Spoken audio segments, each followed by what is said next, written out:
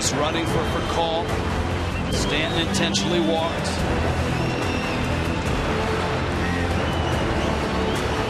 How far Martin's out, he moves in. McGee away!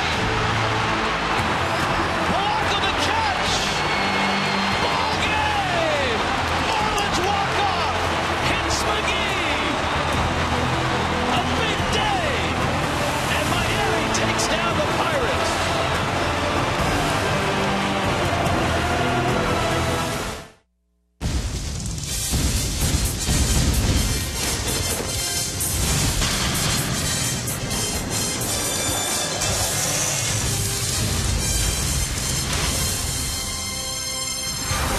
Coming off that walk-off win against the Pittsburgh Pirates, the Marlins ready to face the Cubs. Three-game series starts tonight in Miami. Marlins and Cubs. And guess what? A few new faces in these places. Tyler Kolek, first-round draft pick, has signed. Andrew Heaney, Anthony DeSclafani are in Miami, and Jake Marisnick is in the starting lineup and in center field. Lots of news around this ball club. Hi, everybody. Rich Waltz along with Tommy Hutton. Let's do on the field first, Hut.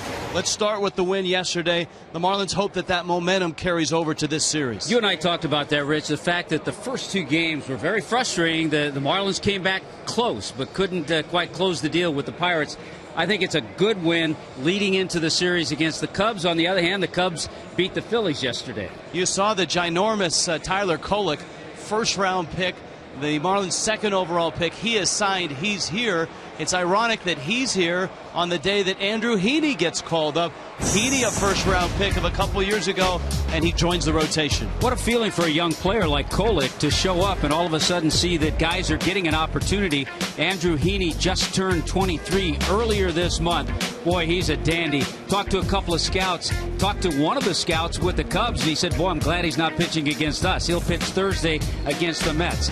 At the expense of a couple of veterans, Kevin Slowey, Randy Wolf, two guys who are absolute pros, handle the situation extremely well, but a different look now in the rotation and a little bit in the bullpen, too. So that promotion is for a different look. Another promotion going into this ball game is because of an injury. Christian Yelich, of course, tweaked his back. He's been out of the lineup. He was for the entire weekend. Here's the injury for Yelich first. You know, it happened in a way that none of us really noticed, but then we kind of noticed when Yelich ran up the line, that lower back just bothering him. Thought it'd be a couple of days, but it's going to be longer than that, and you just can't strap Mike Redmond on the bench with not enough guys. So Jake Marisnick, who was just outstanding in the month of May, got off to a slow start, hit near 350 in the month of May, and we know he can play center field. He'll be there tonight, moving Ozuna over to left. That's just the start of things, though. There are four other faces that are going places or arriving here. Donovan Solano optioned to New Orleans. Anthony DeSclafani is not only here, but he's in the rotation as well. That move will be interesting. He will start in the ballgame tomorrow night against the Cubs. That sends Jacob Turner to the bullpen. We just saw Justin Bour. He had a couple of games, and he's back again. And we'll get a chance, Jared Saltalamacchia will, to swing the bat in a few games in the minor leagues. We will also get a chance to set up this series with the Cubs pitching matchup preview. That would be next as the Marlins get set to take on the Cubs. It's game one of a three-gamer here on Fox Sports Florida.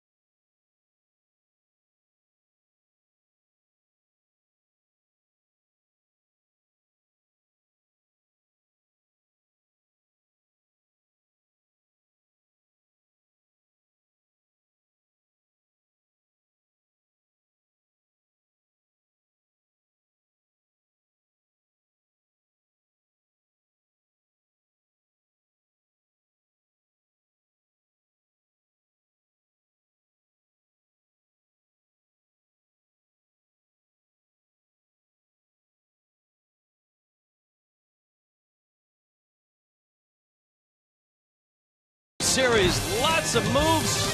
We just went over that. What about this series? Let's go out to an all-star trio in center field. Thank you, Rich, with Carl Pavano, Jeff Conine. First, we got to get a quick take on all these moves today. Andrew Heaney's going to be pitching on Thursday, Carl. You know, as a fan of baseball, I'm excited for these guys. I mean, this is a young man. They just moved up to AAA a couple weeks ago, so he's had some seasoning there, 4 or 5 starts, and he actually had a conversation that I was privy to, that he said that he was glad he got called up for those 4 starts. It gave him a little feel of what type of hitters he was going to face in the big leagues. And, you know, there's definitely different hitters in AAA, so that was important. Hey, with all these moves, Marlins want to win now. Dan Jennings, Mike Hill want to get on the leaderboard. Get it going. Here's our Chevron starting matchup. Those starters will be a factor later in the week with DeStefani tomorrow, and then, of course, Heaney on Thursday. But for tonight, Jason Hamill comes off a very good start, Carl, against the Marlins. Last start, they hit him pretty good, did the Pirates. Yeah, and this is a guy that pitches off his fastball but does have good secondary stuff. A tall guy with great angle that's going to try to keep the ball on the ground, but he's very aggressive. So they got to get after him early. Watch out for those tall guys with great angles, like the guy next to you, Carl. Yeah, he had a good angle, all right. Tom Kohler, though, we got to get him back on track. Only 2 quality starts in the last 6 that he's put out there. Pitched very well at home, though. That's a good thing for Tom Kohler. All right, so we've got a good angle here. Cubs and Fish, Game 1, and we'll have more for you on our post-game show. Carl and Jeff, enjoy the game tonight. Cubs and the Fish.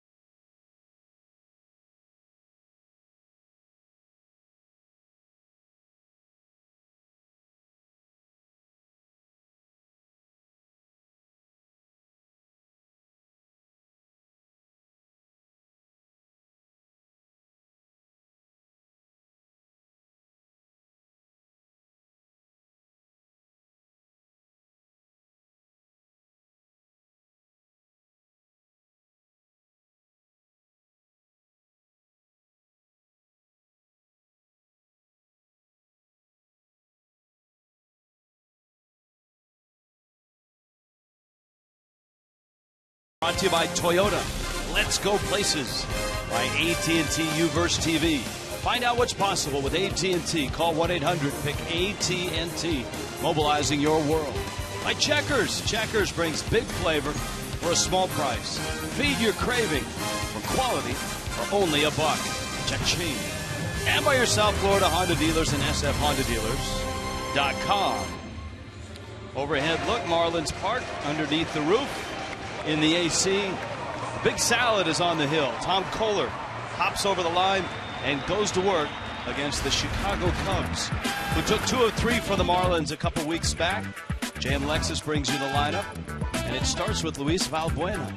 Justin Ruggiano's in right, and Anthony Rizzo, the kid from Parkland, hurt the Marlins in Chicago.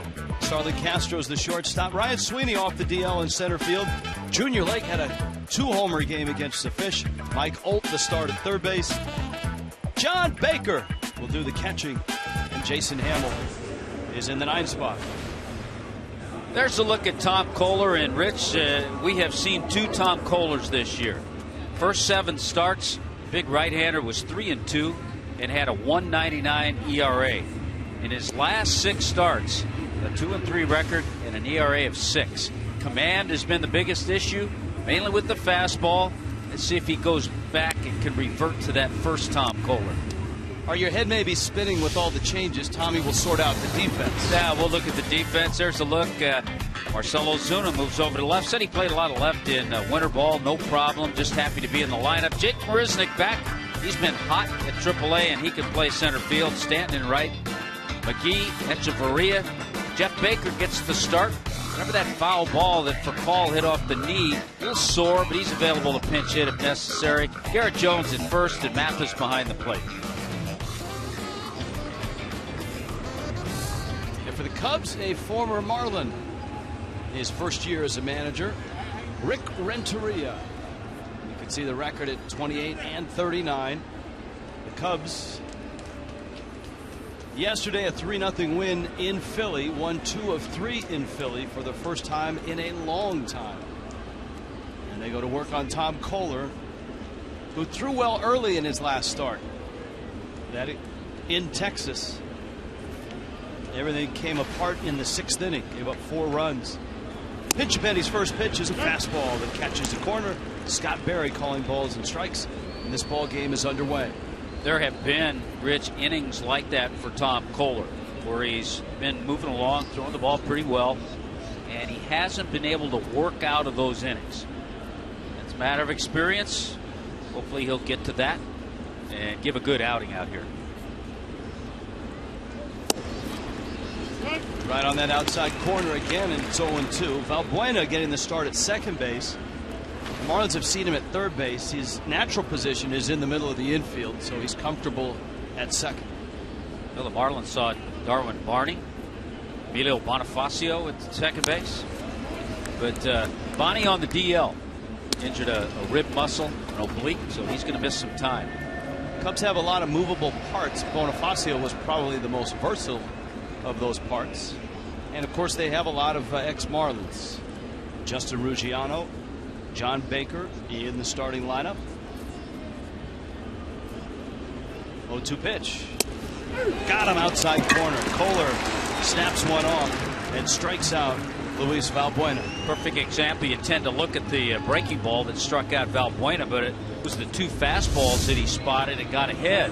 Then he was able to drop it right on the outer part of the plate. A good pitch. Here's Ruggiano now. Ruggiano, who really got his first chance to play every day in the big leagues with the Marlins in game number 31 as a Cub. And Ruggiano, since coming off the disabled list, has his average over 300 on the season. He's at 268. Was on the DL. He pulled a hamstring running after a foul ball and a big swing and a miss. He does have that uppercut, and when he runs into him, he can hit him a long ways. Well, he can. He hit 18 home runs last year as a Marlin, but the batting average was 222. But we know Ruggiano, very good outfielder, can play all 3 outfield spots.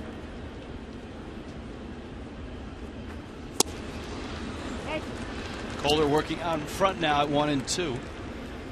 The Cubs in, I guess, what, year 3 of rebuilding mode, looking for daylight at the end of the tunnel. Last year 66 and 96. A swing and a miss. Ruggiano strikes out. Another breaking ball by Tom Kolek, and he's punched out the first 2 Cubs he's faced. But again, mixing in the fastball to set it up.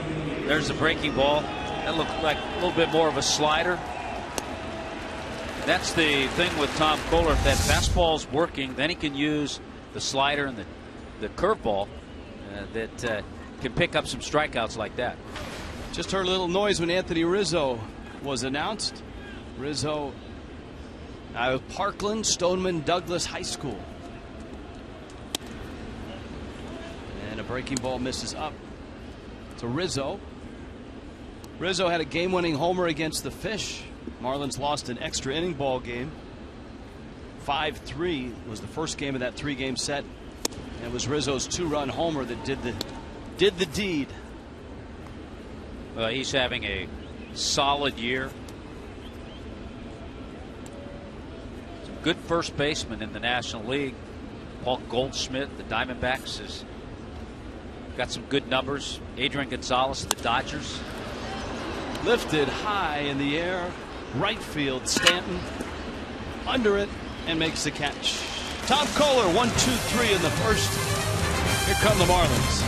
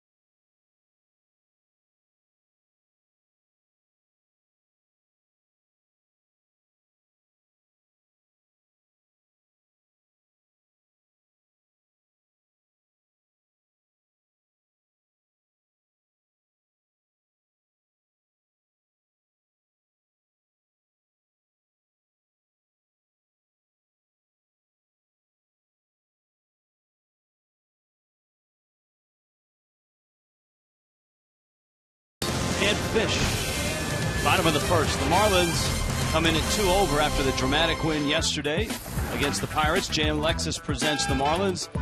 Jake Marisnick in center field. Jeff Baker, the start at second. Giancarlo Stanton hitting third. Casey McGee's in the cleanup spot. Garrett Jones at first. Marcelo Ozuna in left.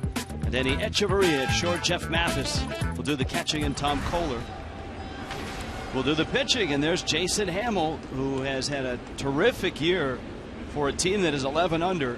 He's 6-4 with a 2.81 earning. Yeah, he's been in the strike zone a lot this year. 2 or fewer walks in 12 of his 13 starts. You heard Carl Pavano talking about that tall plane. He's 6'6". Nice, easy delivery. Lots of fastballs and sliders. Threw very well at Wrigley Field against the Marlins. No decision, but just 6 hits and no runs in his 7 innings. Cubs starting pitching really sparkled in that 3-game series in Chicago. Jake Arrieta was good. Hamill was good. Jeff Smarja as well. All right, here's Marisnick now. Terrific spring, Tommy. Awful April. Dynamite May. And in June, he was doing just okay. Yeah, I think the awful April was a lot mental as opposed to physical. Marisnick takes a breaking ball, shoots it into center. Got great speed, big turn. And he adds some speed, Tommy, for the Marlins. I know that Christian Yelich in the leadoff spot has been doing a nice job of stealing bases. You know, it's great to see about this. Remember when Yelich and Marisnick joined the ball club last year? It was Yelich who got on track and started getting some base hits. And Marisnick got off to a slow start. He had an offer for a while. So good to see him back, getting that base hit. Mentally, he's in a good place. Happy to see him here. A good way to start. I would suspect there's a few people that just tuned in and they're looking at Jake Marisnick going, isn't that Jake Marisnick? What's he doing here? If you've just joined us, the Marlins made maybe a record number of transactions today. Marisnick just being one of those. And here is Jeff Baker, throw over to first. Christian Yelich on the 15-day disabled list. So the Marlins called up Marisnick. Rafael Furcal, who banged a ball off his knee before hitting a line drive into center, which was a big hit yesterday. Not in the starting lineup, so Jeff Baker gets a start. You know, not counting the month of September, has to be the most moves the ball club's ever made. In a single day. In a single day. Well, the other moves, if you're just joining us, the Marlins and Mike Redmond have revamped their rotation. Anthony DeSclafani has been called up. He's in the rotation. Jacob Turner has been sent to the bullpen. Andrew Heaney is up. He's in the rotation. Justin Bour, the big lefty bat, is back.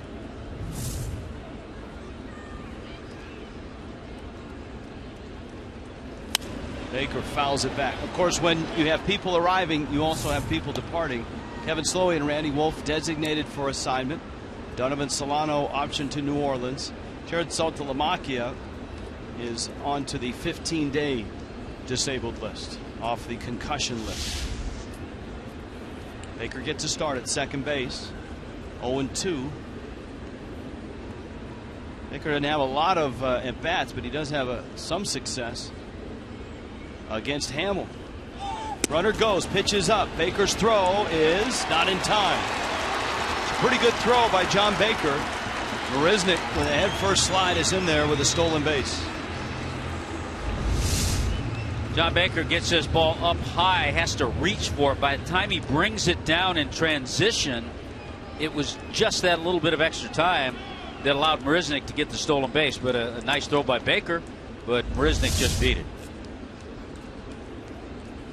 He talked about DeSclafani. He will start tomorrow night against the Cubs. And Andrew Heaney will pitch Thursday in the first game of that series against the Mets. So Randy Wolf and Jacob Turner out of the rotation. Turner into the bullpen. How do you think Jacob Turner will fare in the pen? You know, I think he'll have to adjust, and if he wants to stay in the major leagues, he's going to have to make some changes. And hopefully, mentally, it will be good for him to put it together and show the kind of stuff that he has. He's still very young. He still has good stuff. 1-2 to Baker. A swing and a miss, and Baker strikes out. So Hamill gets a strikeout.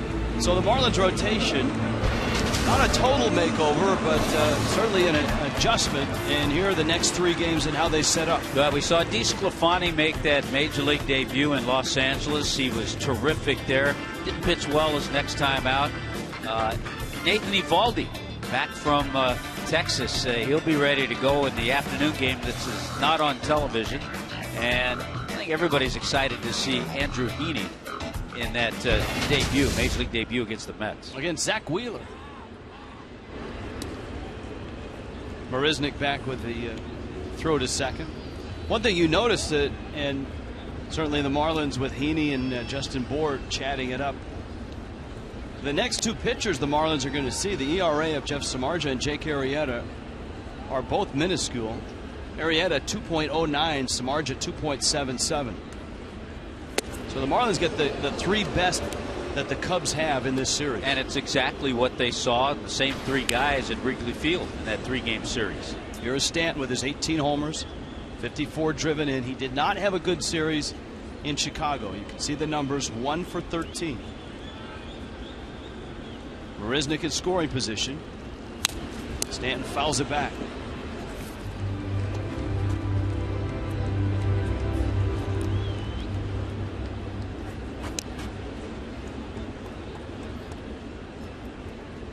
A ball and a strike. Jason Hamill facing Giancarlo Stanton. Casey McGee is on deck.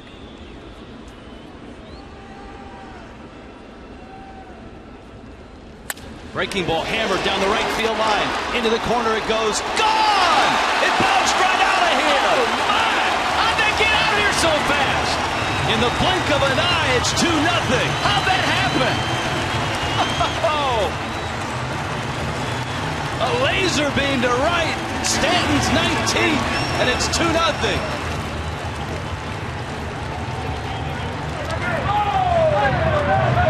And wouldn't you know it? Talked to Giancarlo's dad tonight. He's in town. He's in the house, and he saw an absolute laser. Hanging slider. Is it going to stay fair? Is it going to be high enough? And it was both of those. Rule of thumb when calling a ball off of Stanton's bat, it usually travels about 20 to 25 feet further than you expect it to. And that's a great example. It looked off the bat like that ball was going to end up in the corner, and the next thing you know, it skipped right out of here. Wow.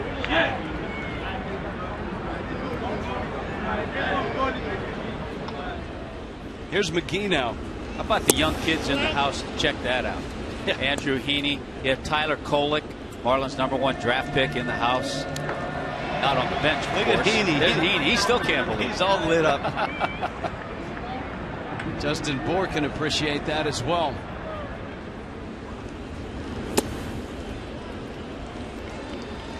Now, you know, the thing about Hamill this year, Tommy, he's been tough to take out of the yard. It's just the 7th homer he's given up, and this is his 14th start. So has the Cubs pitching staff, the entire staff.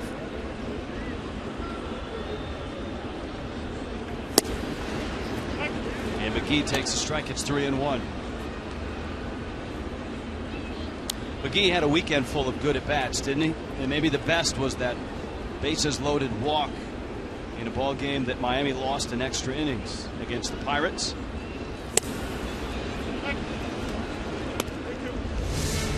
Let's watch and see where this ball hit. Oh, it was well out, wasn't it? Look at that. Hits the rail and bangs out of here.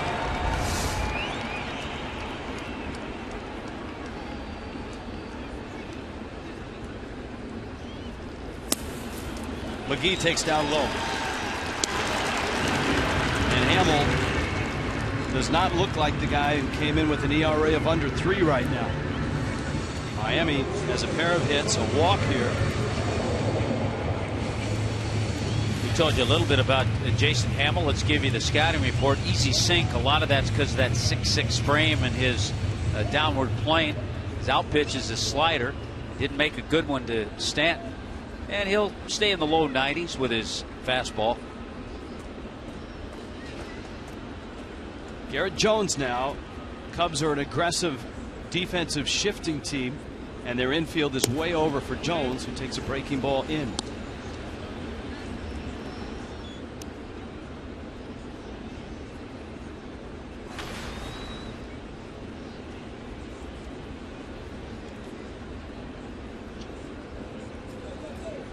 Jones in the Pirates series was 2 for 8.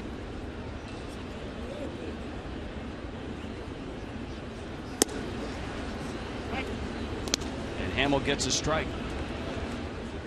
Boy, the totals for Giancarlo just continue to move upward. 19 home runs, 56 RBIs.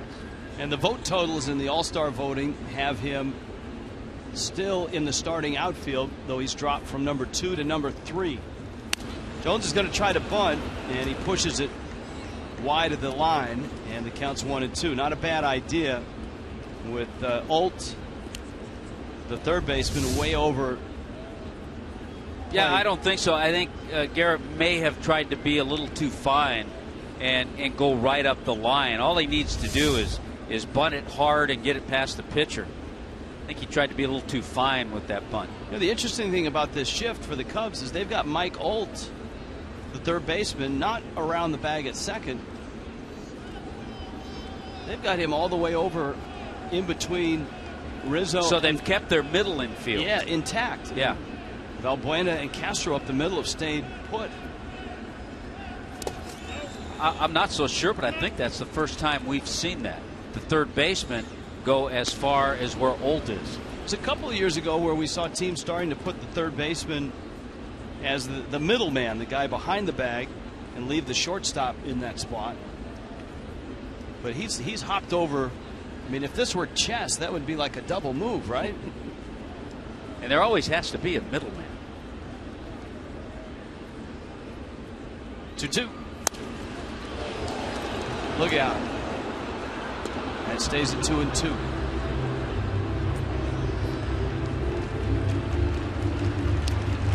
I guess you can only do that in checkers unless it's. If you're talking checkers, you're more in my game. All right. Chess, you'll lose me. Rizzo would be the king if it were chess, if you were going in that direction on the board. McGee walked. He's at first. Hamill's 2-2. And Jones swings and fouls it into the glove of Baker. It's a strikeout. There are strikeouts for Hamill. And here comes Marcell Ozuna.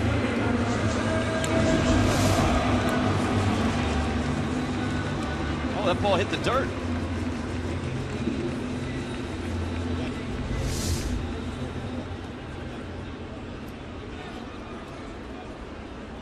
That is not a reviewable play, from what I understand.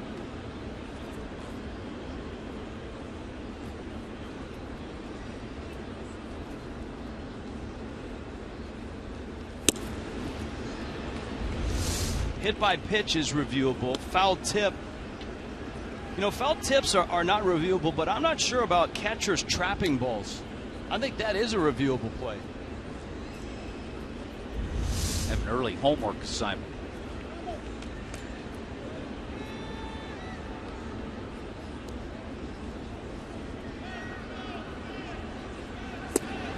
Ozuna takes a strike. Now with Marisnick in town, there was a decision to make, Tommy, as to where do you play Ozuna, where do you play Marisnick? Yeah, I think a lot of us were kind of wondering that. We've seen Marisnick play. He plays a terrific center field. And I loved the attitude of Marcell Ozuna. He said, you know, all I wanted to be was in the lineup. I want to be in the lineup and stay healthy. If it's left field, that's fine with me. Pitch misses out, and it's 2-1. Ozuna had a big night Saturday night with a 2-run homer and an RBI triple in the loss to the Pirates.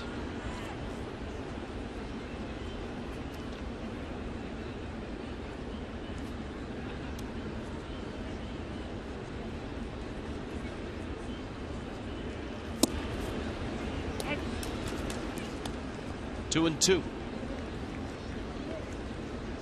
Hamill, I don't want to say he's having a career year, but he's having a really good year, going back to his career numbers.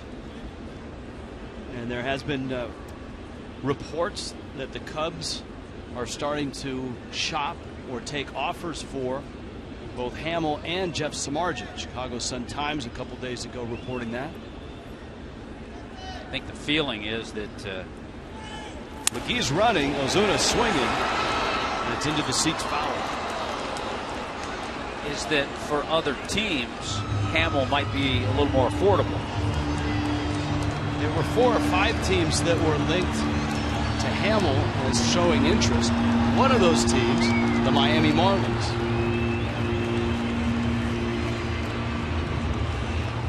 Well, I think, in my opinion, the moves that were made really send a good message within the organization. That, number one, if you're in the minor leagues and you're doing well, you might get called up. You can come up here and help. Hamill gets him on a 2-2. He ends up striking out 3, but the Marlins get him for 2. A Marisnick single sets up Giancarlo, and a laser to right climbs out of here. 2-0.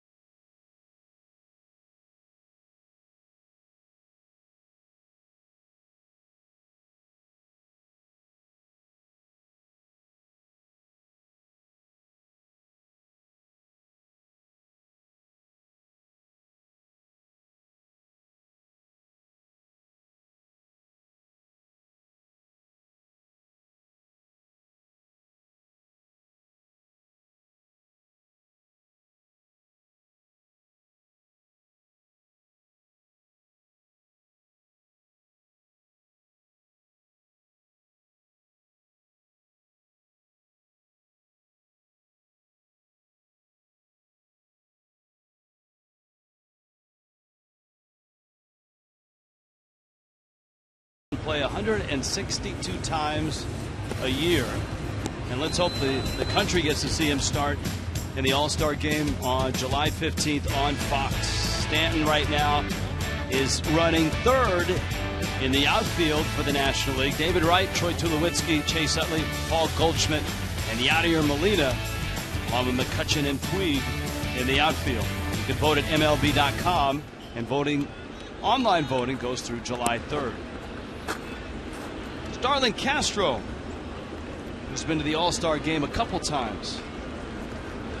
For the Cubs, in the air, Stanton is there and under it and makes the catch. Now, Tommy Hutton, you saw the National League. Yeah, what's going on in the American League? What do you think? Well, Melky Cabrera, the Cabrera is amassing a lot of hits, RBIs, and home runs and votes. No doubt about Mike Trout. He's exciting. Jose Bautista with the Blue Jays. Derek Jeter and Cano. How about that for double play combination in Jeter's final All-Star game? Josh Donaldson, a good call. Oakland's third baseman. Yeah, he's slumping a little bit right now, but he's had such a strong season. And it would be a crying shame if Giancarlo Stanton does not start that All-Star game. Brian Sweeney goes after a fastball, lifts it in the air. Stanton comes in. Tom Kohler has been all over the plate, and thus far has retired the first 5 he has faced. Now the All-Star game is on Fox on July 15th, 7:30 Eastern. The Home Run Derby, which you would hope that Giancarlo will be in as well, is on Monday, 8 Eastern, and that's on ESPN. The voting on MLB.com goes through July 3rd.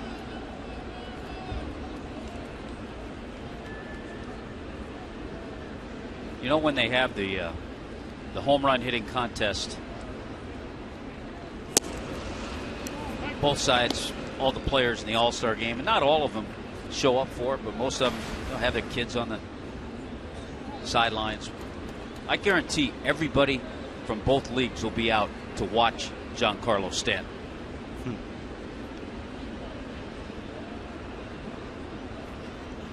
They'll bring entire family members to come out and watch. Junior Lake put on a show by the lake when the Marlins were in Chicago. He had a couple of home runs in the 5-2 win. That was the Saturday win. Emilio Bonifacio actually had a homer too. It was a Jeff Samardzija start. Marlins captured game 3 of the series. This was Lake on that Saturday. Pretty much a free swinger, and he goes for the downs just about every swing. He got some pretty good pitches to hit, and he doesn't hold back. If you make pitches to him, Junior Lake's average is at 238.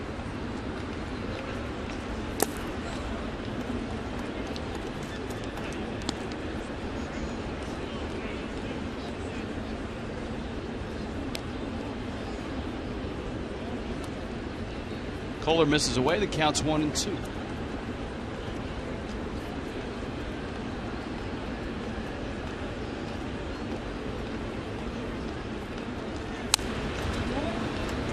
Back to the screen it goes for the Cubs. The significance of winning the series in Philly. They won the series 2 out of 3. They had not won a road series since last year. Early September of last year. Yeah, they got a great outing from Travis Wood. 0-9-3 their first road series prior to that one.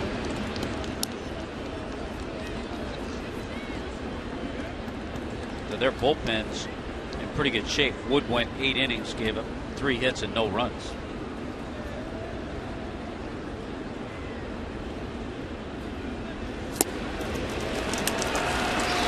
Tom Kohler looking sharp, strikes out. Junior Lake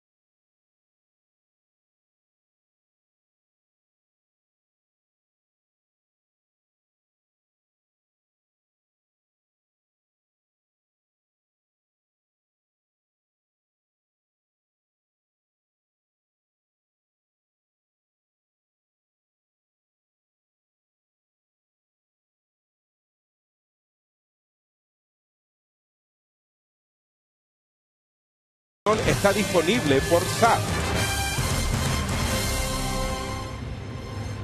Proud to have our telecast on AFN, the American Forces Network, broadcasting to U.S. Armed Forces serving in 175 countries aboard ships at sea. They're watching around the world in Iraq, Germany, Italy, Southwest Asia, South Korea, and Japan. Welcome and thank you. And hope you're enjoying the show so far. The Marlins and the Cubs, a 3-game series. Miami, one of the real surprise teams in Major League Baseball in 2014. A team that lost 100 games last year sits a game out of first place as they hit mid-June. A one-hopper. Valbuena off the bat of Echeverria makes the play.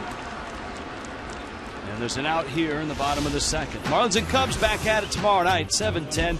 And if you're coming to the ballpark, get your half-price tickets for the Lexus Legends level, baseline reserved, bullpen reserved, or the home run porch. And you do it with the Miami Herald half-price Tuesday. Pick up the Tuesday edition of the Miami Herald, or as Tommy would say, El Nuevo Herald. Si, senor. Jeff Mathis now. Tom Kohler right behind him. And usually, this is kind of hilarious. Usually we're talking about huge Stanton home runs, distance-wise. Well, for those armed forces who are watching tonight, may have just seen the shortest Stanton home run. 2 years ago, Stanton hit one, according to Hit Tracker, 347 feet. And up until tonight, that was his shortest.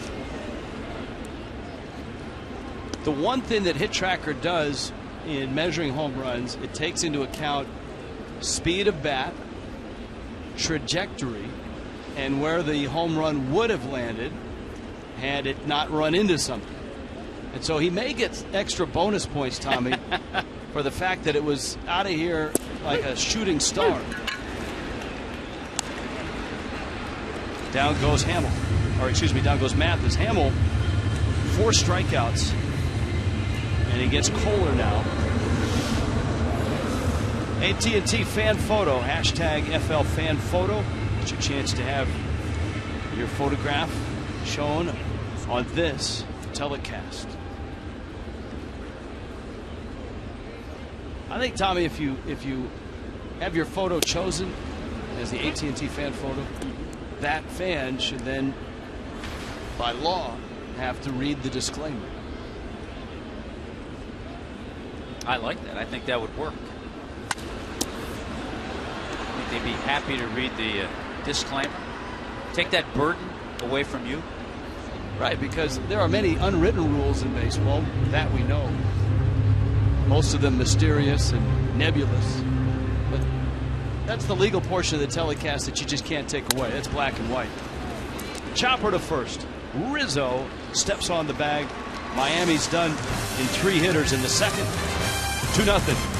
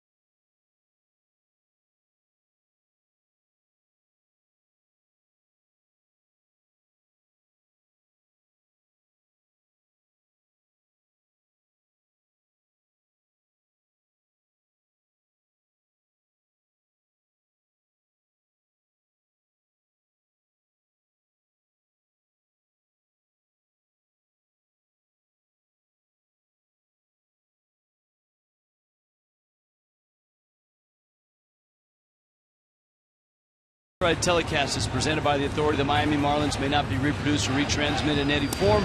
Counts and descriptions of this game may not be disseminated without the express written consent of the Marlins. Had to race right through that because Marlins President of Baseball Operations Michael Hill joins us now, and on a day where, as Tommy pointed out, for non-September days, this may set a record for transactions. Let's start with Andrew Heaney. We just saw him in the shot.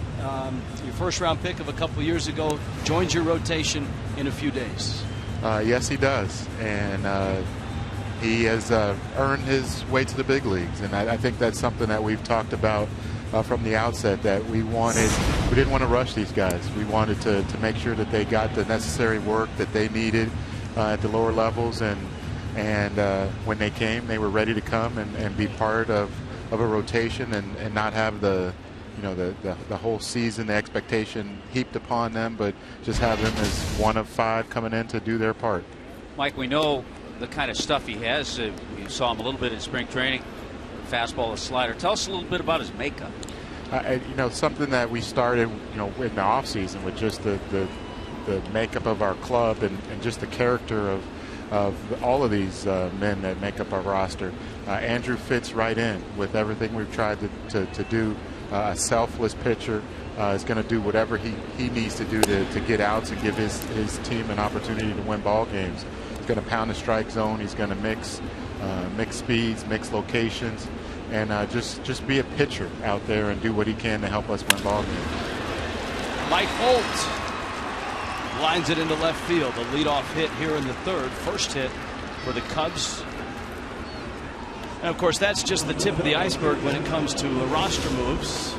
Anthony DeSclafani is back, and he joins the rotation as well. Justin Bour is back. Bour adds some pop from the left side. Of course, with Christian Yelich on the disabled list, Jake Marisnick is up. He's already singled and scored on the Stanton homer. Kevin Slowey, Randy Wolf designated for assignment. Yelich to the DL. Donovan Solano to New Orleans. Saltalamacchia transferred to the DL from the concussion list. Liner to left. Ozuna makes the catch. Let's start now with DeSclafani. You've seen him in a couple of starts. What went into the decision to bring him back up and put him in the rotation? I think we were really just wanted to upgrade our rotation. Nothing against Randy Wolf or Jacob Turner's, both quality individuals. But where we were in the season, we wanted to do what we could in our part in improving this ball club. And our rotation had been an area of concern of late. And Disco had gone down from when we originally optioned him out and done a solid job. And we felt like it was time to bring him back and give him another opportunity in our rotation. Mike, where does Jared Saltalamacchia stand right now with his progress? Well, we one of the transactions, I'm not sure if it made it onto the screen, but he went out on rehab today. So he was officially transferred to the 15-day DL, but he also went on rehab today. And now it's just a matter of when Salty is ready to go. And we're going to give him the opportunity to catch and to get his swing back going. And when he feels comfortable, we'll add him back to the mix of our major league team. After the John Baker line drive out, Jason Hamill's sacrifice bunt. 2 outs. Bolt in scoring position. Here comes Luis Valbuena. I don't know if you planned it this way, but I made mention earlier, what a great feeling for a young kid like Tyler Kolek to be introduced today after signing your #1 draft pick this year, but be here on a day where he sees a couple of young pitchers getting a chance, getting called up. Well, we actually talked about that. We spent a lot of time with Tyler and his family, his mother Brenda and his dad James. And you look at our roster. Yelich is a first-round pick from 2010. Jose, first-round pick from 2011. Heaney here now from the first-round pick of 2012. These guys know that if they go down and they do what they're supposed to do, they're going to be given an opportunity. And I think that's what any player would ask for, is that opportunity to get to the big leagues and know that if you do your part that you'll make your way there. Did Kolek throw for you yet, or is he scheduled to do that while he's in Miami? Well, he will report to the GCL Marlins tomorrow, and he'll get on his throwing program. He had about a week to 10 days without throwing, so we didn't want to, in this environment, do anything to really upset his ability to go out and throw. So we just put him in uniform. We let him hang out with the guys, experience the big league life for a little bit before he has to go to the Gulf Coast League. He might have tried to throw 105 if he threw here. Exactly. Is he as big as they say he is? I mean, he's listed, what was it, 260, 6'5", 260? He's actually 6'6", 250, and every ounce of it. I mean, just a large young man, not overweight, just a large young man, and just as big as I've ever seen. Well, and here he was. Look at how he towers over you. and you're a big guy, Mike. And I was on my tippy toes, too. You were a running back at Harvard, for goodness sakes. Hey, as he has said, they grow him big in Texas. And you know what? He handled himself really well in the press conference. Tremendous young man from a great family. We spent a lot of time just in the process of preparing for this draft that we just completed. We knew we had the second pick, so we knew we were going to get someone we really liked, and we couldn't have been happier when he was available to us at the number 2 selection, and you know, as advertised, just a tremendous young man. And excited to get him going in his professional career. 2-2 the count. Luis Valbuena up. Tom Kolek getting a Giancarlo Stanton home run. A laser to right. A 2-run shot in the first.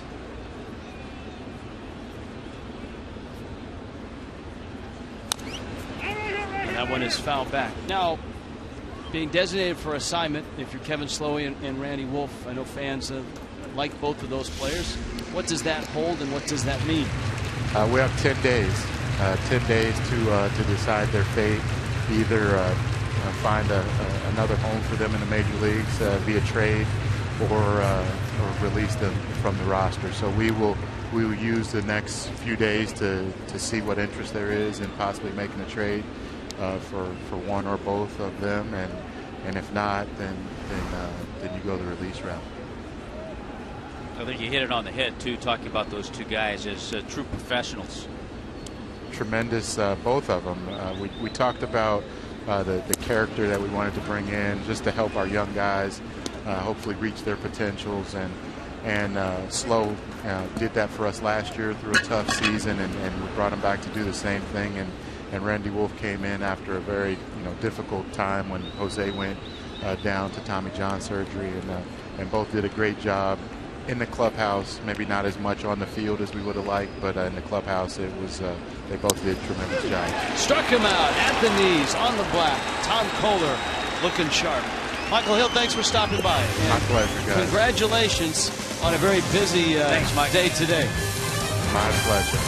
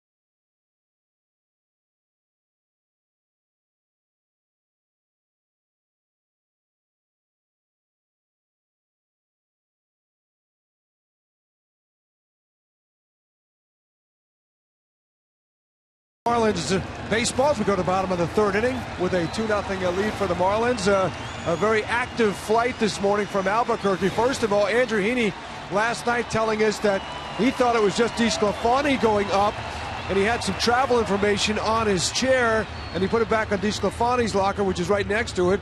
And then Andrew looked at it and said, wait a minute, my name's on here. So he went into the office. He was the last to find out. Then this morning, an early start for Jake Marisnick and the guys. In fact, it was a 6 a.m. flight from Albuquerque that went through Atlanta and then on here to Miami. They landed just before 3 o'clock. Heaney telling us that he did not have first class.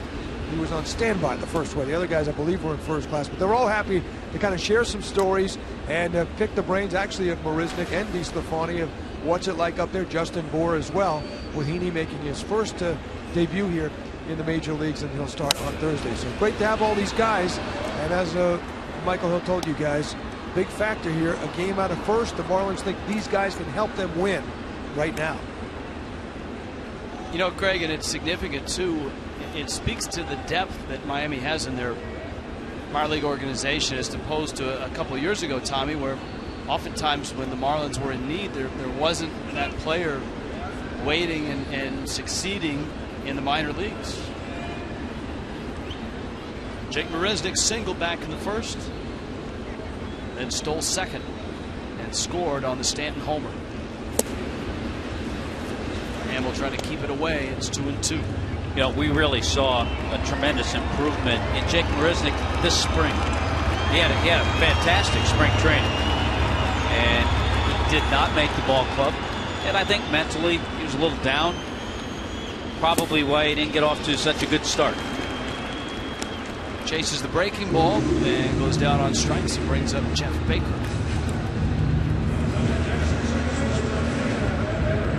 You can see Hamill and the stuff that he's got. 5 strikeouts already, and he's faced just 10 hitters.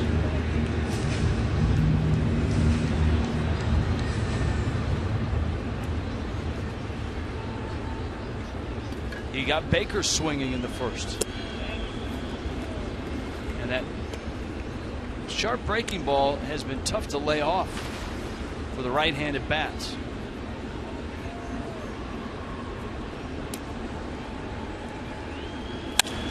Baker. Valbuena robs him of a hit. It's always a frustrating swing for a hitter when you do everything right on a slider, stay back, hammer it the other way, but Valbuena got up high enough to put it away. But a super swing by Jeff Baker. Well, Giancarlo had the same approach to the breaking ball that he got. Watch this. Yeah, Hamill got that one up. So did Giancarlo. Stand up the middle, base hit center field. I think he busted his bat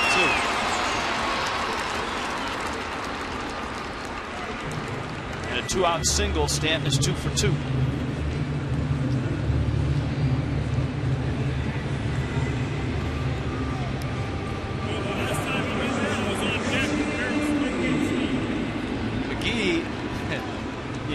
Looks like he's telling both John Baker and Scott Berry that last time he broke a bat, Stanton did, it nearly killed McGee.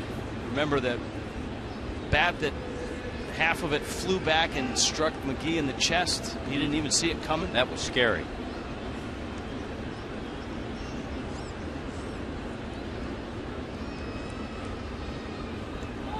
Stanton's running. Baker's throw is safe. Valbuena thought he was out.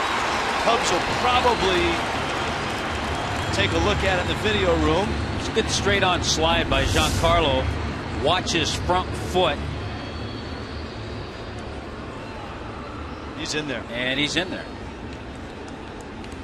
Baker is on his way out to the mound to stall so that the video room can take a more complete look. And he stayed on the bag. That was what I was looking for after I saw that front foot get there. Yep, nobody budging from the Cubs dugout. It's another thing, Rich, we've seen Stanton do extremely well. 5 out of 5 in stolen bases. And it's something that Brett Butler has talked to him about. Get a little aggressive in certain situations when you're on the bases. So with 2 out, just like that, Stanton gets himself in scoring position, and all of a sudden Casey McGee becomes a 400 hitter. McGee walked his first time up. Breaking ball, ground ball, base hit, left field. Stanton around third, coming home. Lake to the plate. He is in there. Casey McGee again. 44 runs driven in for Miami's third baseman. 2-out Stanton. He had a stolen base and then a big 2-out RBI by Casey McGee, who came into the game hitting .411 with runners in scoring position. So just a little late and offline, and the Marlins add on. Food for thought. Got to get the votes for Casey McGee. You saw David Wright leading third baseman in the National League. David Wright's hitting .262. Casey McGee over .310 now. David Wright has 33 RBIs. Casey McGee has 44. And there's only 2 or 3 home runs difference. Food for thought. It's almost a Tommy Hutton rant. Just shy of rant status, but I could probably, if I prodded him a little bit, bring that out. Maybe we'll wait for tomorrow night for emails and tweets. You know, people will look at the home run. Well, he's got 1 home run. He's leading the National League in singles, though. Casey is.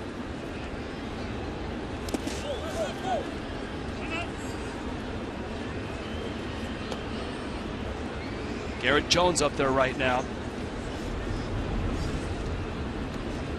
Now remember, we told you Hamill threw 7 shutout innings against the Marlins in Chicago. So the Marlins have already tapped him for 3 here tonight.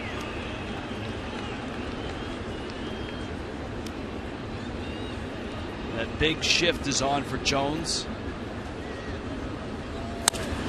And that's right where Mike Holt is playing him. He's the Cubs' third baseman, believe it or not. And he throws out Jones. A Stanton single, stolen base, hits McGee at it again.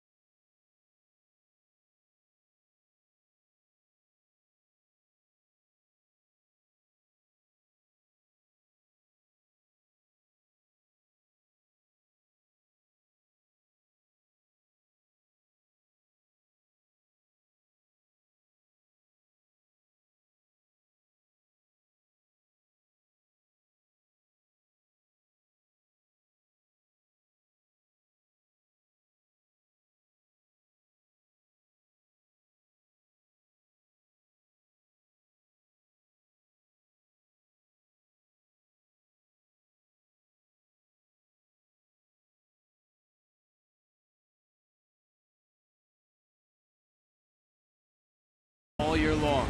An RBI single stretches it to 3-0. Marlins on a Wednesday, a Crazy Eights Wednesday, coming up against the Cubs at 12:40. Just visit a participating Chevron, fill up with Chevron with Techron gasoline, bring your receipt to the ticket office, get up to 60% off lower level tickets. Restrictions apply. So this Wednesday is a Crazy Eights Wednesday. Remember, a 12:40 start. Justin Ruggiano, Anthony Rizzo, Starlin Castro. And by the way, Rich, that base hit, we lose track of the RBIs. The key hits of Casey McGee gives him an 11-game hitting streak now. Ruggiano fouls it back to the screen. So a 3-0 lead. Second time through for Ruggiano. He struck out back in the first. Tom Kohler has struck out 4. He's walked no one. A Mike Olt single is the only blemish on the board.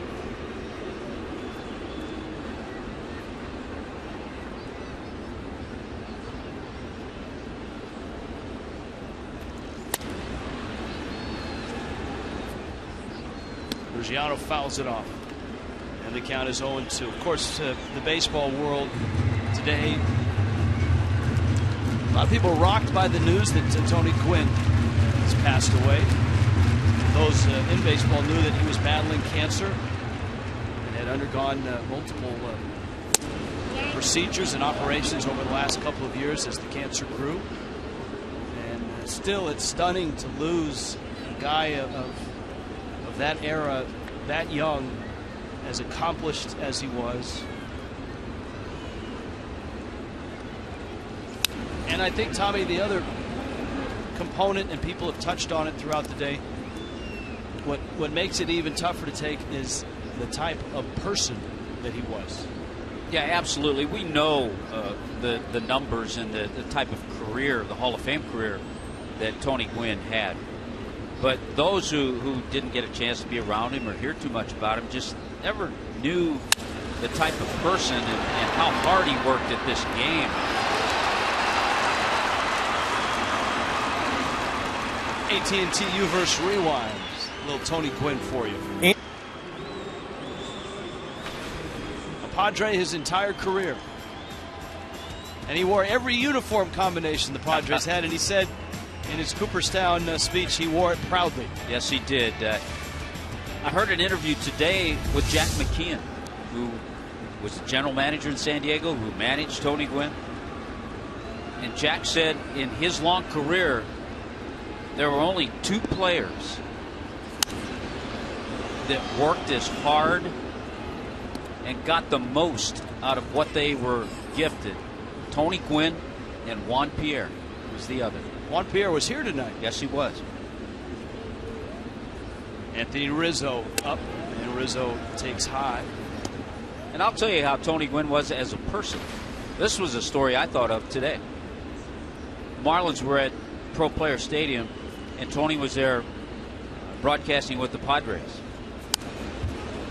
And my oldest son, Jason, was with me, and we were running our baseball academy, and he said, boy, I'd really like to talk to Tony about hitting a little bit. So we went by the TV booth, the radio booth. I forget what Tony was working that day.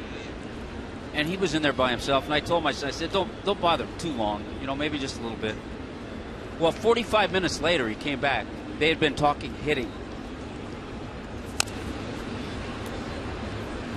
And that's, of the people that have personal stories about Gwynn, they all seem to center on that, talking about hitting. As a young broadcaster with the Seattle Mariners, I was in San Diego for an interleague game and was sitting in the Padres dugout, and Gwynn was out early for whatever reason. Always was. And he came out and sat down next to me, and I introduced myself, and we started to chat, and we started to talk hitting. And then he found out that I also called college basketball, and I knew that he was a dynamite point guard at San Diego State. Outstanding. So then we talked college basketball. Had no idea who I was. There was also, I think, a bat boy sitting there with us. But he spent almost 45 minutes with us talking hitting, talking college basketball. And he was like that with everybody.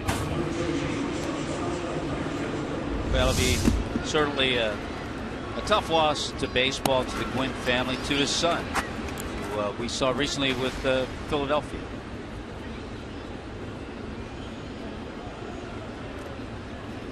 Here's Castro. Well, that's the person, Gwynn. There's on MLB.com, if you want to head there, there's a great list of what Gwynn did against some of the aces of his day. Like Hershiser, he had 321 against him. Greg Maddux, 429 against Maddux. Against Smoltz, he hit 462. Wow. He was 302 in 63 career at-bats against Nolan Ryan. 321 against Fernando Valenzuela. I was looking at some of his splits. He was so consistent. Of course, he had a 338 lifetime average. He hit over 300 every month. That's how consistent he was. He was an incredible player, a Hall of Famer, and he will be missed. Tony Gwynn.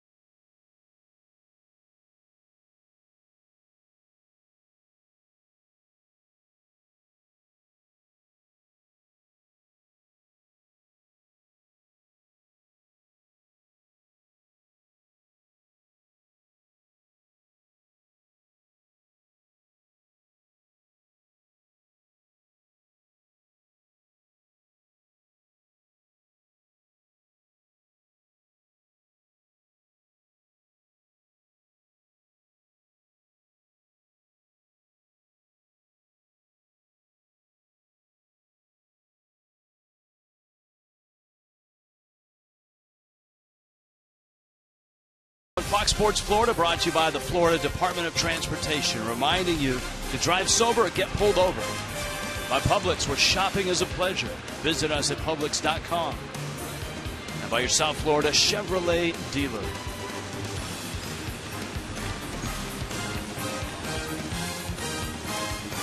We'll serve pizza at Marlins Park.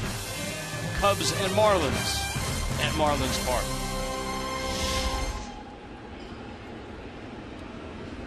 Marcell Ozuna takes a breaking ball for a strike.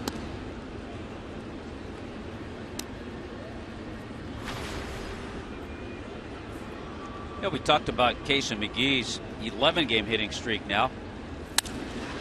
Right field hit hard. Wow. Almost over the head of Rucciano. That was rifled out there. Ozuna's hit in 4 straight and has had good swings just as he had there. Here comes Heaney and Chavarria. Etch has 6 hits in his last 16 at bats.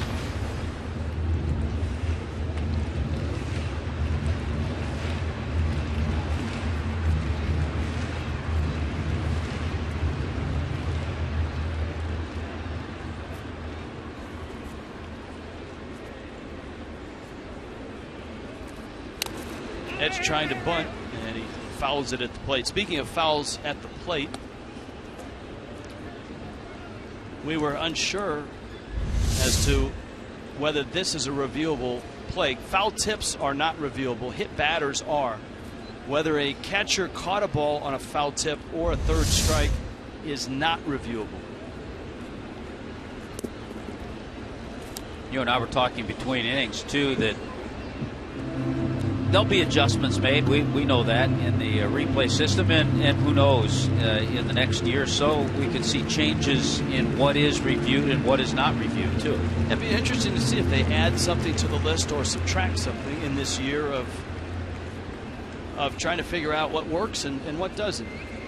And Major League Baseball has said they'll be very proactive.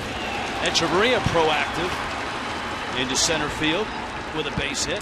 Well, a 5-game streak now for Etch. He's 7 out of his last 17. Good approach. He had a good approach his first time up. Hit a hard one-hopper to second base. This time he finds a hole up the middle. Some of, you know, just in digging it up and reading some of the other things that are not reviewable, there are things that you see maybe once or twice a year. A batter hitting the ball multiple times, not reviewable. You have to penalize yourself if you do that on the golf course. That's right.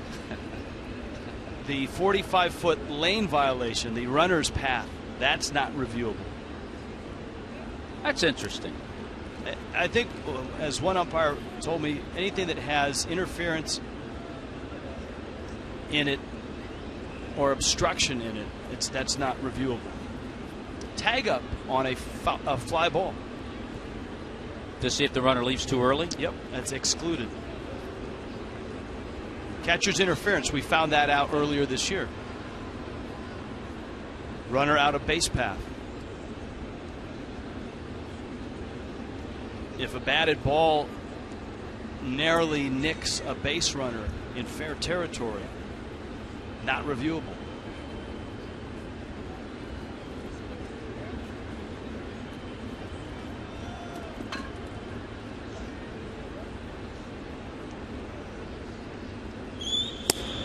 The Marlins have been aggressive tonight on the bases. Jake Marisnick stole a base in the first inning.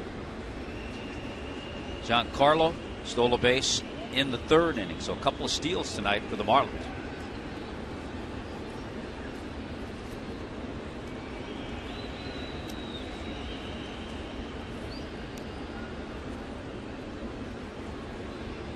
Oh, 1. Mathis lines it in the gap, left center, falls for a hit. Lake cuts it off. Echeverria never stopped. He's at third. The benefits of having a spacious outfield. Good jump by Echeverria. He knew that ball was going to drop. Good swing by Jeff Mathis to hit this ball sharply toward left center. Lake gets over to cut it off, but Echeverria summed it up right away that he wasn't going to catch it. He had that spacious outfield. The outfielders are deep. No chance at all to get Echeverria going first and third. Remember, Tommy, the other night we were talking with Charlie Morton at the plate, and the Pirates had runners at the corners and one out.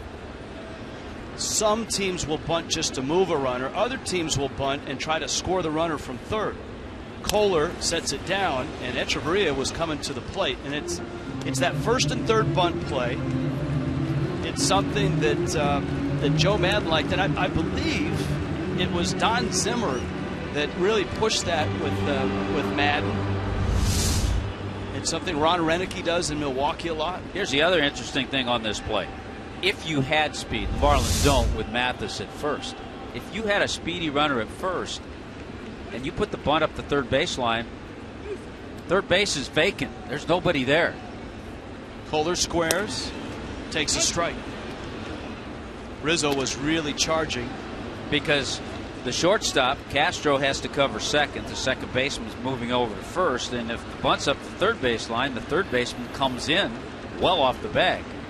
And as the third base runner, you can shadow the fielder as far in as he goes, giving yourself a great head start if the throw goes to first. 0-2, he squares and fouls it off, and Kohler strikes out. The other thing about that play, if the pitcher feels the bunt and you're the runner at third, beware of the pump fake. Jose Fernandez got a runner earlier this year with that. You know, the other thing about that play, if the guy doesn't bunt it, it's a hill of beans. Yeah, just throw everything we just said out the window. So Marisnick now, he hit a breaking ball to center for a single in the first, stole a bag and scored on a Stanton homer. He swung and missed a breaking ball out of the zone to strike out in the third. Echeverria darting towards the plate. Hamill steps off. Well, Hamill didn't panic. He stepped off before he looked over to third.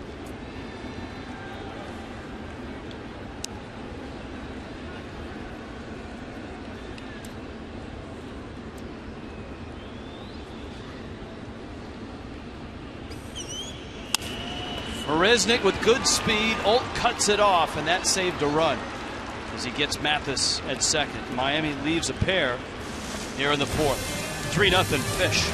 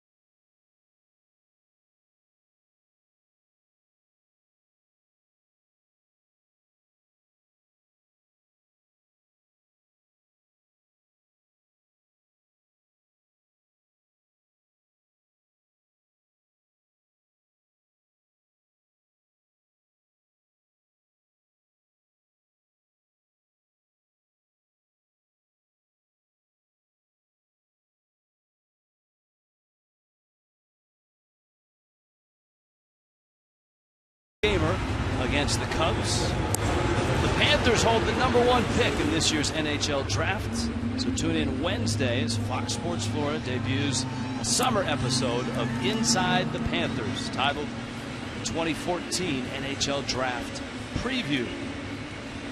2014 NHL Draft Preview debuts this Wednesday at 7:30. Let's go down to Craig with another high draft pick. Right, Craig? All right. Yes, sir. Tyler Kolek, who handled the press, I might say, very admirably today. Had some fun with them, and 18 years old. I can't imagine what you're thinking now, but why don't you tell me?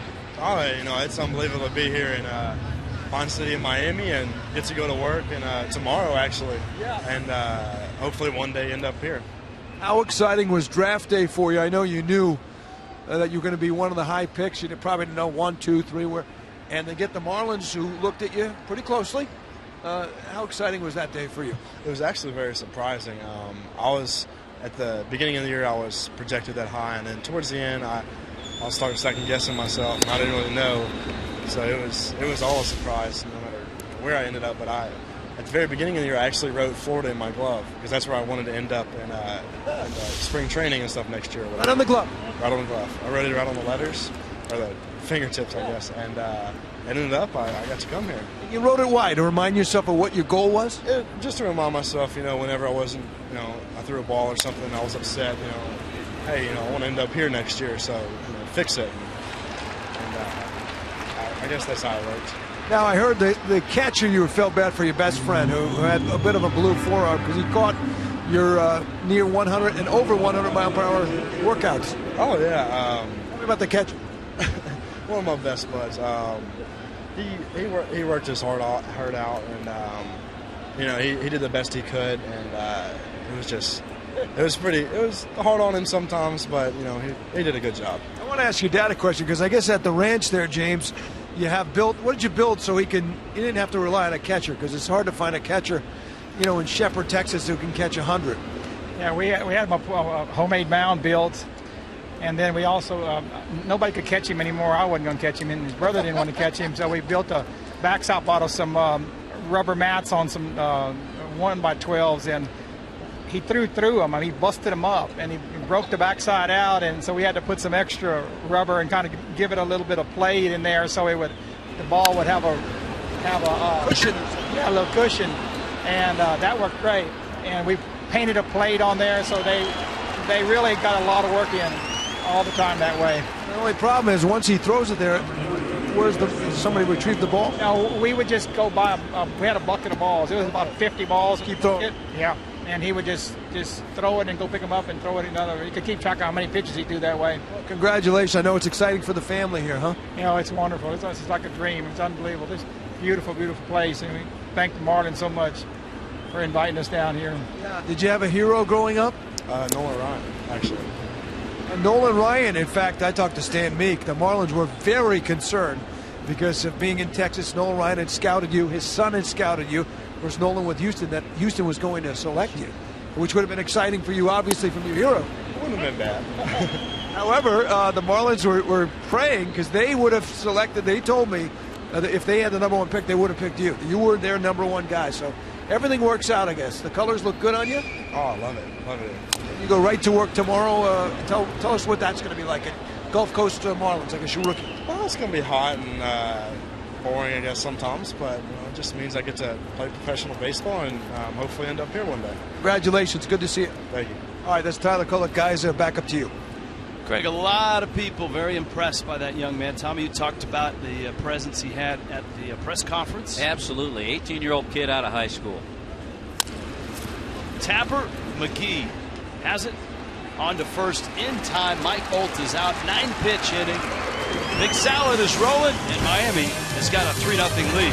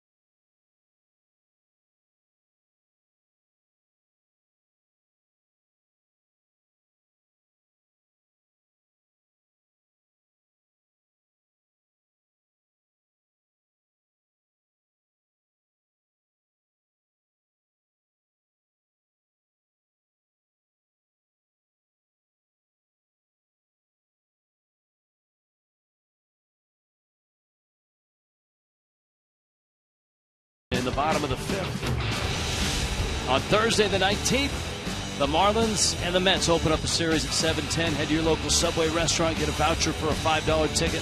Seniors 55 and older can receive free tickets on Senior Free Ticket Thursday, presented by Wellmax Medical Centers. Go to Marlins.com, and that will be the debut of Andrew Heaney.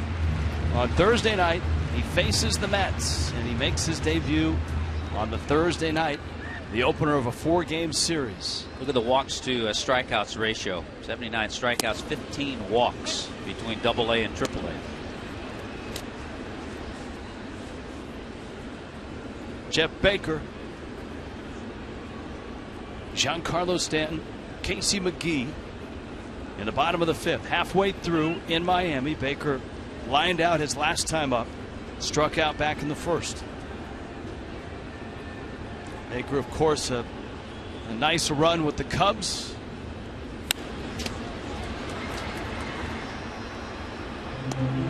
We talked earlier, Rich, about Rafael Furcal, who played all 3 games in that Pirates series.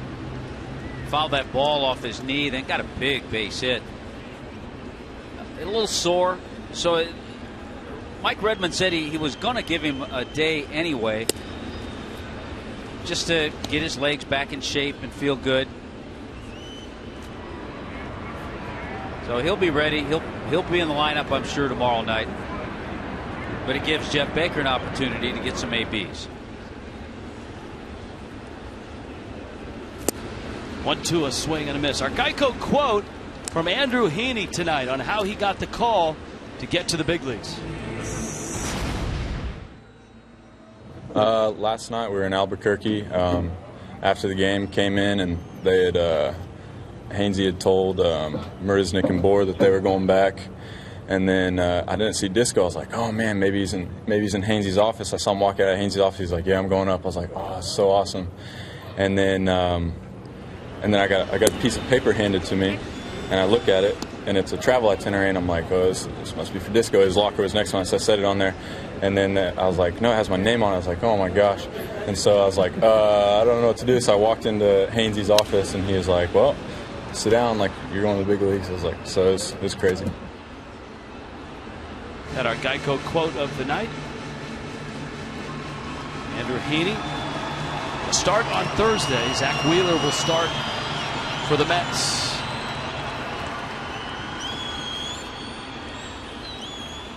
Oh, 2 to Stanton. Pulls that ball on the ground. Castro whips it to first. Rizzo digs it out for the out. First time that Jason Hamill has retired Giancarlo Stanton. He's got a 2-run homer, a single, a stolen base, and he has scored twice. I think you can see, just listening to the little bit of Andrew Heaney and Tyler Kolek, the group of young men that the Marlins are trying to put together.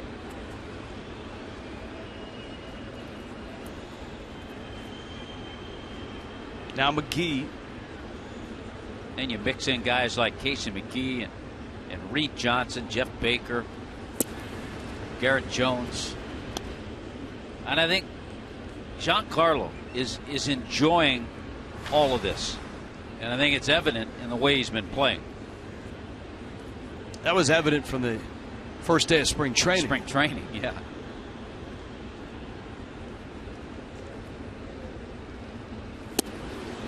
Up and in from Hamill. And it's 2-0. Stanton now with 19 home runs, 56 driven in,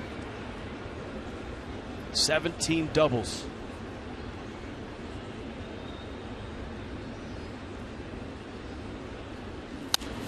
Now we were wondering, since Stanton hit that laser to right. There's a look at Casey McGee and the numbers that he's put up. You see the average, the runs driven in. So remember those when you're voting for him. Runners in scoring position. And he's done a nice job at third base as well, making all the plays. Breaking ball, McGee into center field, and it falls for a hit. What else but a hit for McGee? He's 2 for 2. That's another good point, Rich, about the fielding. Casey McGee leads all National League third baseman in fielding percentage as well. Kind of lobbed this one out off the end of the bat, I think, but just short enough that Sweeney couldn't get to it.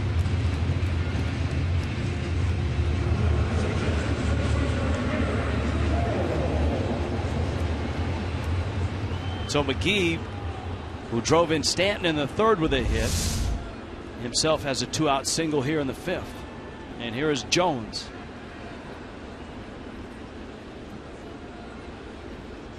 We're thinking that maybe that was the shortest homer that Stanton ever hit, the ball that went out to right. See the 335 sign? Well, Hit Tracker, because of the trajectory and the speed, has given him what? 366. There you go. So he gets bonus points and style points. It's 107 miles an hour off the bat to the opposite field down the line. Unfortunately, it takes down his average distance for home runs, which I think is about, over the last couple of years, 420 feet.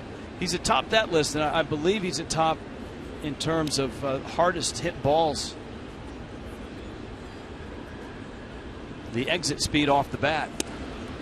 So it's always good to hear from one of the newest members of the crack staff, David Bierman, with the Hit Tracker, helping us out on those distances. Hit Tracker Online is a fun site. You can go around and find not only home run distances, some historical home run stuff, exit speeds. Tommy gets his inner geek on when he goes there. Liner foul. That's a good approach and a good swing by Garrett Jones, and I think if more teams shift this way, he's going to start thinking more that way, and it's only going to help his swing. By the way, Casey McGee's hit, he's now 20 out of his last 45. That's a 444 average. As you pointed out, an 11-game hit streak.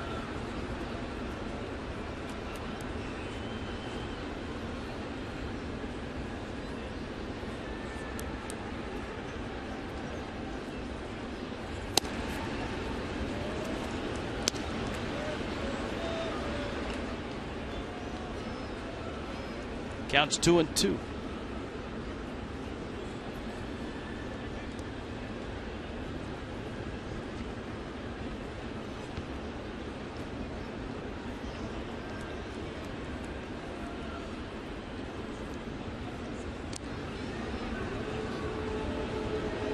We've seen some stolen bases, but I don't think Casey McGee's going to take off until he gets 3-2.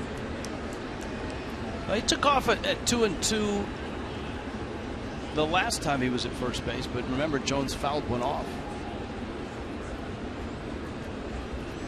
Not running here. And Jones doesn't foul it off. He strikes out. Miami done in the 5th. 5 in the books. 3-0 Fish.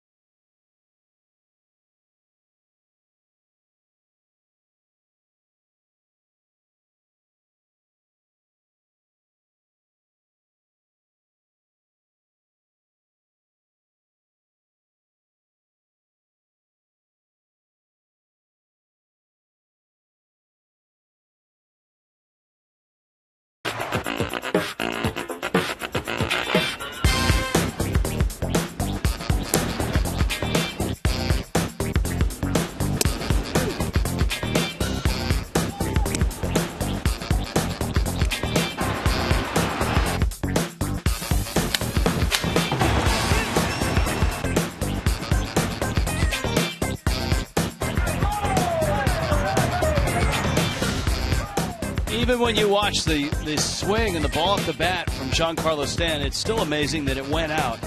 Look at the line of customers at Marlins Park here. Everybody all with their best coat and tie going.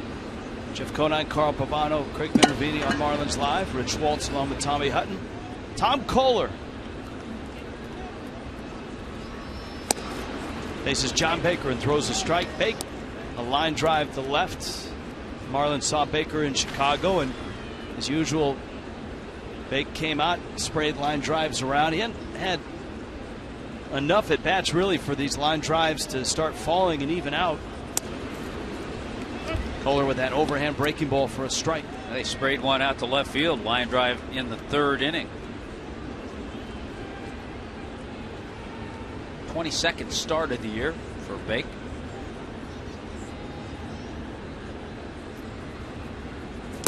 Baker admits that he still follows the Marlins, and when we were in Chicago, he was talking about Tyler Kolek because he watched the draft and saw that the Marlins had Kolek, and he remarked with the Evaldi pitching that day that the Marlins could have 3 or 4 guys that throw 100 in their rotation here in a couple years.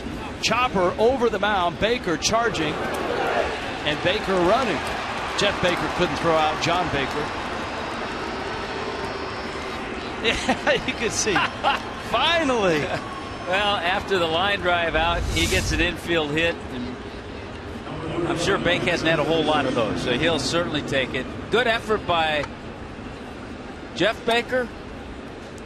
Could not get the speedy John Baker. Bake smelled it right out of the box. You talked about Bake and his knowledge of the rotation and pitchers. He does some radio work in the off season, so he kind of stays on top of the game.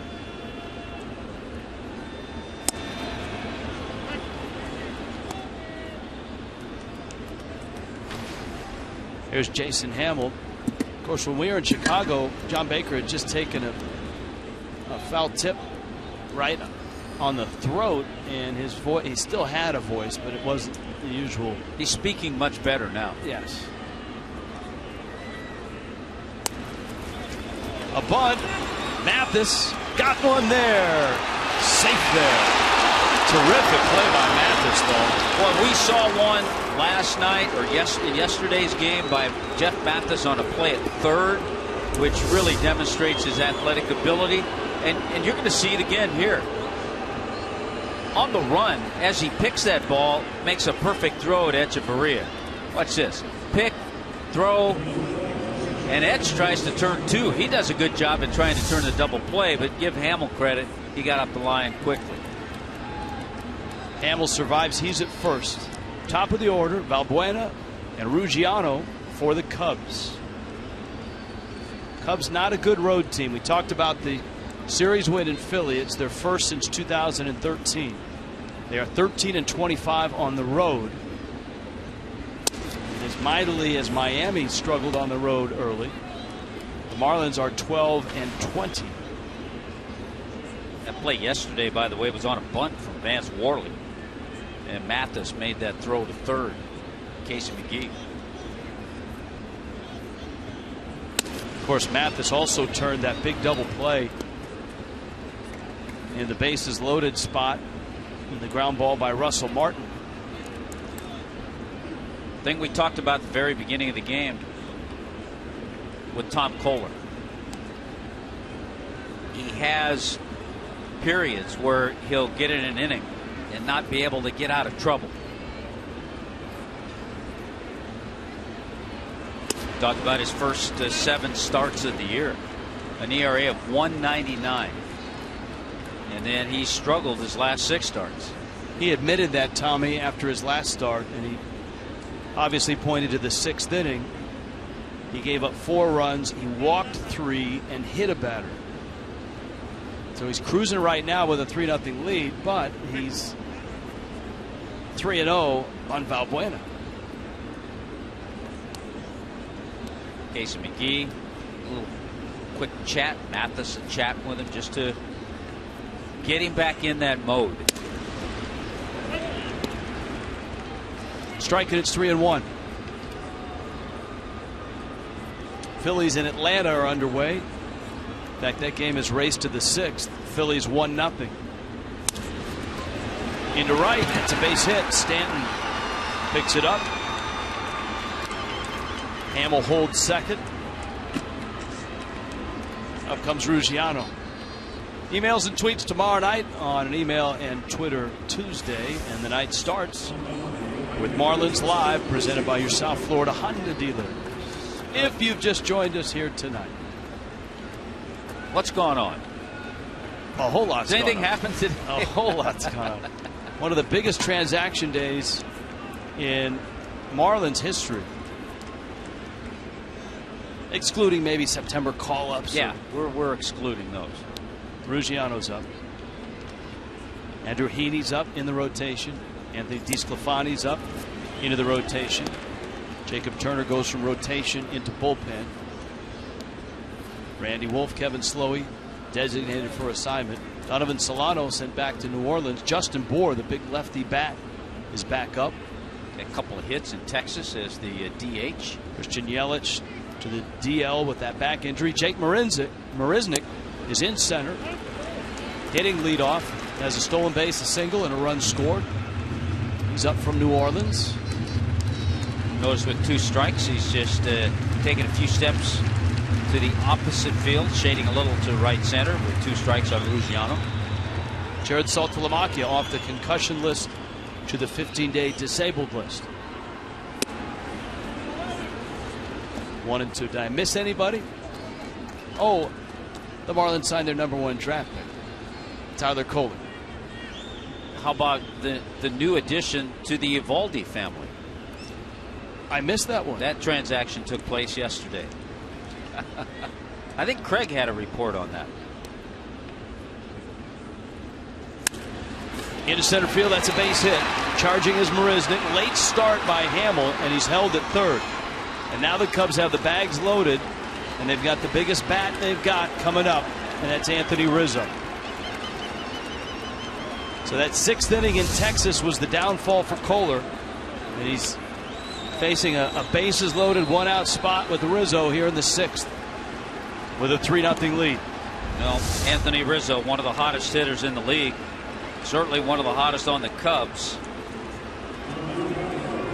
6 home runs over his last 15 games.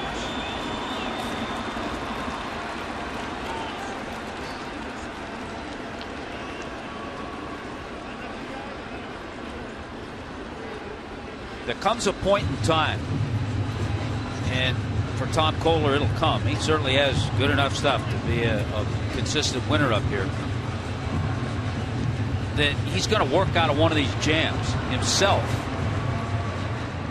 and that's going to take him to another level, being able to get out of this jam on his own.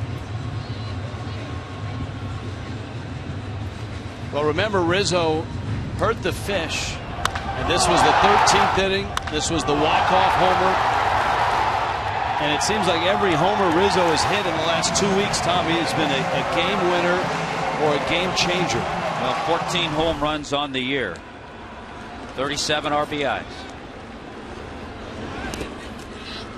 He's hit 6 homers in his last 15 games. 3 of those go-ahead shots, and 3 being game winners.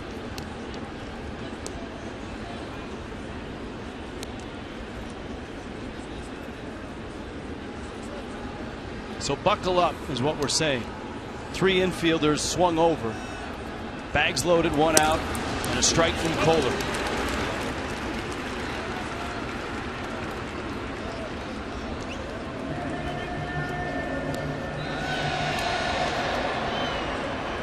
Bases filled with Cubs. Hamill, Valbuena, and Ruggiano.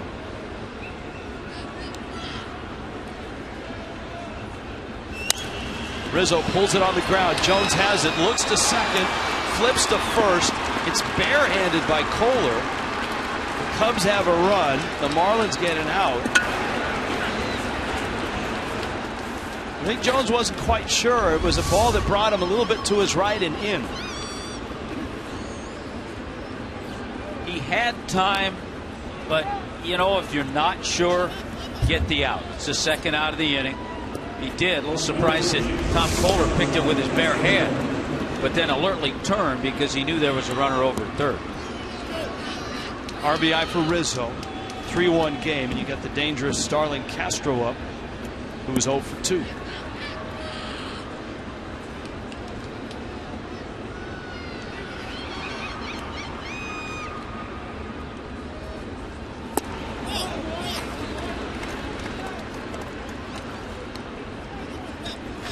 Want to know to Castro. Castro's done damage this year. Slugging percentage up near 460. 19 doubles, 9 homers.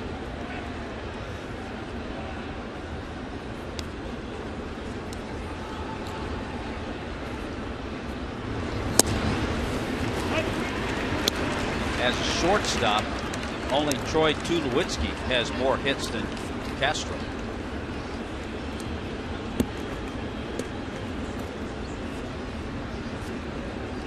Valbuena and Ruggiano.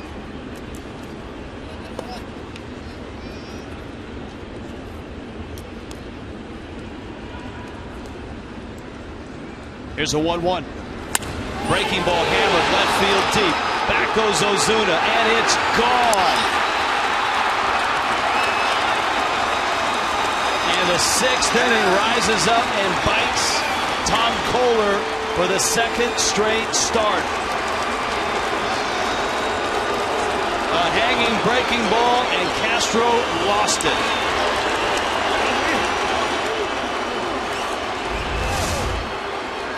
This just floated up and said, hit me out for a 3-run homer and let me lose the lead. That's exactly what happened. Tom Kohler has not been able to get through this.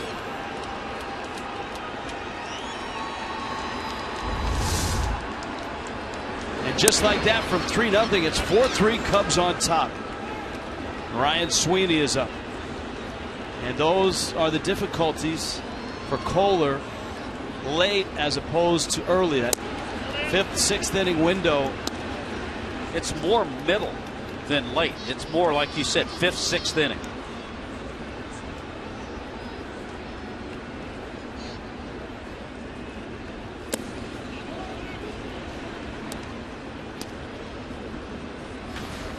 Ryan Sweeney now.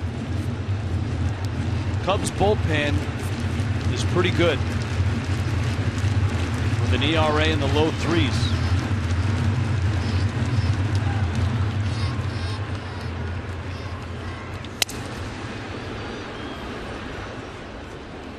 Sweeney breaks his bat.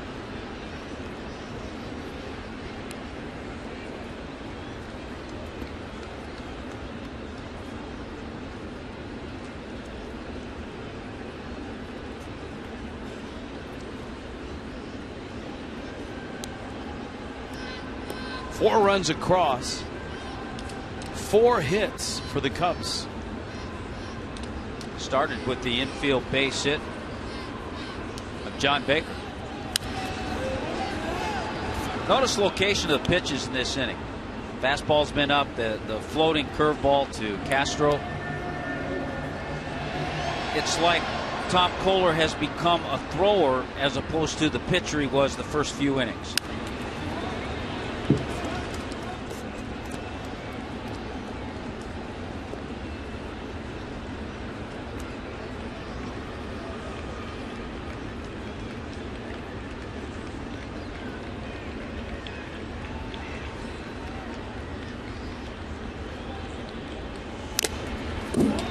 That one caught Jeff Mathis, who appears to be okay.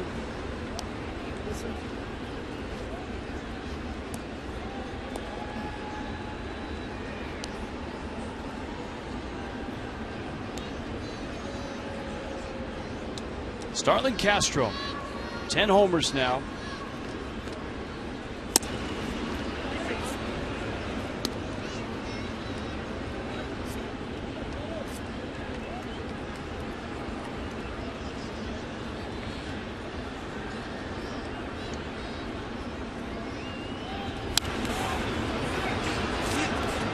Foul back, it's 3-2.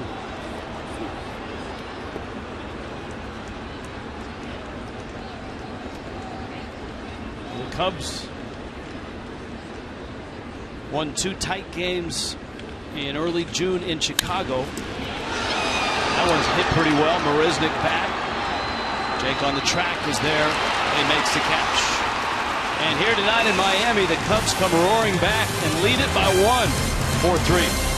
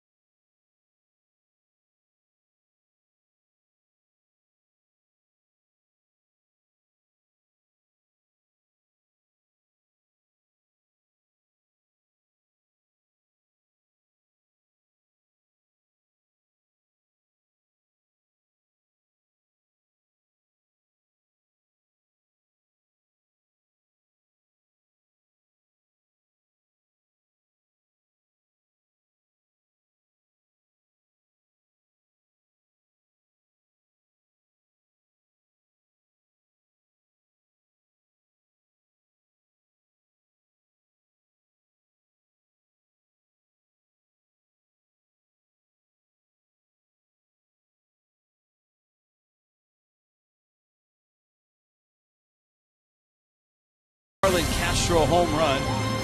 Castro is our Toyota trend since 2011. He has the most shortstop hits in baseball, 629 of them.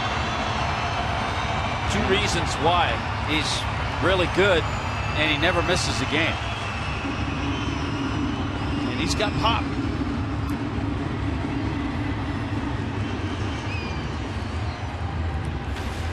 Marcell Ozuna, Danny Echeverria, Jeff Mathis. Bottom 6 against Jason Hamill. The Marlins sit 2 games over, 35-33. It's a ball club that hasn't always taken the easy route to win ball games. Well, on a bright note, Marlins lead the major leagues in walk-off wins.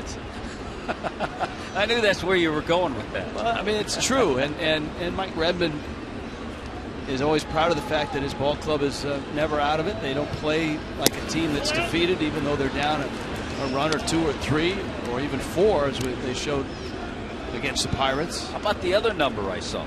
The Marlins are 9-2 in games tied entering the 9th inning. So they have made it exciting. But their skipper will be the first to tell you he would like a 3-0 win or a 3-1 win rather than all of a sudden a 4-run 6th by the Cubs with his starter Tom Kohler sailing along. He would like that a lot more than a 9th inning or an extra inning comeback. Ozuna fouls it back. Well, Tom Kohler threw 56 pitches through the first 5 innings. It took him 31 pitches to get through that 6th. That's been the problem. He'll have that 1 inning where he's over 30 pitches.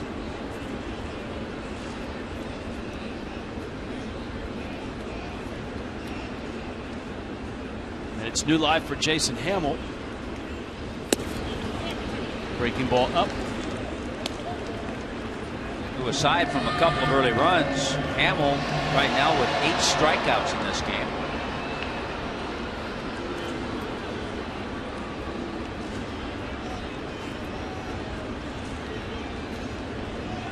Count's full.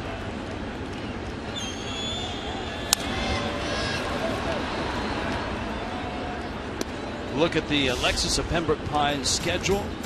No television on Wednesday. Back at it Thursday for a night game with the Mets. Saturday, a 3:30 start for Marlins Live and a 4:10 first pitch.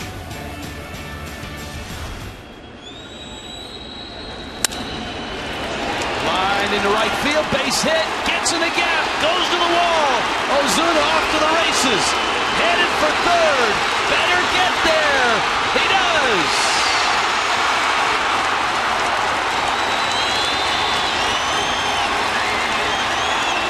Leadoff triple, Marcell Ozuna. Second triple of the year. Was that fun to watch ever since it got by the right fielder, Justin Ruggiano, into the gap. And then all of a sudden, to the races goes Marcell Ozuna. Ball skips by Ruggiano into deep right center. And an all-out head-first slide. Good way to start the bottom of the sixth. Here's the rub. The Marlins now near the bottom of their order. So it's Echeverria, then Mathis, and then Kohler's spot. Trying to get this run home and even the score. Echeverria has singled and bounced out. Cubs infield is in. Echeverria, left center field. That ball's deep. Back goes Sweeney at the wall. And he's got it. Tagging and scoring is Ozuna. And the game is tied.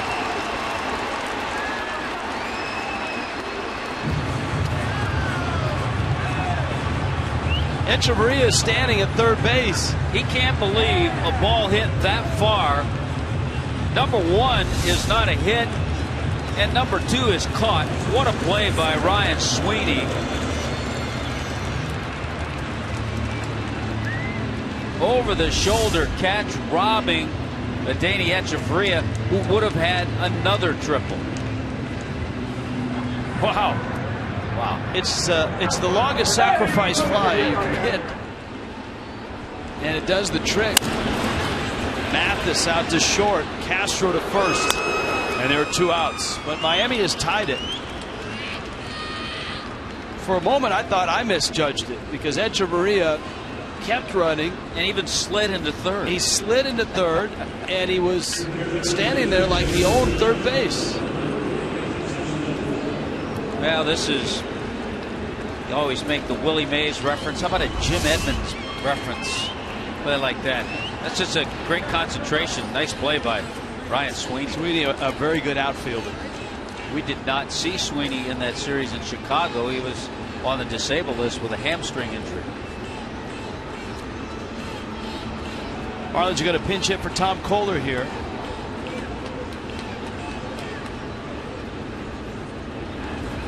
And a breaking ball to Justin Bour. You know, one of the games that Justin Bour went down after he was optioned out when we last saw him in Texas, he homered. Made a couple of hits in that game against the Rangers. Well, he had to come back up because the Marlins were playing the Cubs. And Bour, 25th round pick of the Cubs in 09. Marlins got him from the Cubs in the minor league phase of the Rule 5 draft. Swings and misses. And or did he get it, a piece of it? He says he got a piece of it. The home plate umpire, Scott Berry, isn't buying it. And it's a strikeout. Hamill shaking his head. The Ozuna triple and Echeverria's 400-foot sacrifice fly. And Miami has tied it at 4.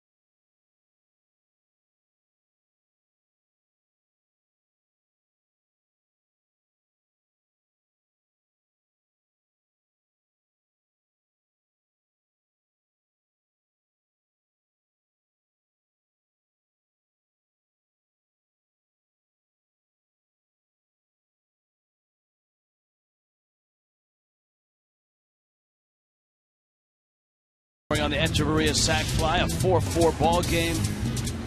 Marlins and Mets on a Saturday spectacular. Remember, a 4:10 start, and it's Boys to Men.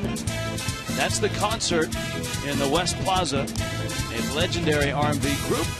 Get your tickets at marlins.com. Don't miss Boys to Men live on June 21st. That'd be a good night. Chris Hatcher, talk about a good night. He's had a good run over the weekend against the Pirates. Chris Hatcher worked 3 innings, faced 10 batters, and 8 of the 9 outs he recorded were strikeouts. Fastball, the slider, the split, all working for him. He looked real good over the weekend.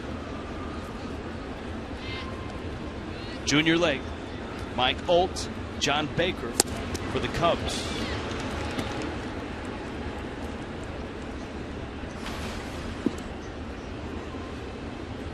Hatcher gets a strike. Lake has struck out and flied out.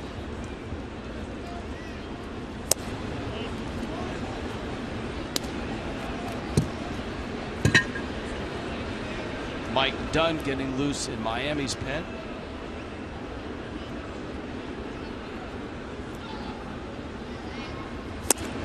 And Hatcher, it's a big swing and a miss. Although I think every swing from Junior Lake is a big swing. It's a big swing. Sometimes, and more often than not, a miss. I have the note in Chicago that I think 47, almost half of his swings are misses.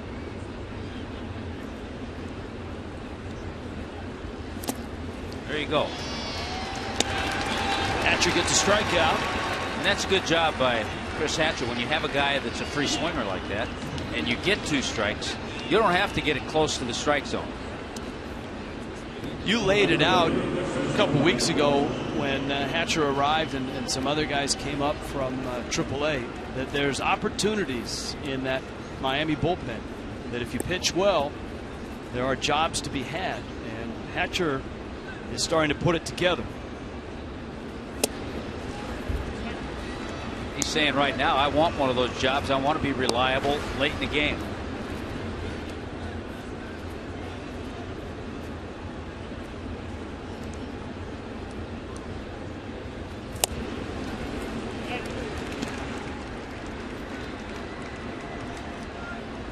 Olt takes strike 2.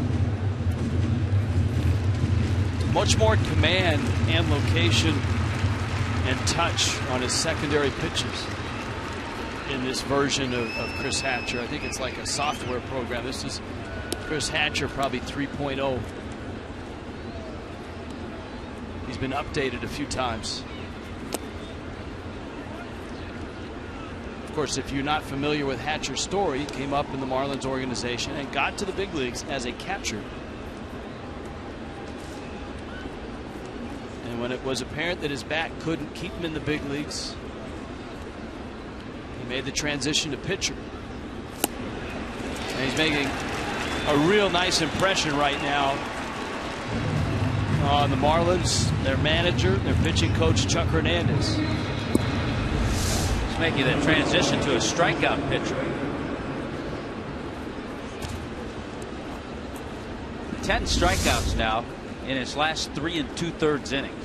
That slider used to be just a show me pitch. Yeah, the slider used to be his 3rd pitch because he'd go with fastball and splitters.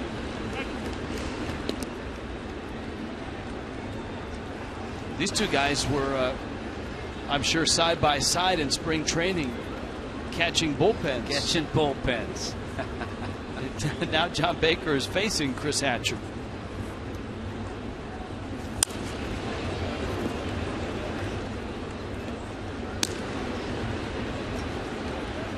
Count's 0-2.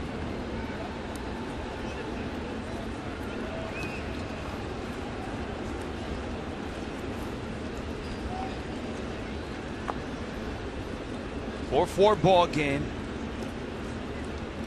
In the 7th, Hatcher just in. He's got a mound presence that you like too.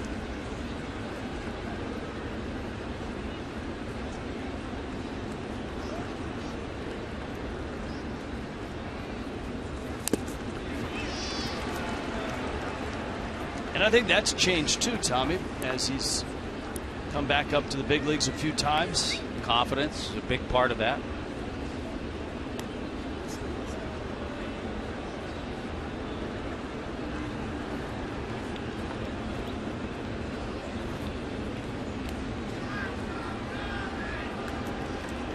One and two to Baker.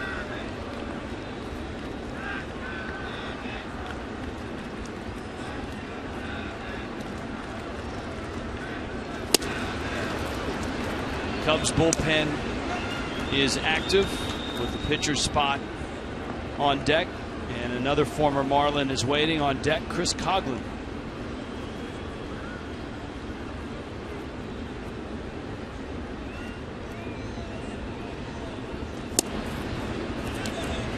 Hatcher mad at himself. He's run the count full 3-2.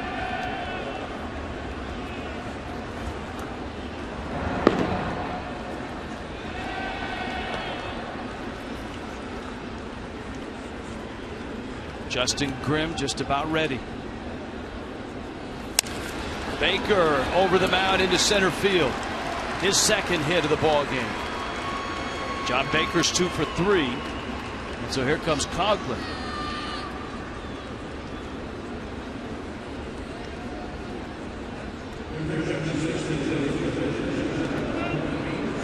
Dunn is ready. Hatcher throwing well. Redmond would rather have the lefty come in and face Coghlan.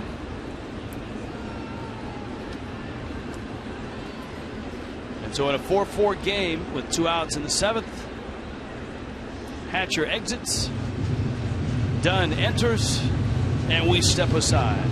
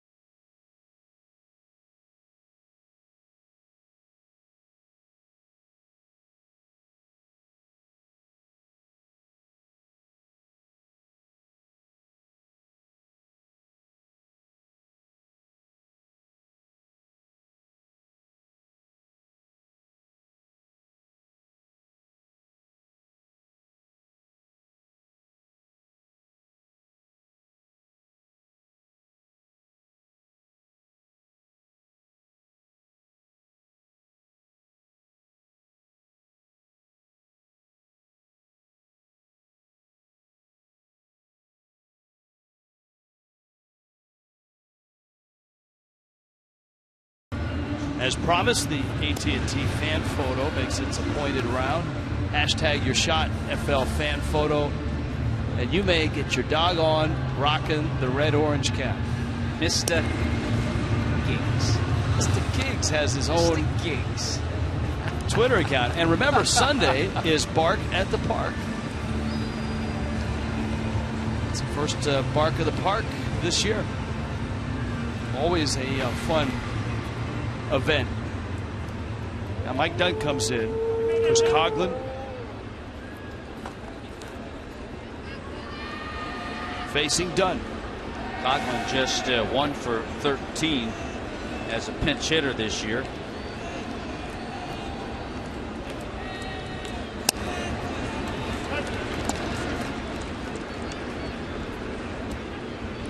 Hatcher goes 2/3 of an inning. This was a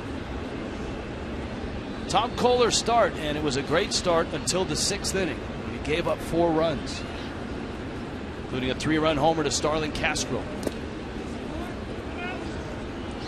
So Kohler's line 6 innings, all 4 runs earned. He didn't walk anybody.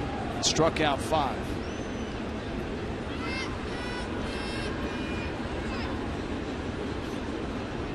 Coughlin is a high schooler over in Tampa.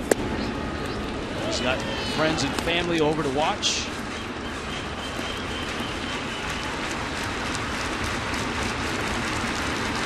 He was getting a little more playing time until Ryan Sweeney came off the disabled list. And he's actually, when Coughlin first got called up, when Sweeney went on the DL.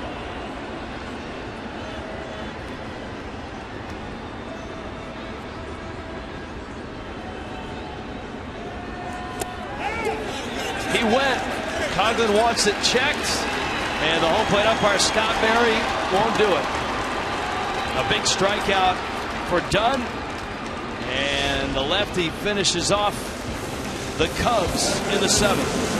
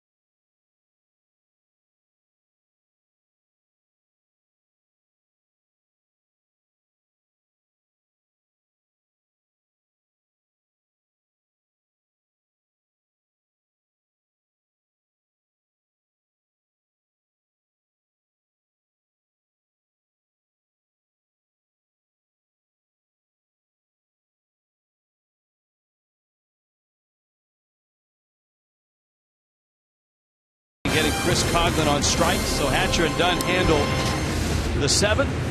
If you're just joining us, the Marlins made a slew of roster moves, adding 2 to their rotation. Anthony DeSclafani, the Florida Gator, is back up in the rotation. He starts tomorrow. Andrew Heaney is up, makes his major league debut against the Mets on Thursday.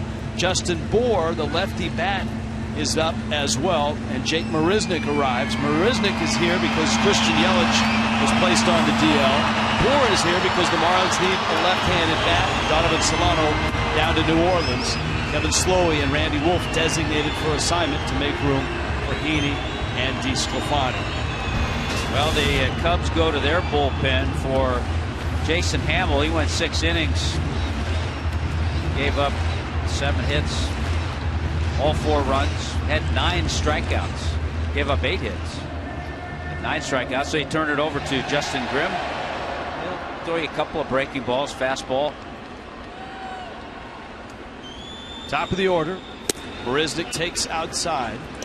Jake Marisnick, 1 for 3, singled, stole a bag, and scored on Giancarlo Stanton's 19th homer of the season. That was in the 1st. Stanton would score on a Casey McGee hit in the 3rd, and Miami had a 3-0 lead. The Cubs rally, put 4 on the board, and just like his last start for Tom Kohler, that 6th inning, a hump he couldn't get over. Starlin Castro, a 3-run shot. Miami tied it in the 6th. The triple by Ozuna, and Chavarria sac fly.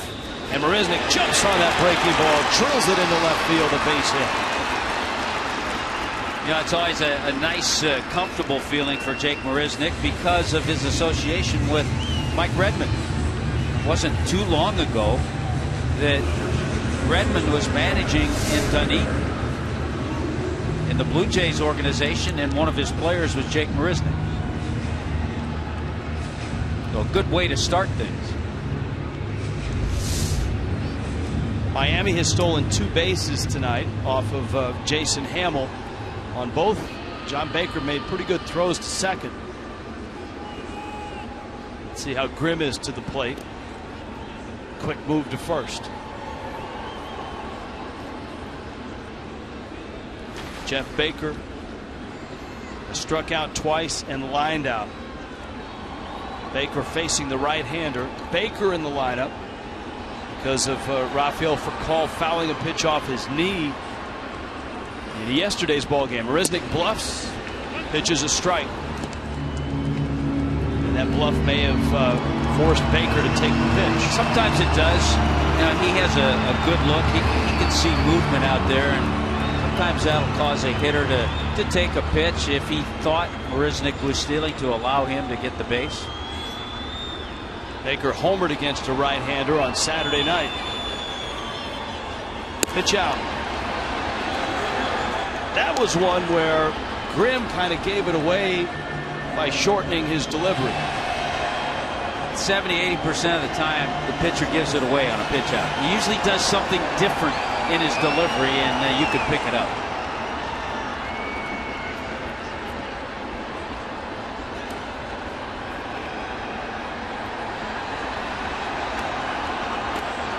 One thing about watching Marisnick steal bases, he's a base runner that doesn't get real low on his lead. He starts from a very upright position. Some guys like to be low, some guys like to be up.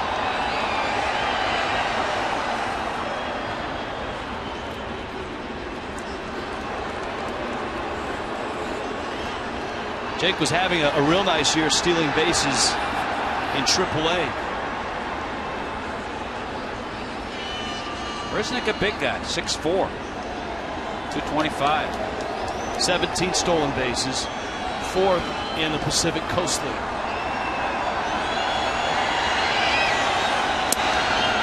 Pitch is out, and it's 2-1.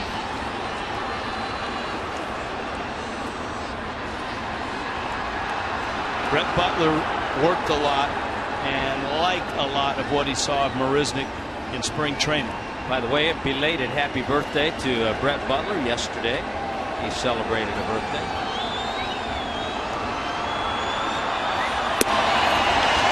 Now it's 3-1. So you have Grimm out there maybe paying too much attention to Marisnick at first base, and all of a sudden struggling a little bit, but he at times can struggle with his control. Stanton watching his every move.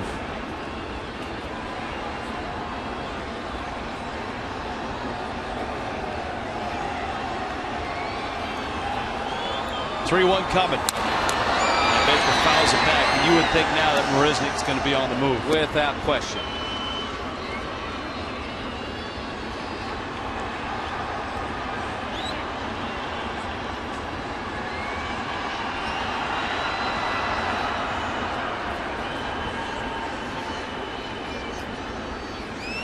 Marisnick, you see that right hand, he wanted the signals again from Butler across the diamond.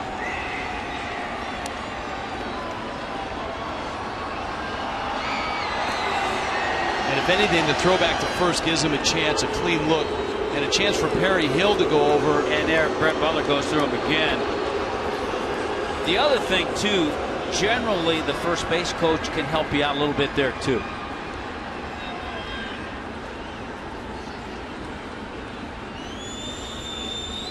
He's running. Good jump. Pitches out. Baker's aboard. Marisnick's at second. And guess who's coming to dinner?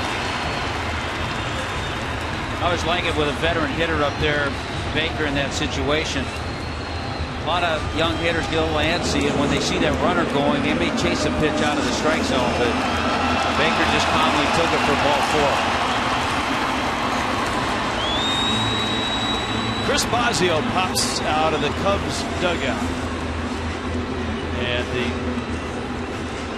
Cubs pitching coach, who was a terrific right-hander for the Brewers and the Mariners is on his way to the mound. This is the home run.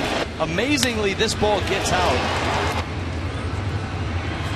It was traveling at such speed that Hit Tracker determined that it would have gone 366 feet before it found earth. Well, he's only hit 3 home runs this year under 400 feet.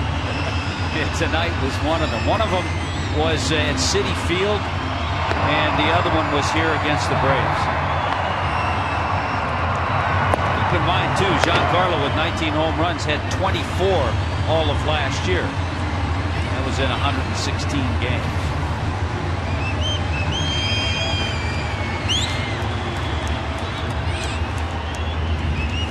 Saw Wesley Wright, the lefty. Brian Schlitter, the righty.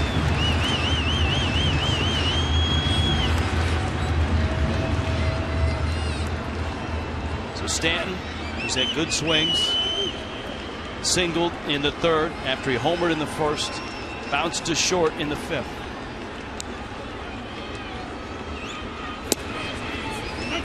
Takes a strike. I don't know that you could place it on Fox Tracks any better. Checkers bringing you Fox Tracks. Pitch like that just tells me he was looking slider on the first one. Baker way outside. And that means slider. A ball and a strike. Well, the good news is that Giancarlo's seen a couple of pitches.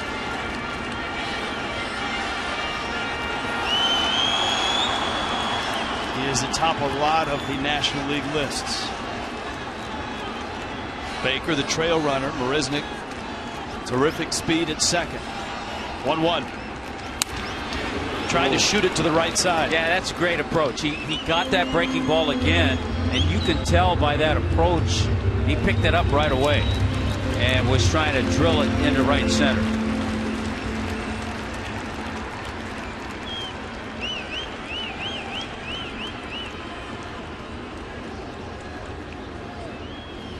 Four 4 ball game, bottom 7.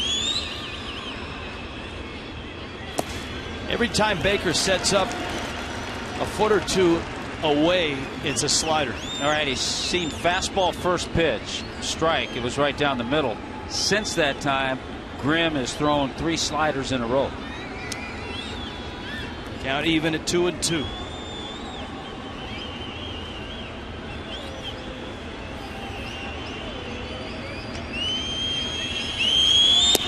Fastball's out, and it's 3-2. Boy, that's some great patience on the part of Giancarlo Stanton. Full count. Nobody out. Marisnick out at 2nd. Baker's at 1st. Justin Grimm first out of the pen for the Cubs. Ground ball in the hole. Castro has it to 2nd for 1, and that's it.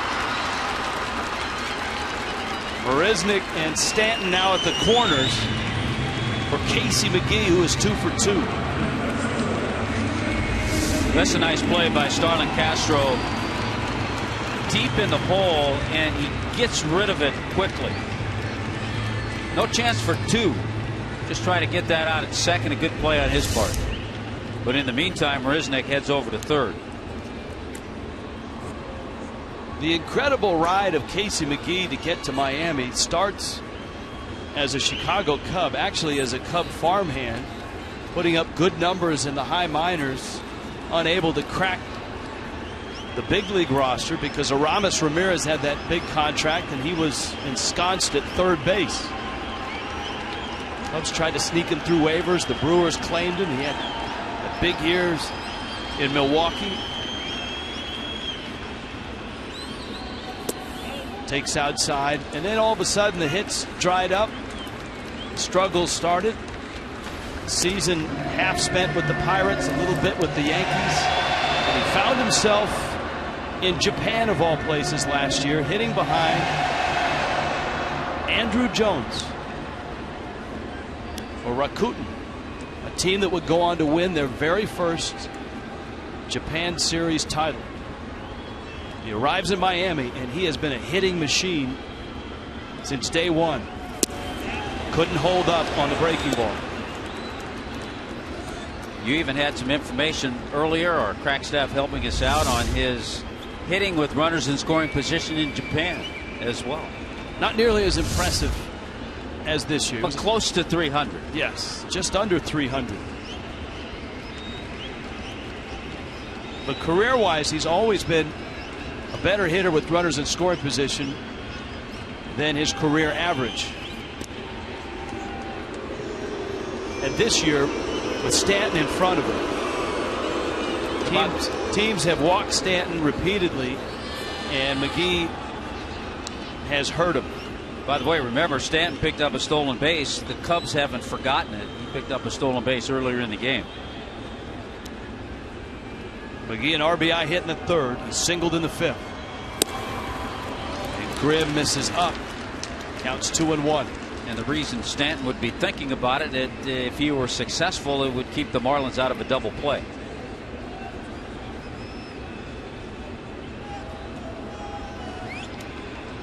Four, bottom 7.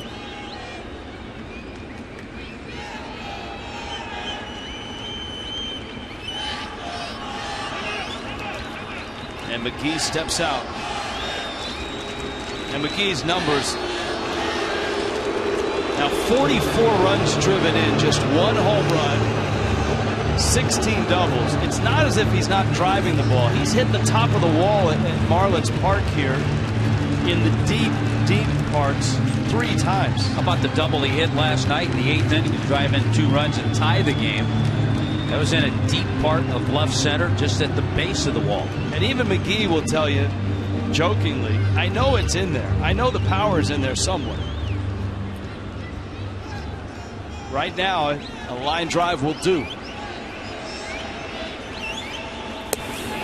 Did he go? No. That's close. He may have gotten a break there. The Cubs aren't happy. Remember the strikeout of Chris Coughlin moments ago. That's close. That is close. Garrett Jones is on deck.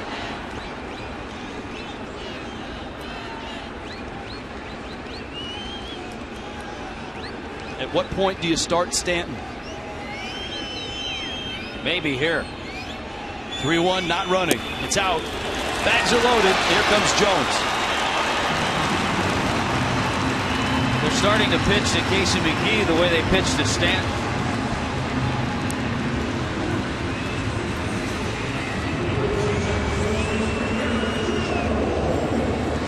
Jones is 0 for 3 with a pair of strikeouts. The Cubs are very aggressive with their infield shift. It'd be tough for them to go full shift with the bases loaded, though.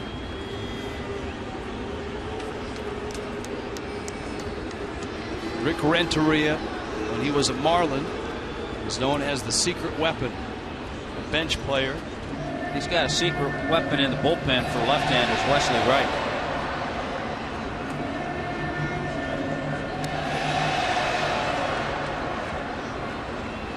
And it looks like that's what he's going to.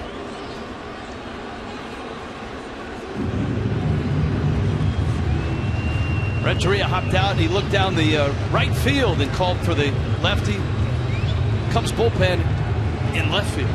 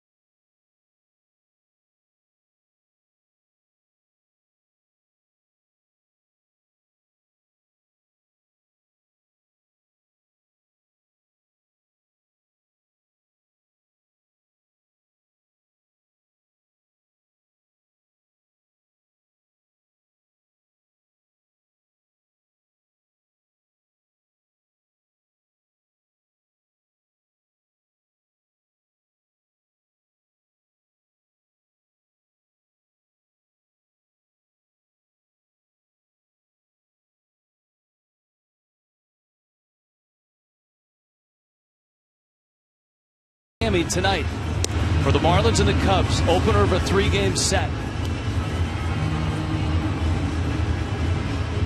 Wesley Wright out of the bullpen, and the lefty takes over tomorrow.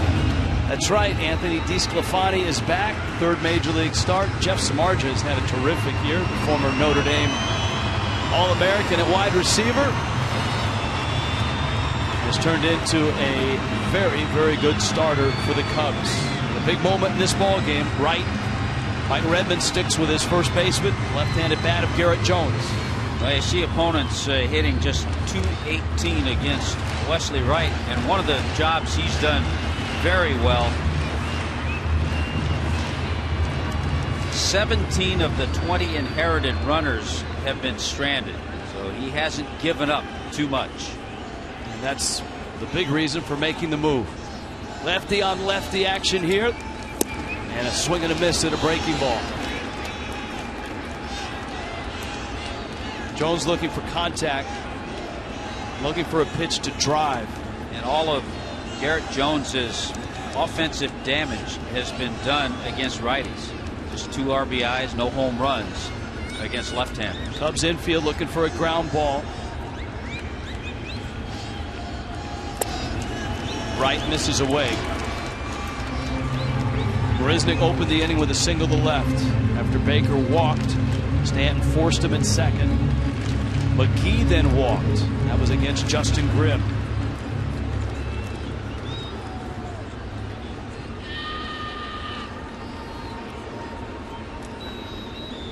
Ball and a strike, and an out. Breaking ball, little tapper. Rizzo's going to come home out there, and that's it. And the Cubs choke off the run on a nice play by Anthony Rizzo. Well, the tapper to first base, only place for Rizzo to go. There wasn't a chance for a double play, so Don Baker pulls on. One of the other areas of Anthony Rizzo's game that just continues to improve. Oh, he's a pretty good fielder. He's an outstanding first baseman. Wright, who gets right-handed hitters out better than lefties, is going to get lifted. And Rick Renteria wants a righty to face Ozuna.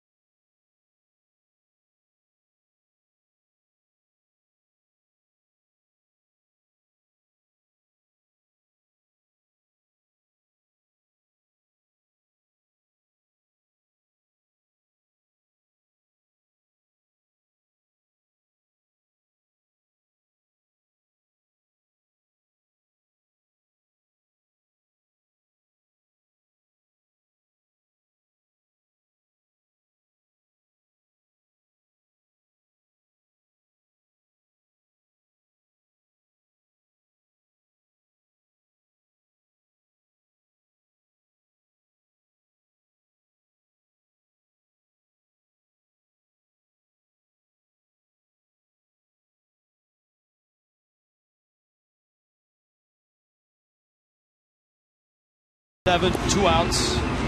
Brian Schlitter. As we noted, the Cubs bullpen is good. Every time one of their pitchers comes in, you look at opponents. 185 ERA is good. The Marlins saw Schlitter a couple of times in that series in Chicago. And how about the fact that Marcell Ozuna went 2 for 2 against Schlitter in Chicago. Fastballs and sliders.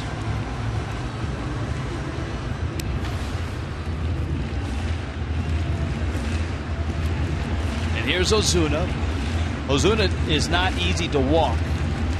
He's walked just 18 times this year in over 240 at bats. Tripled back in the 6th.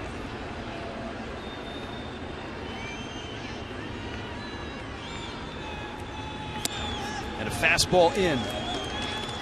It's 1-0. People forget that Marcell Ozuna has knocked in a ton of runs. 42 on the season. See the amount at home.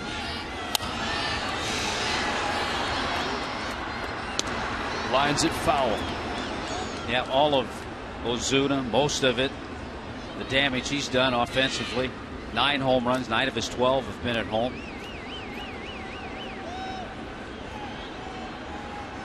Ozuna tied for 8th in the National League in RBIs with Ian Desmond.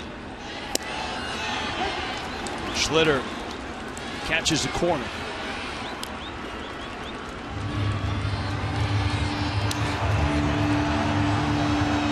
Stanton, McGee, Jones. Strike 3. Ozuna takes 2 fastballs across the plate and strikes out. Doesn't like it, but the inning is over. Still 4-4.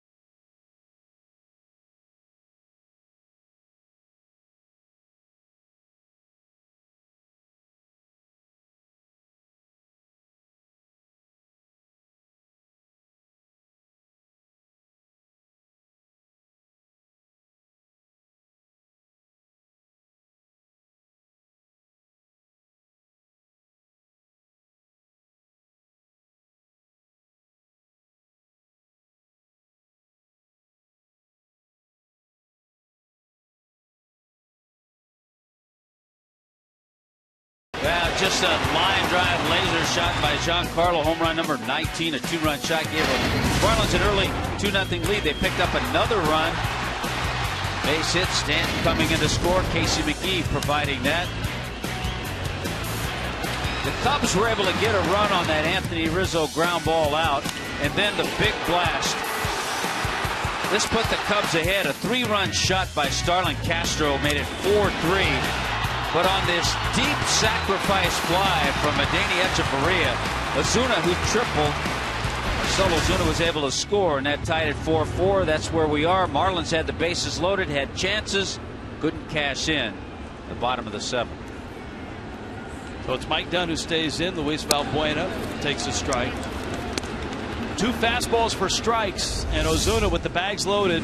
This was the 3rd one, or the 3rd strike, the 4th pitch. And you see pitch 3 and pitch 4, they weren't even on the corner. They were fastballs, and they had a lot of the plate. Those used to be fastballs that hitters would salivate to get. High heater, men on base. But if you're thinking slider, if you think it's high, very frustrating. You just hate to see hitters take called 3rd strikes in those situations. Ruggiano and Rizzo due up here in the 8th. And a right center, a base hit, and the Cubs Start their 8th with Valbuena aboard, his 2nd consecutive hit.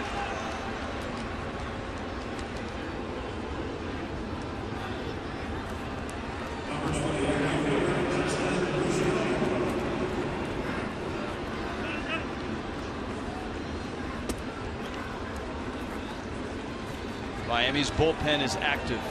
Well, you got the righty in Ruggiano and then the lefty in Rizzo.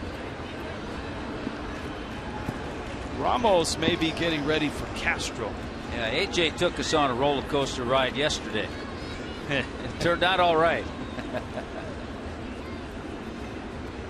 Nope, he's getting ready for Ruggiano. Redmond is going to go get him. So Dunn gives up a hit to Valbuena, and he exits.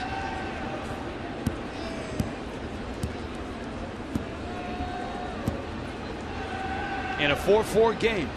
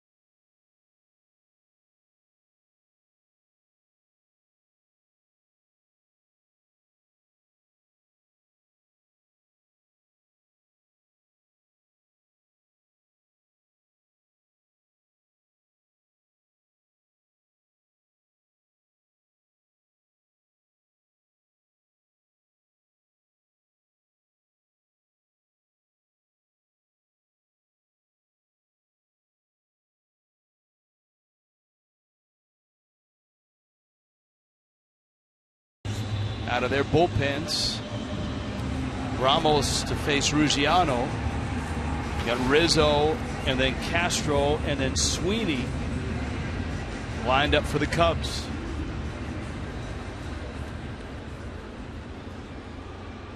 Well, we talked about that outing of AJ's yesterday. A walk, a single, a walk, but was able to get a great double play. Then a strikeout, got out of the inning.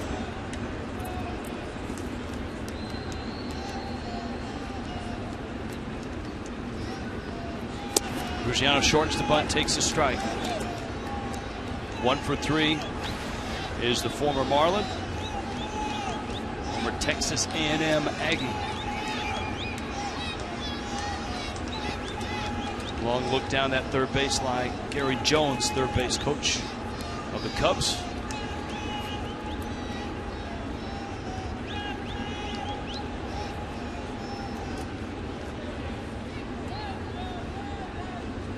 Runner goes, swing and a miss. The throw by Mathis on the mark. Did he get him? Yeah!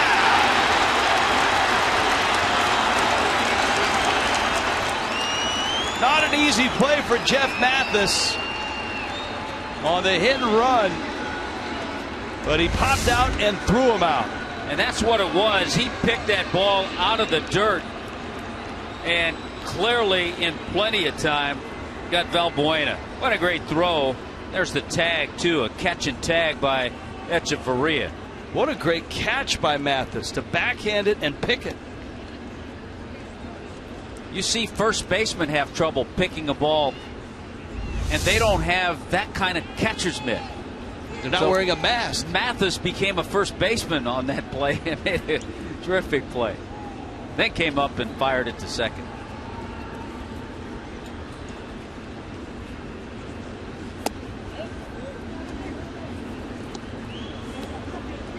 Well, he certainly is one of the more athletic catchers you'll find in the game. A guy that was recruited to play quarterback at Florida State. How about a couple of the plays the last couple of days we've seen? He's as good as anyone at that off-balance pick and throw to a bag coming from behind the plate. And Ramos strikes out Ruggiano.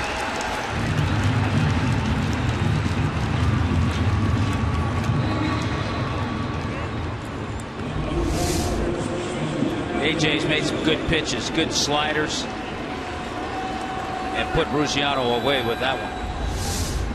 He's going to need to make a few more good pitches, Tommy, because Anthony Rizzo's up.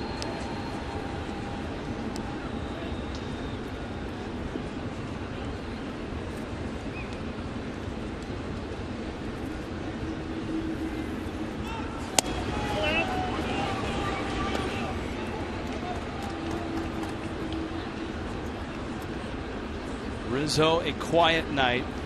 He drove in a run with a ground ball out in the 6th. Ramos has stayed away with changeups and fallen behind 2-0. The Phillies are 3 outs away from shutting out Atlanta in Atlanta. 1-0 going to the bottom of the 9th. Cole Hamels has been outstanding for Philadelphia in that one. It looks like Ramos wants nothing to do with Rizzo. Yeah, but he's going to have to deal with Starlin Castro, who hit a 3-run homer earlier.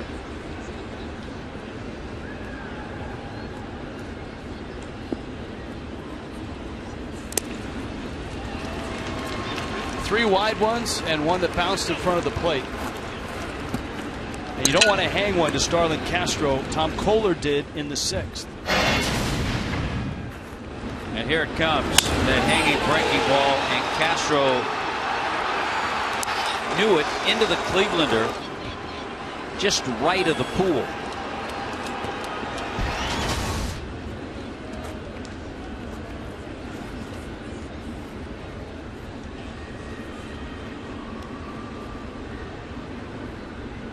So Castro against Ramos. Sharp ground ball. Echeverria can't get it into center field. Marisnick picks it up. And here comes Sweeney.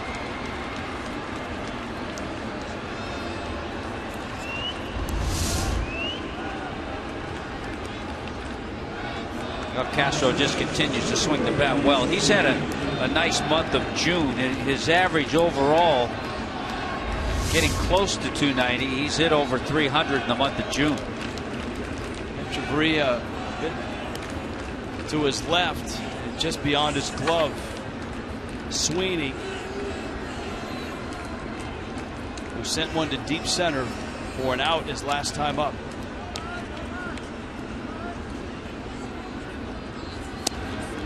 Ramos misses away. Sweeney, 29-year-old in his 9th big league year.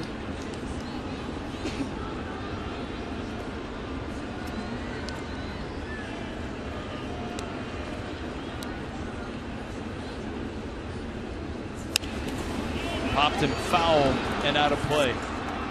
Sweeney always known for his glove more than his bat. Well, we saw a little bit of that glove work tonight.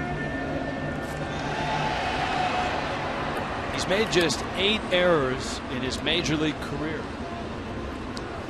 And that's in about 630 games.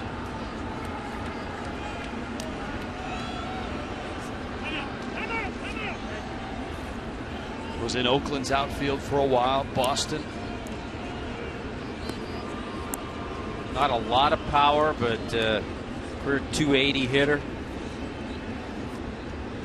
A lot of line drives. Jeff Baker comes in to join that conference on the mound.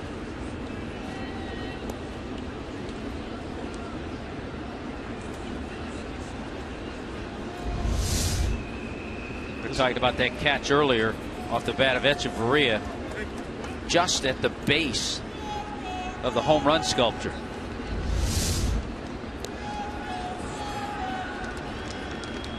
Counts 1-1. Cubs have the go-ahead run out at second. And Ramos now 2-1. Chris Hatcher, Mike Dunn, A.J. Ramos in relief of Tom Kolek. Kohler went 6.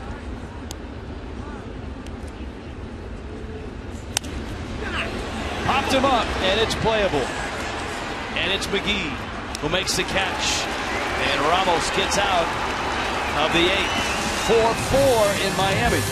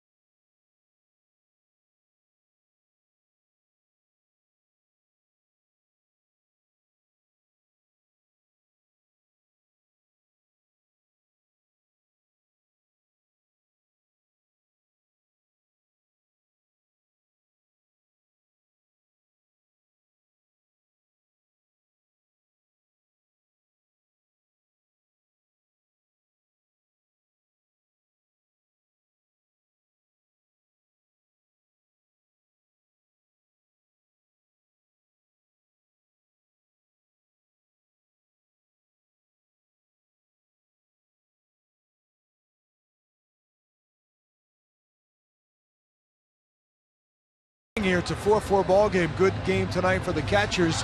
Both Jeff Mathis you saw at the top of the 8th, and a couple of good defensive plays.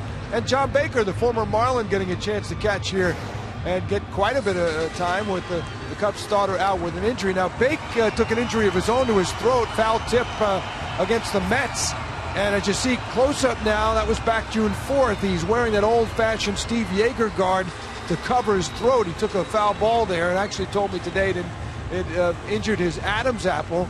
And here's the crazy part. He was told not to talk for a few days, which, if you know John Baker, is difficult because he's very chatty, loves to talk to just about everybody. And it took a couple of days, inflamed vocal cords, but he got back in there against the Marlins, actually, when they played over at Wrigley Field. And today, guys, we saw him say hello to not only owner Jeffrey Loria and a lot of his ex-teammates, but even some of the ushers and just about everybody around the batting cage for a good hour before the Cubs were due on the field. Yeah, it's good to see Bake back in the big leagues, Craig. Last year, a tough year for him. Spent some time down at AAA. Echeverria lines it, right field side, and foul. And it's 0-2. Danny Echeverria, Jeff Mathis, and the pitcher spot due up for Miami here in the 8th. Marlins bullpen active. Steve Cishek in the pen.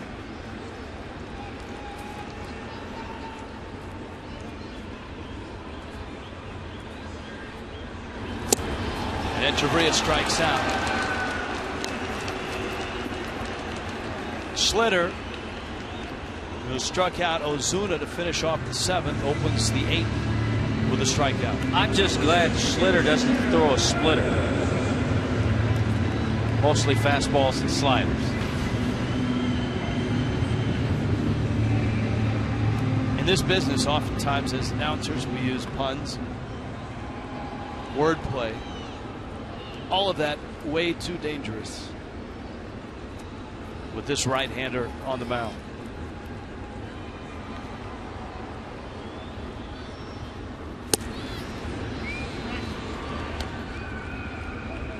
Schlitter, a strike. Reed Johnson's on deck.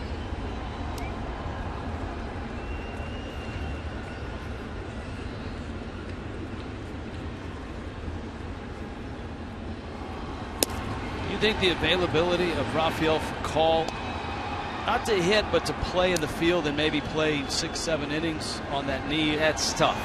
Went into the decision not to pinch hit for Jones against Wright. Yeah, I think if you knew he could go out and play and maybe play for an extended period of time, it's one thing just to say, well, you could go pinch hit. And he still might. The whole key is getting that knee loose, because that foul ball, and there's some swelling there. He's got a bat. He looks like he's getting ready.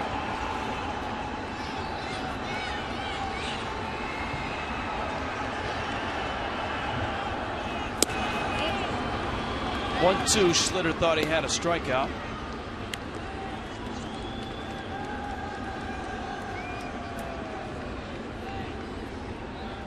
Just off the plate.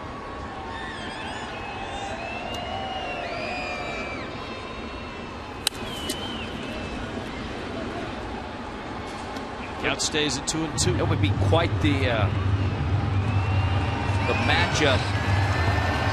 Schlitter pitching to Jason Worth. With the look, the beards, the hair, be flying all over the place.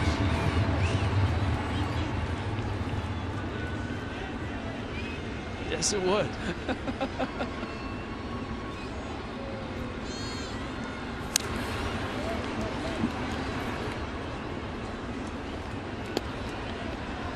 Two balls, two strikes.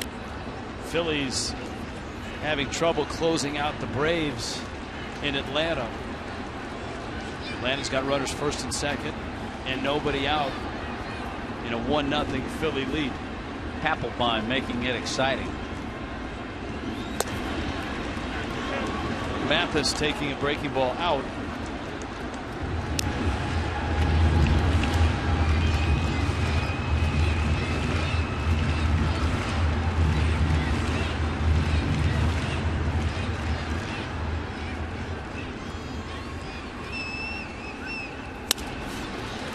Up the middle, Castro.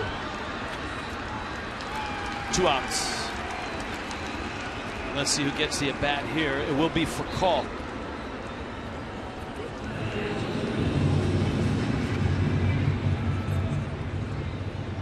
So Rafael for call, who had that foul ball off his back knee.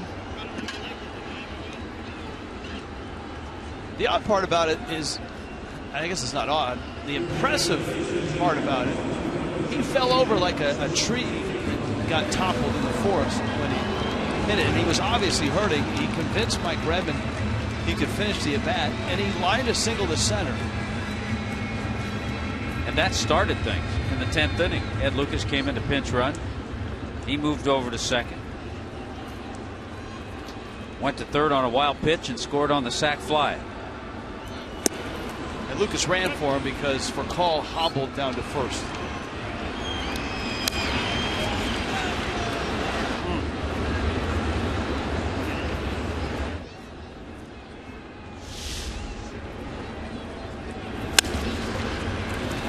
Tapper to Castro. He got down the line pretty well. For call moved very well, actually. Marlins done in the 8th.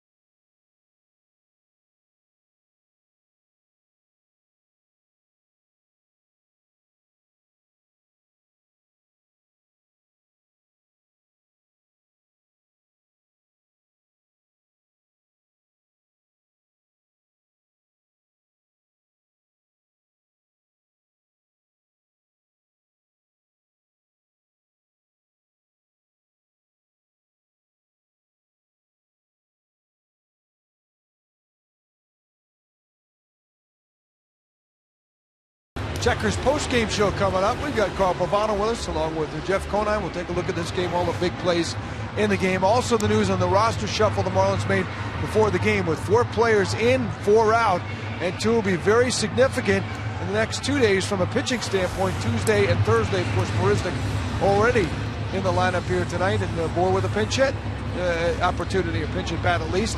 All that coming up. Checkers post game in just a bit, guys. Back to you. Steve Cishek is in. Marlins just can't seem to do it the easy way, but as long as they get it done, I guess all is good. Cishek in to pitch the 9th. Miami had a 3-0 lead. That went up in smoke when Starling Castro blasted a 3-run homer in the 6th. Miami then tied it in their half of the 6th inning. Had an opportunity, a great opportunity in the 7th, with the bags loaded and 1 out, and couldn't get a run across. Find themselves trying to hold it with Cishek, Junior Lake, Mike Oltz, and John Baker. Well, we gave you that number earlier, so Cishek just trying to keep it tied. The number we gave you that the Marlins are 9-2 in games tied entering the 9th inning. So here we go. Lake is 0 for 3. Drive, left field, deep. Ozuna, track, makes the catch.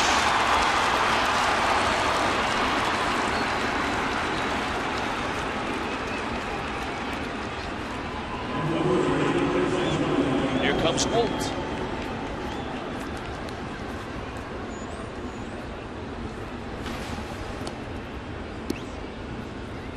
Crazy numbers for Mike Holt. The 10 home runs lead National League rookies. We were having that discussion the other day. Who's emerged as a Rookie of the Year candidate in the National League? Oltz, Gregory Polanco. there you go. The Pirates for a week. Jones makes the catch. By the way, I talked to a couple scouts today. They had Polanco a couple of times up the first baseline. Remember, we commented on how he got out of the box now. Quickly got up the first baseline. Under 4 seconds, 3.95, which is fantastic. Cishek has thrown 4 pitches. His spot won't be due up for a while. If he gets through this hut in less than 10 pitches, Miami could bring him back to pitch the 10th. Very easily could.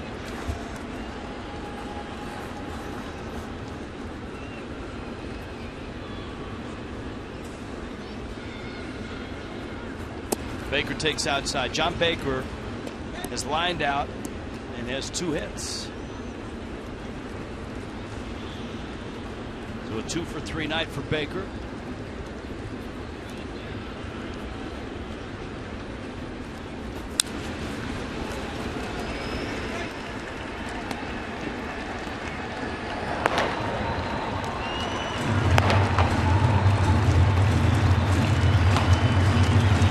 Stroke, Victor Rondon. Rondon is the closer. Stroke comes in all likelihood, in a 4-4 game.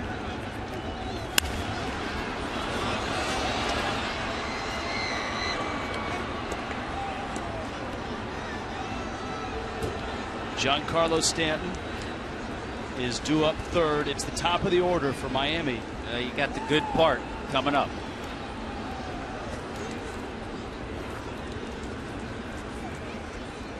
One, 2.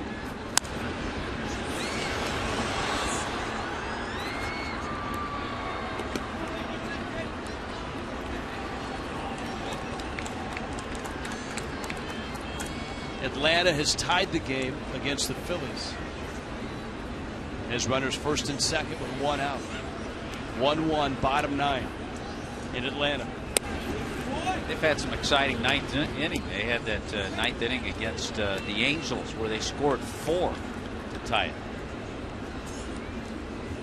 They didn't win that game though, did they? No, they did. They lost it in 13. It's not like the Marlins the other night. in that game 1 against Pittsburgh. 2-2. Got him. Cishek strikes out Baker. He does it on 11 pitches. Giancarlo Stanton due up third. Bottom 9, 4-4 game. Stick around, kids.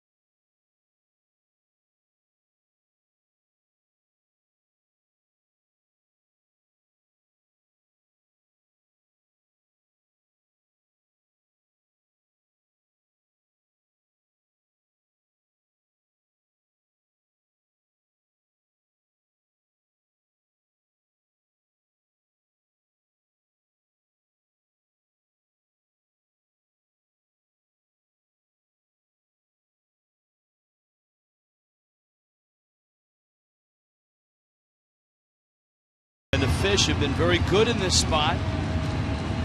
In fact, the best in baseball at 9-2. And entering the 9th inning, tied. They didn't necessarily win the game at 9, but good numbers nonetheless.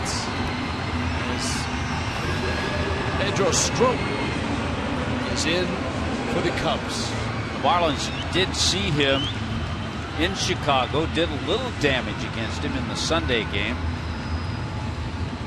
Strop did most of the damage himself. Yeah, he can get wild, and we talked about it at the time. He's got that catcher type delivery. Got a short arm, ball behind the ear, but can get wild.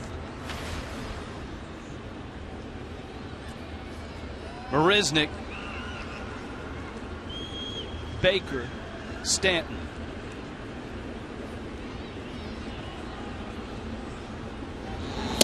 Marisnick takes a strike inside corner. 2 singles for Jake, back in the big leagues.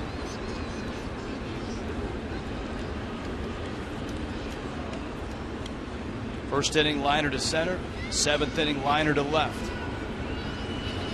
Baker sets up out, slider misses out.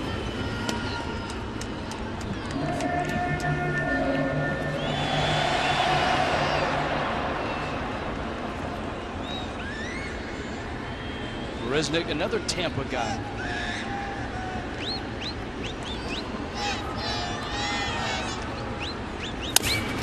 Bouncer to short. Castro. And there's 1 out.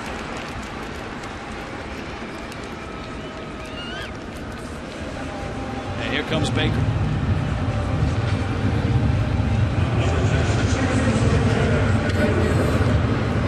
Well, the Phillies survive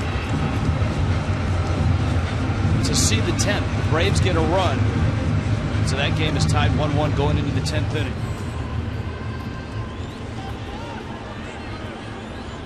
Your 4-4 game, bottom 9.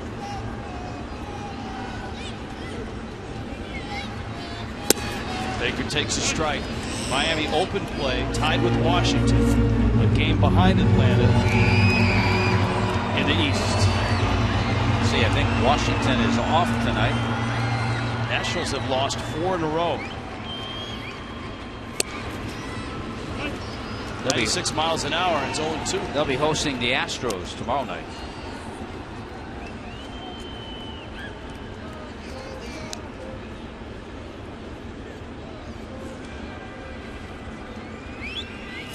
Baker swings and misses at a breaking ball, and Strop gets the first 2 outs and gets him quickly, and here comes Stanton now. If you're Strop, obviously you approach with extreme caution. Yeah, it's interesting. We've seen pitchers in situations, we've even seen it tonight, where Stanton will take that fastball right there because he's thinking the opposite, that they might not come after him. First pitch slider.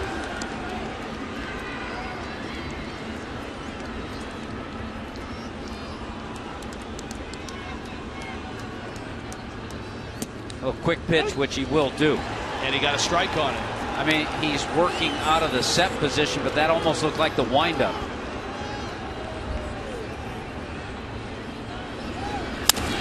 Stanton pulls it foul. Well, as a pitcher that works out of the stretch with nobody on base, you can do that. You can change your cadence. As a hitter, you just have to be ready for it. You can't do this with a runner on base. You obviously have to come to a set spot.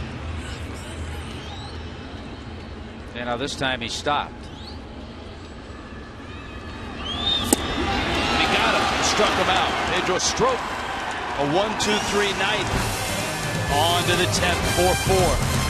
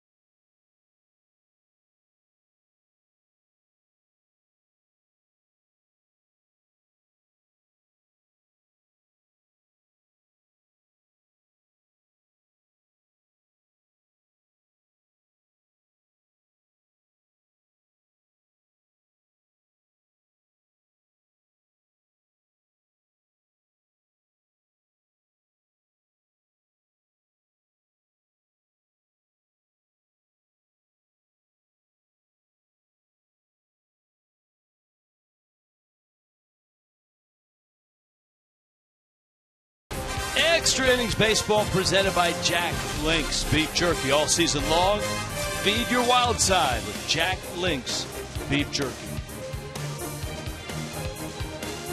Extra Innings tonight in Miami. 4-4 Cubs Marlins. Miami has gone deep, and I mean deep into their bullpen. 5th reliever of the night, and it's Brian Morris.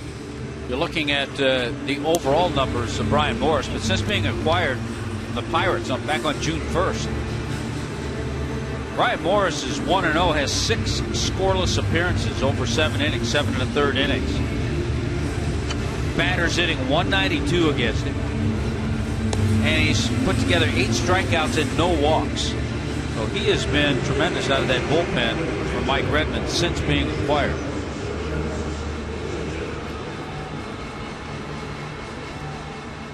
Extra inning records. Cubs 2-6, Marlins 4-5. We showed you the highlight earlier in the night of the Cubs and the Marlins in extra innings in Chicago. That did not go well for the Fish. It ended quite well for Anthony Rizzo with a 2-run walk-off homer in the 13th. Nate Schierholtz off the end of the bat, a weird spin, and Echeverria sucks it up and gets the out. So 1 out here in the 10th.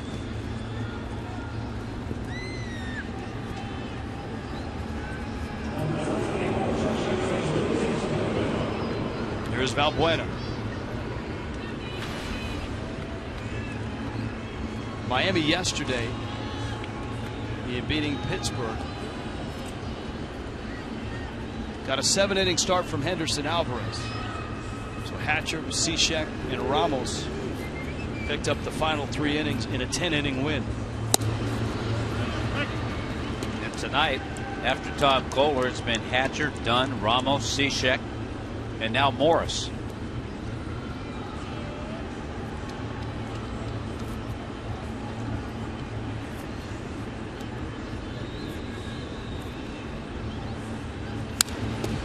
Valbuena fouls it back.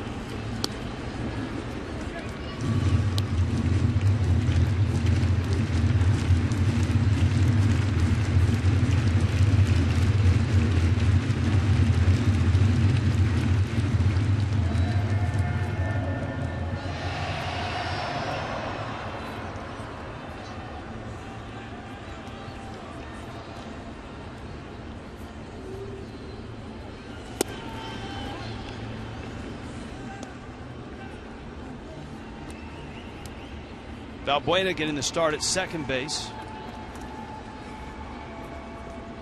28-year-old Venezuelan who's banged around a bit.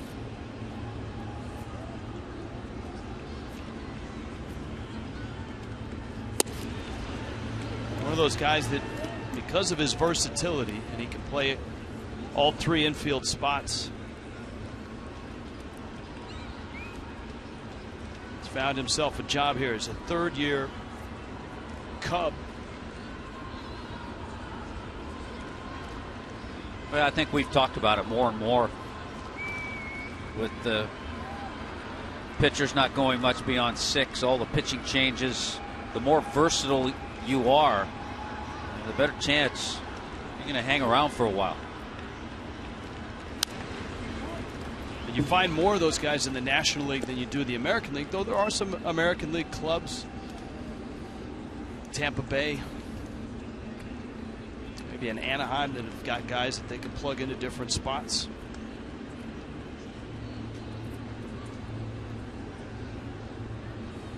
Hector Rondon.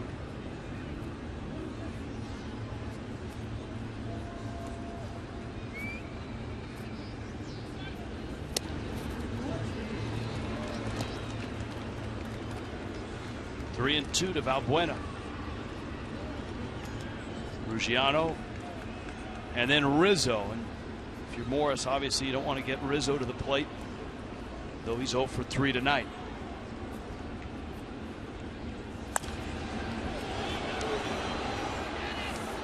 That's going to be out of play.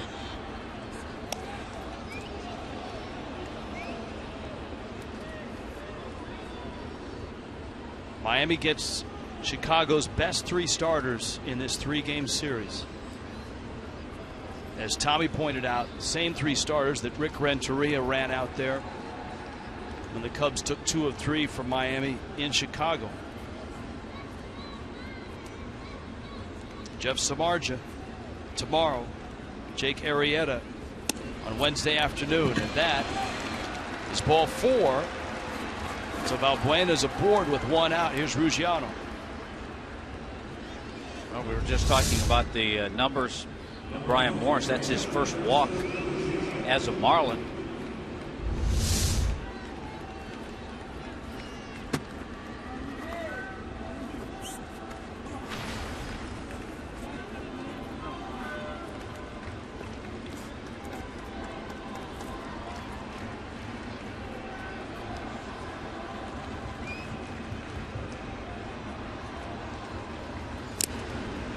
Ruggiano, a big swing and a miss. Here's a great trivia question for you, Rich.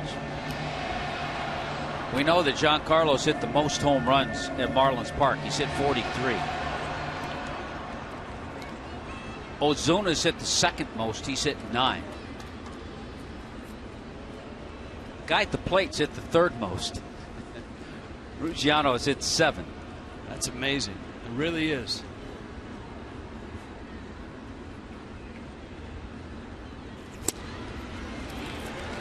With the swings he's taking, he's trying to hit 8.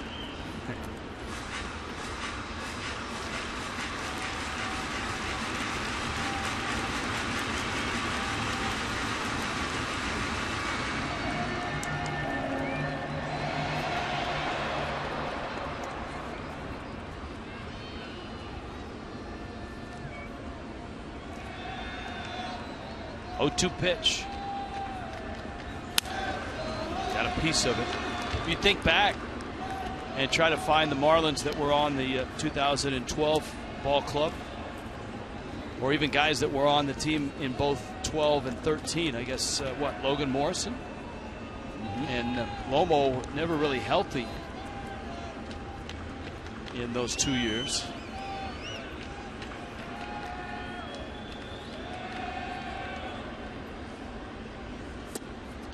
Pitch misses in. Morrison, an unfortunate accident the other day in frustration. I don't know. Unfortunate's when someone else causes it. When you cause it, I don't think it's unfortunate. It's stupid.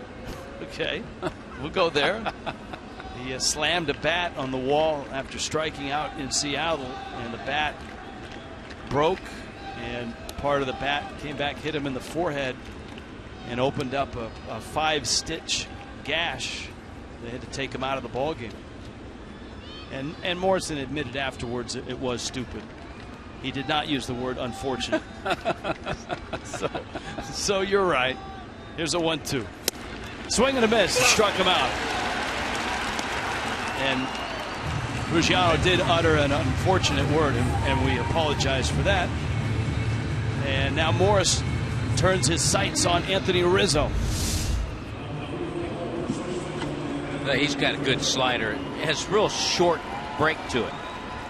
Hard to pick up for hitters, and that's what he got Ruggiano with.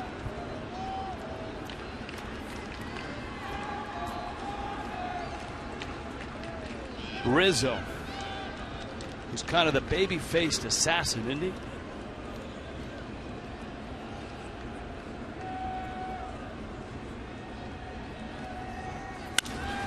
Liner, left field. Ozuna's there, and he makes the catch. That one curving away. He's not used to that, but he played it well. 4-4 in the 10th.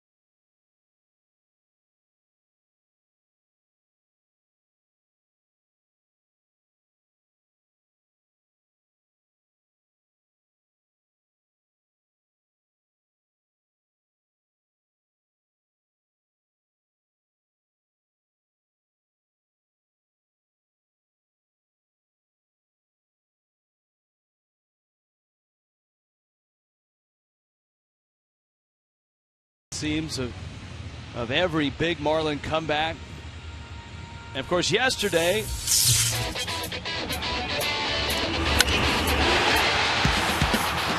little bat flip on a sac fly, and Lucas scored. Already on.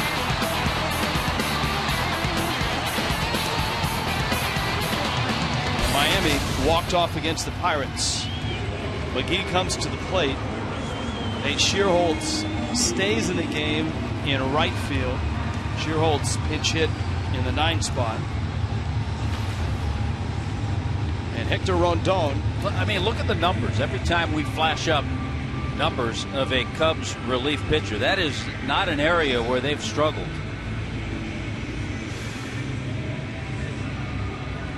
And it just goes to show you, you can have a good rotation and a good bullpen, and the Cubs have both, and you could be 11 games under.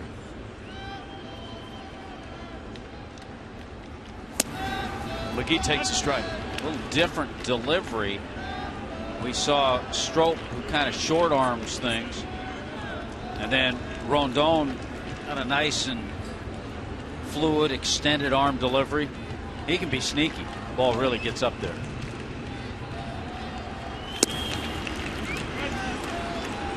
Just like that, it's 0-2. 98 miles an hour.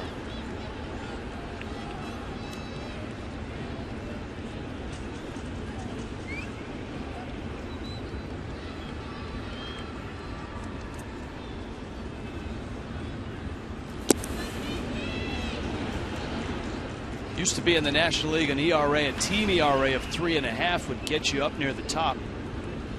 Right now that slots you somewhat in the middle. The Cubs at 3.59, tied with the Reds for 7th.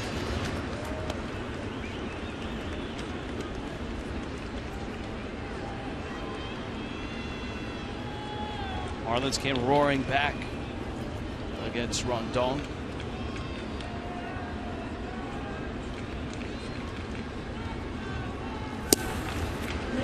That was that frustrating night when the Marlins were down 3-0. They scored 3 times in the 9th.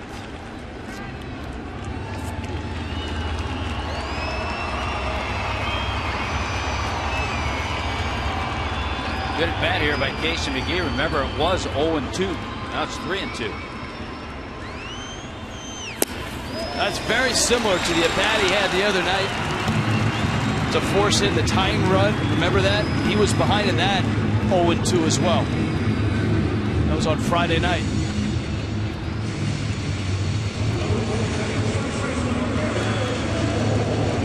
Which tells you that he's really going well right now. Tells you how good he's seeing the ball.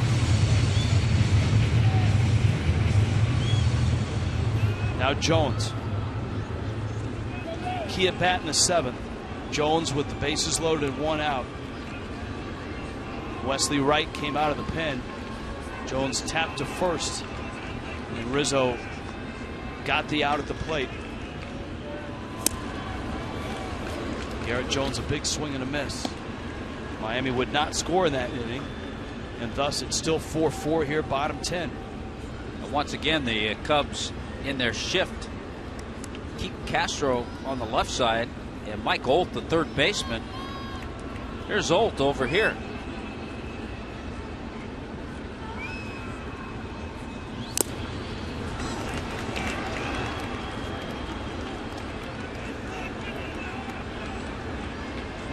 Garrett Jones asking if that was a strike. 0-2.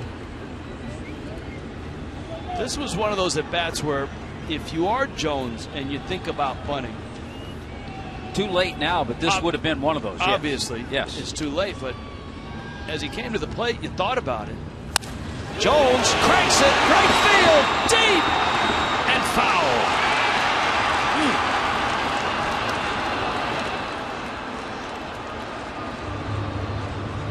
And the count stays 0-2. Well, he knows he got a pretty good pitch to hit. Fastball down and in. Just foul.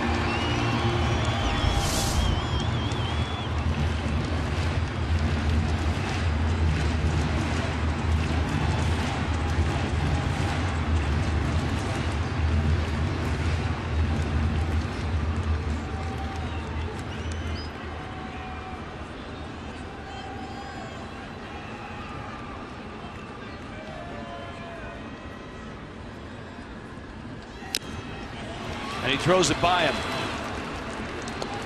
Jones strikes out. And here comes Ozuna.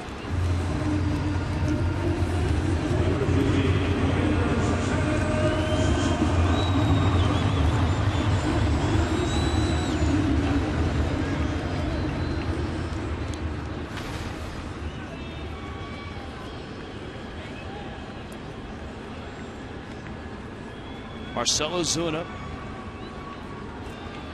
tripled in the 6th. He's lined out and then struck out twice. His last at bat ended with the bat on his shoulder, taking not one but 2 fastballs down the middle. Taking a fastball up in that area where he just swung and missed. Lucas is available. Justin Bohr is not. Rafael Furcal has pinch hit. Ray Johnson available. You got JT Realmuto if anything should happen as well. Marlins backup catcher.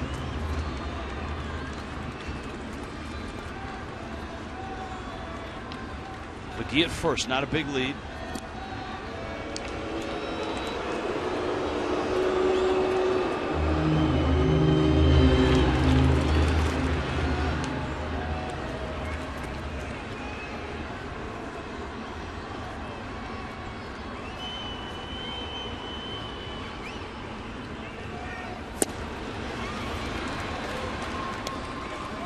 See why Rondon is hard to hit. Well, that's an easy 96.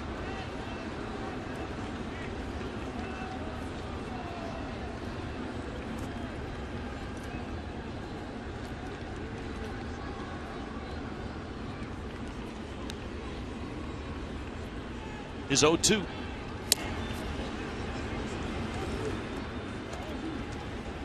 The big hit against Rondon was Reed Johnson. 2-run pinch hit single into right center field at Wrigley Field.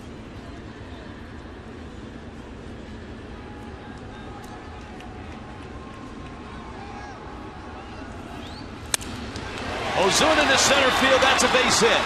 McGee will hold second.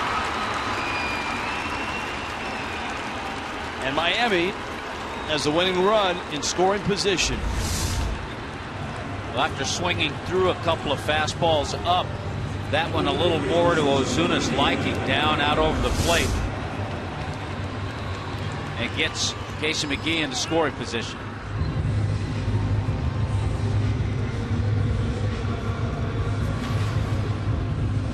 Now it's Echeverria.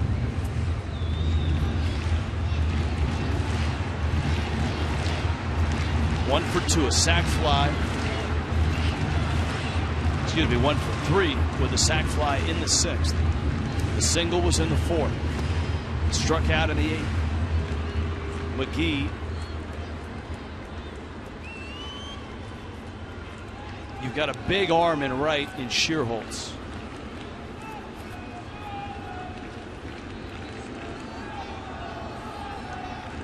And that's oftentimes where Echeverria will go to get hits.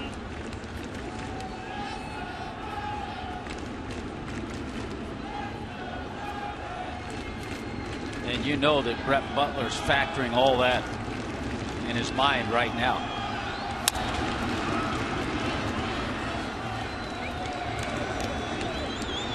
Cubs outfield is not very deep.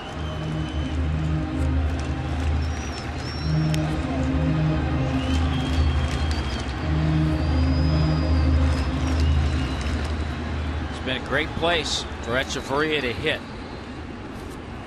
That's his home batting average, .313.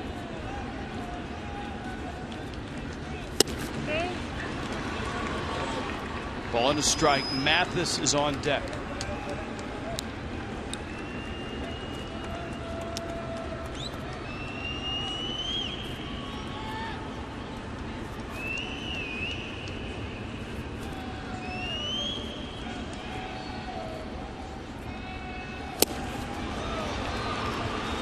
Hasn't thrown many sliders, but there it was.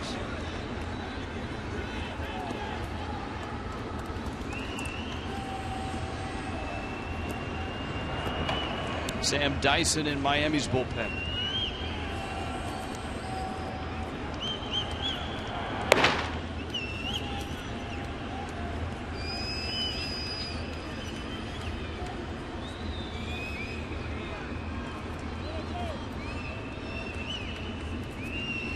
Rondon out in front, 1-2. Miami trying to walk off here in the 10th. Told you earlier, the Marlins lead the major leagues with 6 walk-off wins. So they're trying to add to that here. 2-2 to Echeverria. Don't have great speed at second. That's McGee. Cubs not holding Ozuna at first. 2-2. It's out, and Echeverria has worked the count to 3-2. Remember when Rondon got the count 3-2 to Case McGee, he missed badly with a fastball.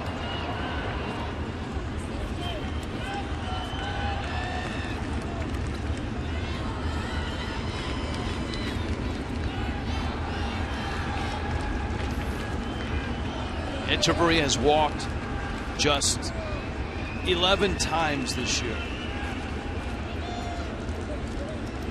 And that's in over 250 at-bats.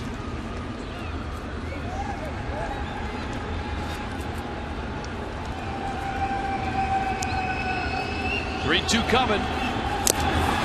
Fouls it off of John Baker. Well, you've seen everything that Rondon has to throw. Plus, not only has he seen it, he's seen the speed.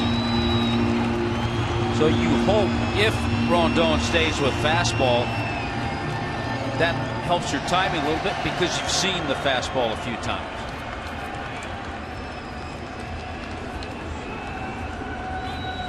Another 3-2. Got him.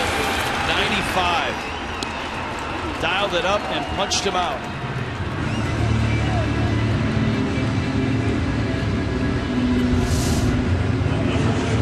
This one he just got a little bit extra on, kept it up in the zone, and threw it by Echeverria.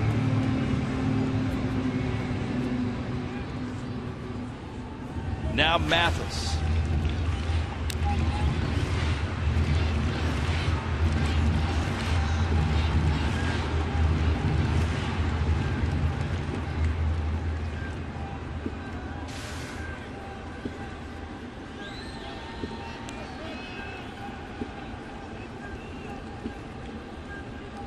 Reed Johnson is on deck. Mathis with 2 outs.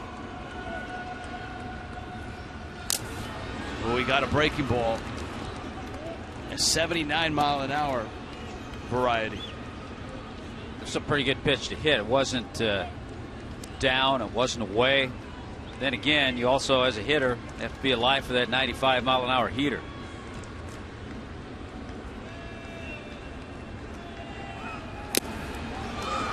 And there it is. And so Mathis has seen 79 and 95 miles an hour.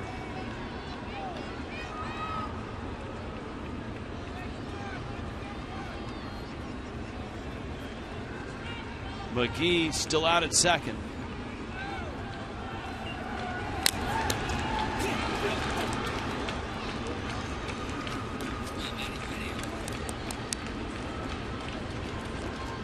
This is tough. I mean, Mathis is, you know, if you follow the Marlins, can strike out.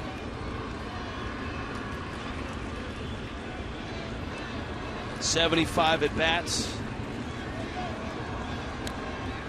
Mathis 30 strikeouts. But at the same time, if he's geared up for 95, and that's exactly what Rondon was thinking, snaps off a breaking ball. Now do you gear back up for 95? I think you have to be geared up for it anyway with 2 strikes. I would be surprised if Rondon goes back to that breaking ball, though.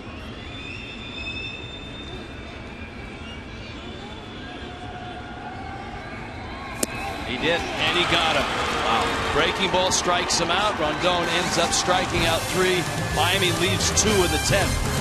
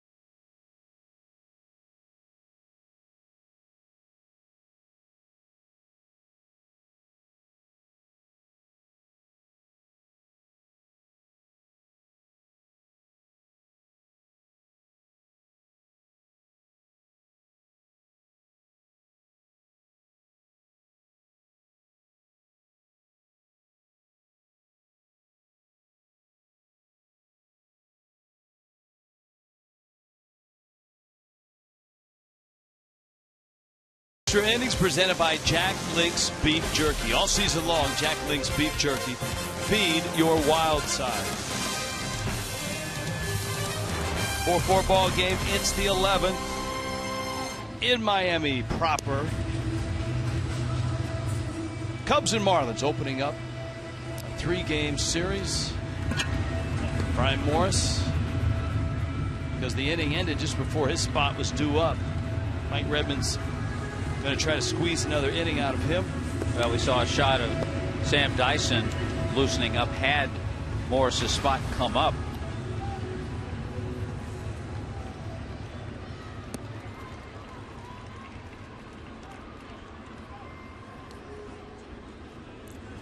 Starling Castro, Ryan Sweeney, Junior Lake.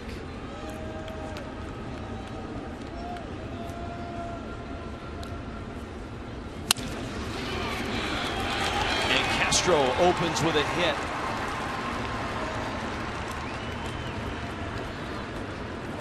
Now here comes Sweeney. That base hit, Rich, is Castro's 3rd hit. It's the 11th time this season he's had a 3-hit game. That ties him with Troy Tulowitzki, the Rockies, most in the major leagues. Remember, Castro one year led the National League in hits, 2011. The year he hit 307.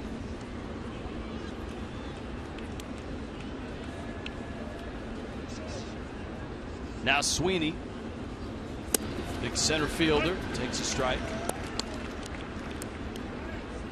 Sweeney's one of those guys, he's a big guy, but he doesn't have a whole lot of power. He's never been a guy that's hit a lot of home runs. Yeah, he'll hit like an average year for him. He'll hit 5 or 6, hit around 280.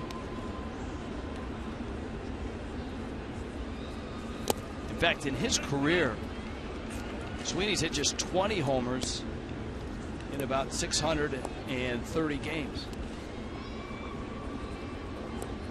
There it is. But he's never been a guy that's played full seasons. Oftentimes a platoon outfielder or up and down parts of a season in the minor leagues.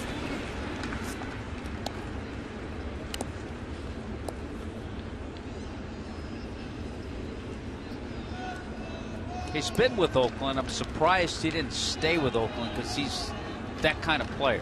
You know, you get him in a right spot, good outfielder, platoon him.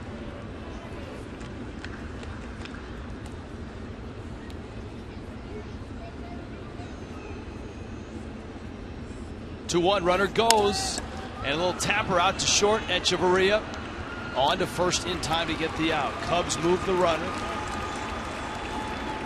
Morris gets an out, and now Junior Lake and Mike Olt will take their shots. That's another thing Sweeney can do. He's been around enough. He knows hit and run. Okay, got to make contact. He protects his runner. Good play by Echeverria. Notice that Etch took a peek at Castro before he unloaded with his throw. He wanted to make sure Castro slowed down and stopped at second and didn't just keep going.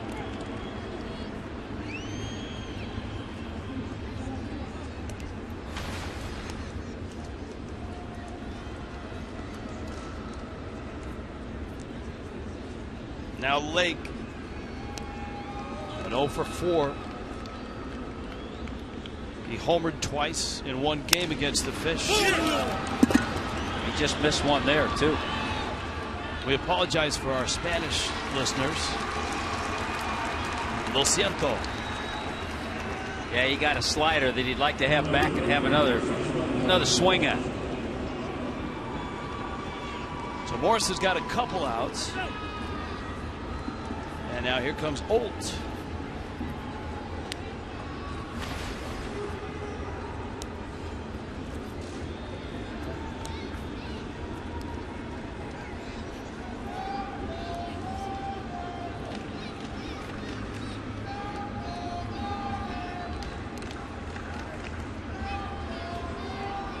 Olt, the powerful third baseman. We got a couple of guys back to back who are just all or nothing guys. We've talked about Junior Lake, his average in the 230s with 8 home runs. Olt came in the game a 152 hitter with 10 home runs. Villanueva in the bullpen for the Cubs. Oh, the 25-year-old out of Yukon. He's a budding Mark Reynolds.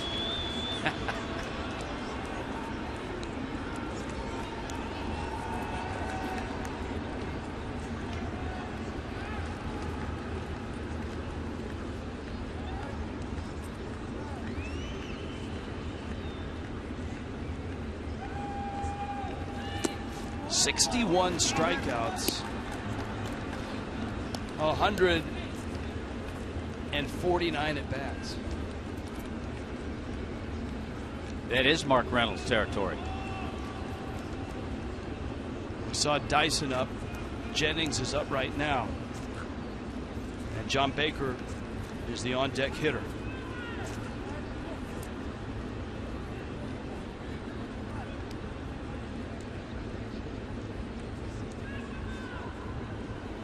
Castro at second. Mathis knocks it down. They're still playing in Atlanta, 1-1, Phillies and Braves. Marlins need a Philly win. And then to win this game here, that would put them in a first place tie.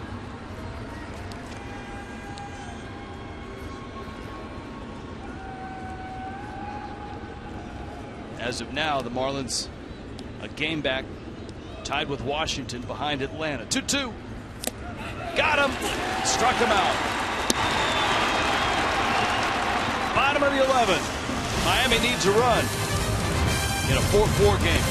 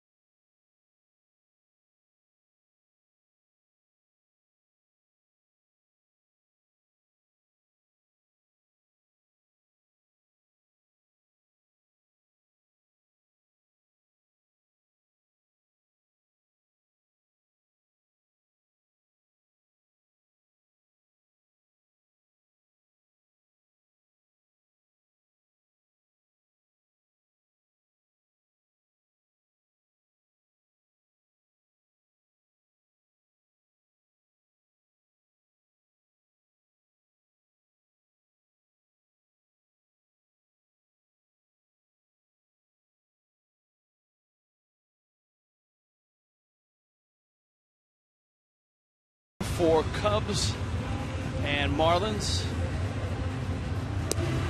You're scoring with us at home. Luis Valbuena goes from second to third. Darwin Barney, ladies and gentlemen, into the ballgame.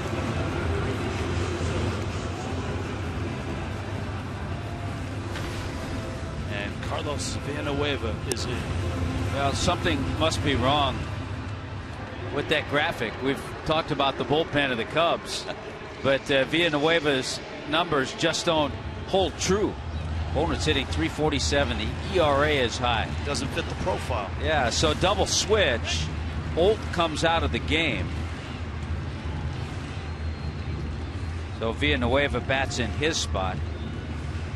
And Barney bats up in the number 2 spot in the order.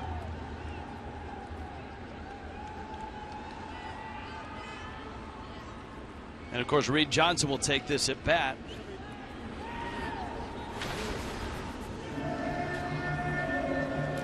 Ed Lucas and JT Realmuto, the only 2 bench players left for the Fish. Although with all the transactions the Marlins made today, who knows? Yeah, you have to go back and double check.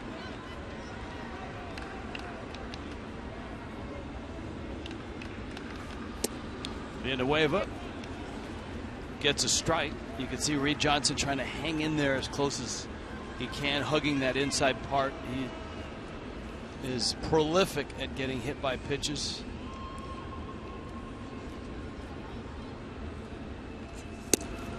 Rick Renteria, Cubs manager, has just one left on his bench, Eli Whiteside.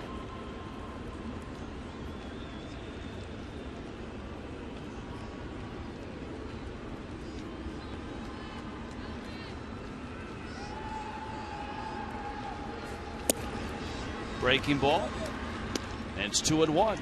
Yeah, we talk about the good at bats that Reed Johnson gives you all the time. He doesn't always get base hits, doesn't always get on base, but he gives whoever's out there on the mound, he gives them a pretty good battle.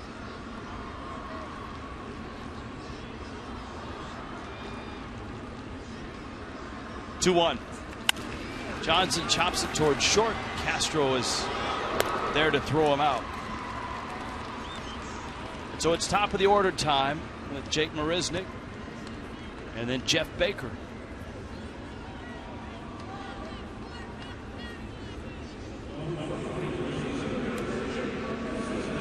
Well, what was it? Jake Marisnick's day started in Albuquerque. 6 a.m. flight, so that means he at least got up at 4.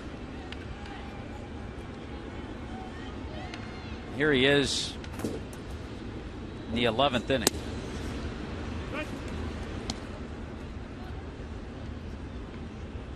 Marisnick, a couple hits, up from New Orleans.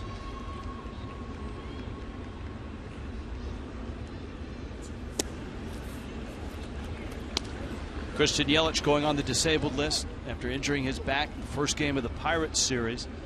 Marisnick had a great May and a really good early June. Tailed off a bit.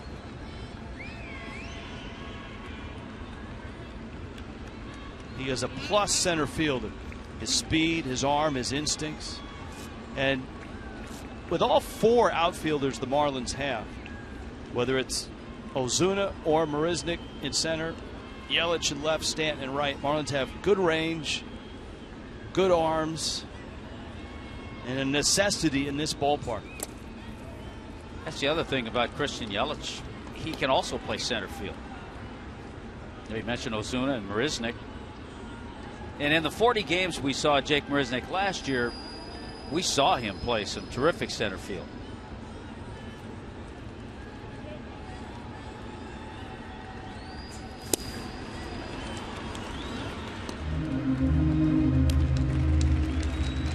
Two and two.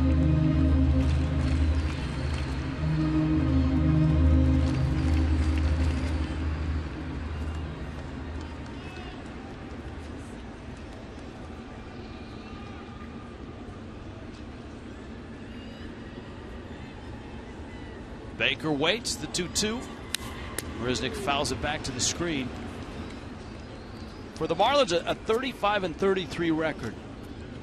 And still a big chunk of this homestand for Mike Redmond and the ball club, with the Cubs here for 3 and then the Mets for 4.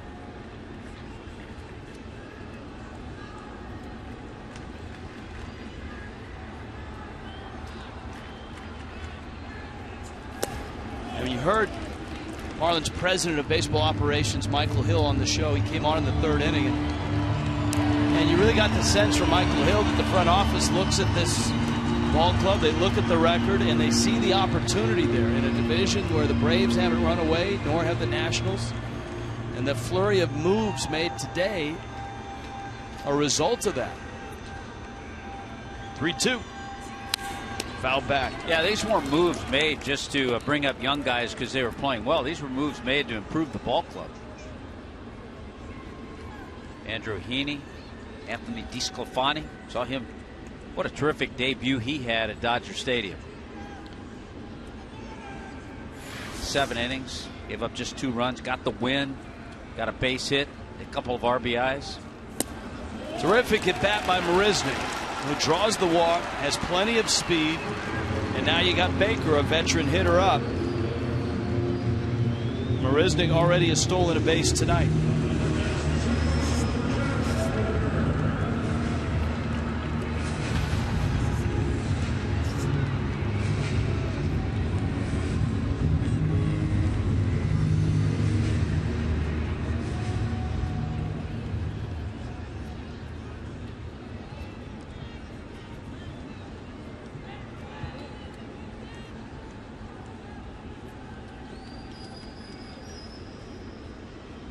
He's running on the first pitch, taken for a strike, and he's safe. Barney dropped the knee with a head-first slide. Marisnick still got in there. Well, and that's exactly why Jeff Baker took. Remember earlier in the game, he took a pitch when Marisnick bluffed. No bluff here. Straight on. There's the knee trying to cover the bag. Then he comes up as he makes a play. But Marisnick beats the throw, gets himself in scoring position. 2 stolen bases tonight for Jake Marisnick, who had 3 in his 40 games with the Marlins last year. Now Baker with a chance to end it. Villanueva misses down low. You've got Stanton on deck. Well, Baker has ended games.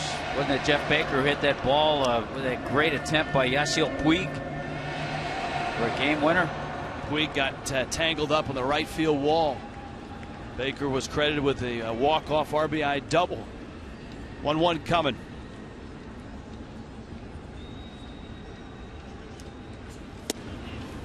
And a strike. Jason Hamill went 6. And the Marlins have kind of whittled their way through the best of the Cubs bullpen. From Grimm to Wesley Wright to Brian Schlitter, Pedro Strop, and then the closer, Hector Rondon. Now Villanueva with a high ERA in a high leverage spot.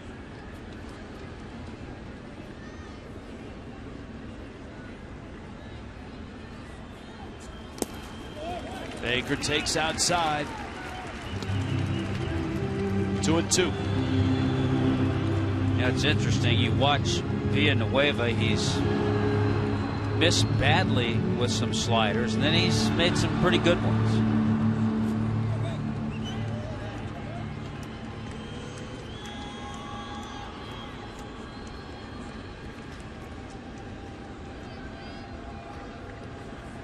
See if he goes slider here.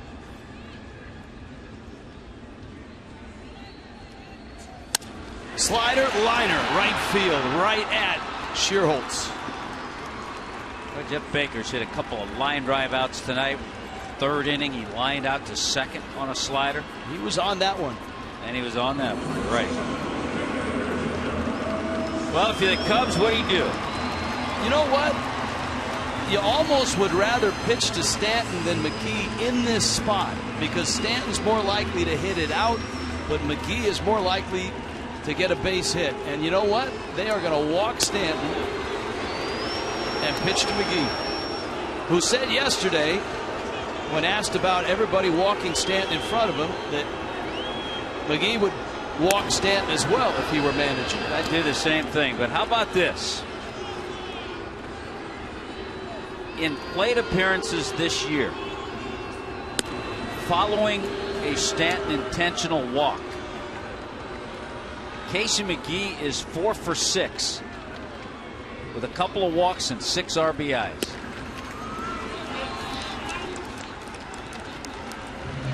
John Chimchuk, our baseball historian, coming up with that. Stanton also giving us some other good news on Casey McGee. Last 9 plate appearances for McGee. This is yesterday and tonight. 5 hits, 3 walks, and a game-winning sacrifice fly. And you remarked, Tommy, that the at-bats for McGee tonight show that he's really seeing the ball incredibly well. Chris Bosio, pitching coach of the Cubs. He was a blue-collar right-hander. Many years with the Brewers.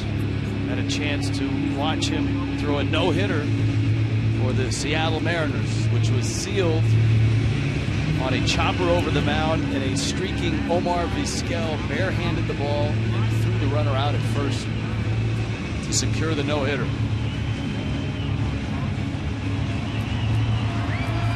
Three walks, 2 hits. That's what McGee has tonight.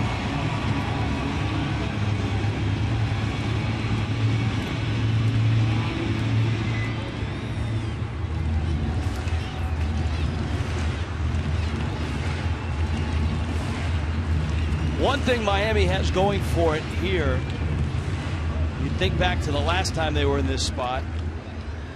It was McGee in scoring position. He doesn't run all that well. Marisnick is at second. He can fly. And so the Cubs outfield has to respect that. They are really shallow, especially Lake in left. Marisnick a huge lead. And a strike. An 83-mile-an-hour strike. He's also locked in so well that he's not concerned if it gets to 2 strikes. 2 outs. Bottom 11. He's behind the count now, 0-2.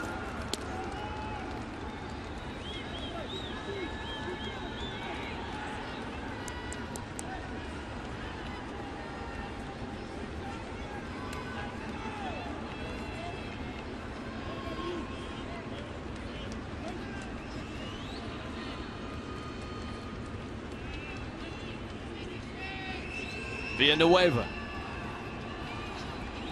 is 0-2. Up. We've seen McGee dig himself out of 0-2 counts for walks on this homestand. He's going to have to do some serious digging again, but the average now with runners in scoring position up to 419. Marisnick away from second. Stanton's at first. 1-2.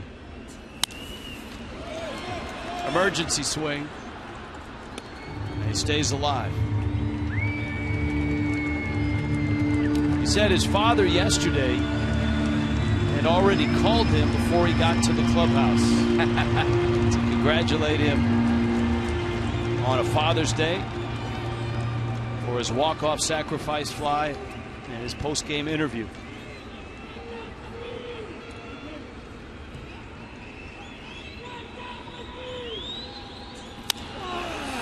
And you can hear McGee. He missed it. He pops it up behind the bag.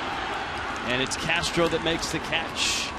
And they play on in Miami to the 12th.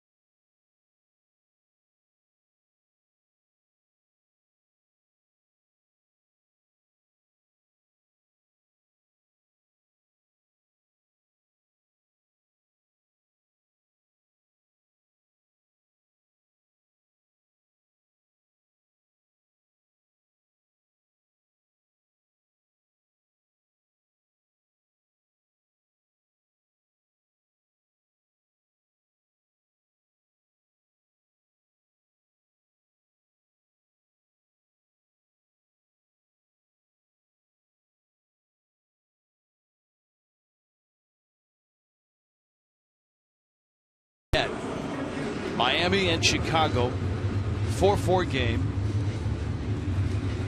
Top 12. Deeper into the bullpen, the Marlins go. Dan Jennings, who's had issues with inherited runners, but he gets to start a clean inning here. And so DJ comes in and will pitch. Well, there's some interesting numbers there. The opponent's batting average, 304 against Dan Jennings. 9 walks in his 19 innings. So a lot of base runners, but he has an opportunity here to shut things down. Nobody on base. Got a pair of lefty bats. Actually, 3 lefty bats lined up. Baker. Shearholtz, of course, is in that 9 spot, and Valbuena back up in the leadoff spot. First it's Baker, and Mathis couldn't grab that one. It's 1-0. So Kohler, and then in this order, Hatcher, Dunn, Ramos, Cishek, Morris, and now Jennings. Jennings misses, and it's 2-0. Morris gave the Marlins 2 scoreless innings. So you have 2 relievers available, Sam Dyson being one, Jacob Turner the other. That's a good point. We haven't talked about Jacob Turner. Sent to the bullpen with the moves today. Anthony DeSclafani taking his spot in the rotation. Carter Cap's in your shot there. Cap's not available, still with that elbow injured. It's 3-1.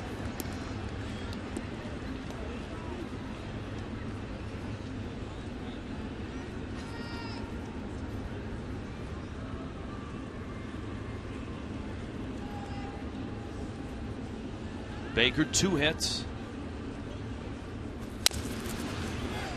Pulls it, foul. Jennings got in on his hands.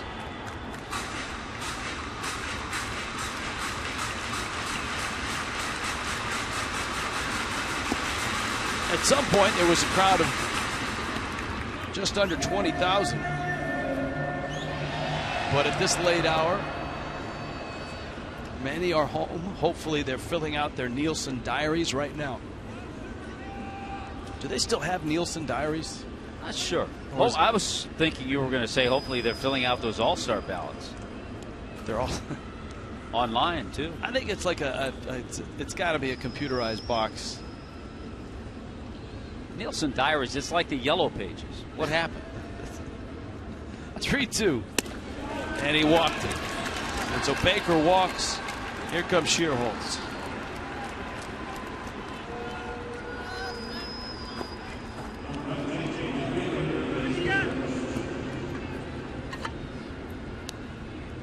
Shearholtz came in and bounced out back in the 10th, stayed in the ball game. Former San Francisco Giant. Now, of all the moves, we talked about the moves the ball club made. I would also imagine within a week we could see Kevin Gregg if things continue to progress positively for him, which seems like they have.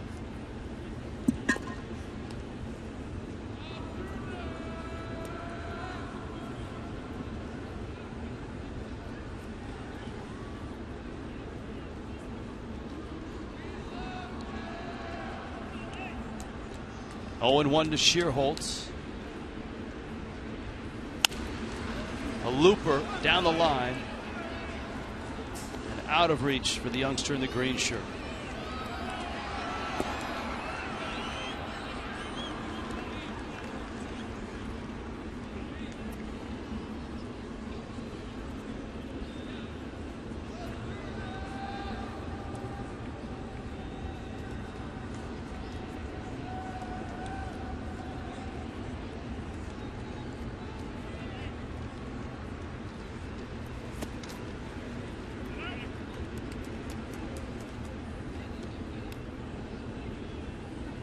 One and two.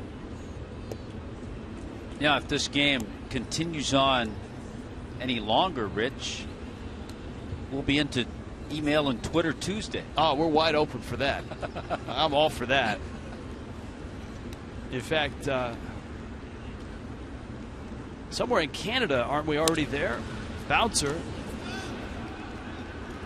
Where is it in? Is it Newfoundland that it's like 30 minutes? It's not like a full hour. Yeah. So we're 10 minutes away in Newfoundland. So our Canadian viewers, fire them away. Shearholtz with Baker at first. A long night of baseball here in Miami, and a 4-4 game in the 12th. Got him. Jennings comes back to strike out Schierholtz.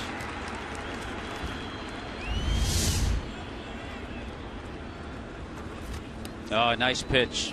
Froze Schierholtz. Perfect pitch.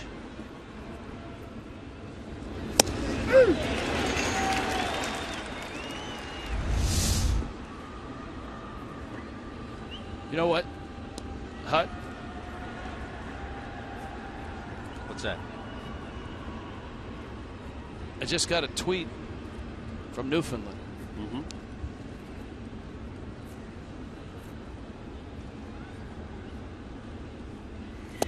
Actually, I just got a tweet from Montreal, which is obviously same time. Eastern time zone. Yep. It's from Corey, who says that Halifax is an hour ahead of both Miami and Montreal, and Newfoundland is an hour and a half ahead of Eastern Standard Time. So, hey, it's emails and tweets. Bring them on. It's yeah, it's open right now. Our first tweet is in from Halifax. What do you think the Maple Leafs will do in the draft?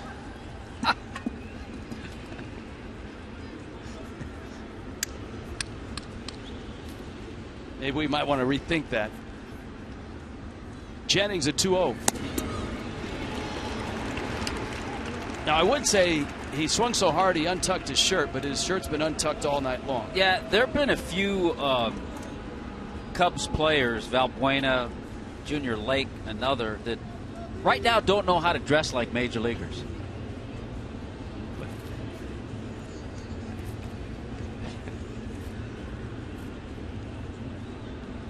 Here's a 2-1. That'll tuck it in. No, it just moves it out more. See, I could see you with a late night fashion show, Tommy Hutton's.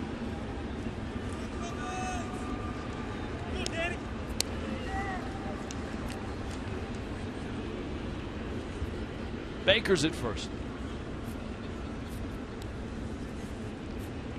Valbuena has a couple hits. It's fouled back. Marlins hopeful that Jennings can continue what has been a really nice night by Miami's bullpen.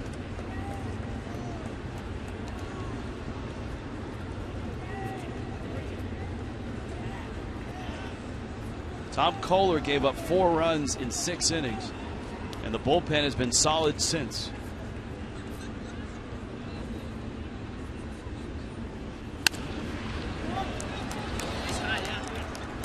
Well, the bullpen has struck out 8. Tom Kolek had 5, so 13 strikeouts altogether. The Cubs pitching staff has struck out 16. So the Marlins have gone down 16 times.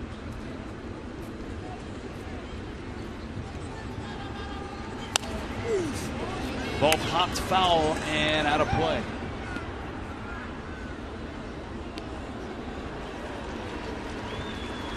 Jay wants to know, have there been any Canadian-born Marlins? Have the crack staff get on that one.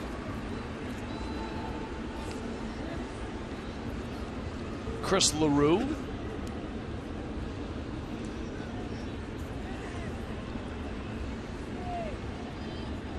Ryan Dempster. Ryan Dempster. Cub and Marlin. Most appropriate here with the Marlins playing the Cubs. And Jennings lost it. So 2 walks sandwiched around the strikeout of Schierholtz. And as a reward, Jennings gets into the meat of the Cubs order. And at this point in the ballgame, you don't want to have to go down and get another reliever. You'd like Jennings to get through this inning. You don't want to have to start mixing and matching. You don't have many left. Well, Ruggiano Barney comes to the plate. Barney came in the double switch. Good to know, Rich, though, this is not from Halifax, not from Newfoundland, but Whale from Kendall. But he's still up. So nice going. Jennings needs a ground ball. Barney and then Rizzo.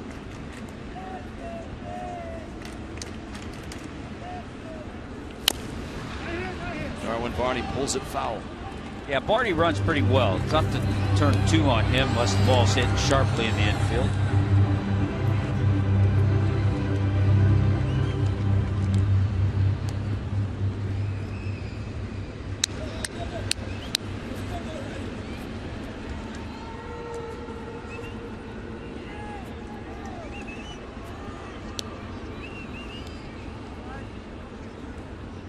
Here's the 0-1. And a strike. It's 0-2. The tweets and the emails are pouring in now. And I suspect most are violating the international dateline timestamp.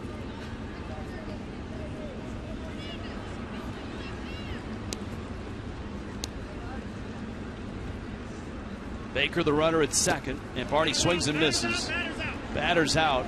First base occupied with less than 2 outs. And now a big moment here for Dan Jennings. 2 strikeouts, 2 walks for Dan Jennings. Now he gets Anthony Rizzo. There's the oddity in this inning. 2 of the left-handers he's walked. John Baker and Valbuena.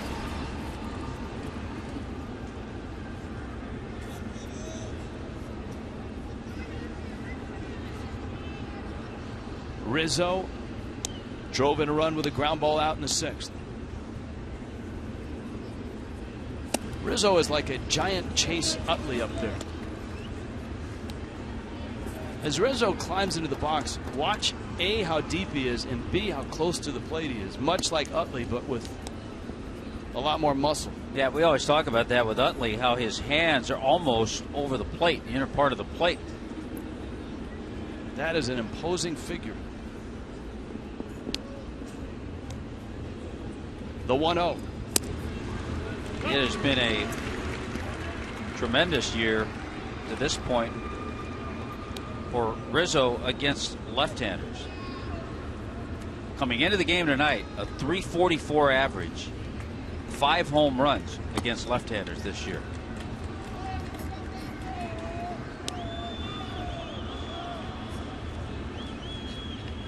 One. And it's 2-1. You almost wonder how that could be inside. That's true.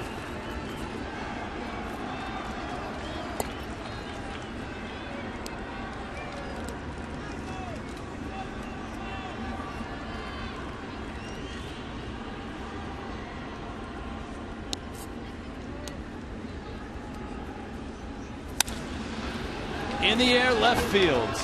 Ozuna waits and makes the catch. And Jennings survives the 12th. Bottom half coming up.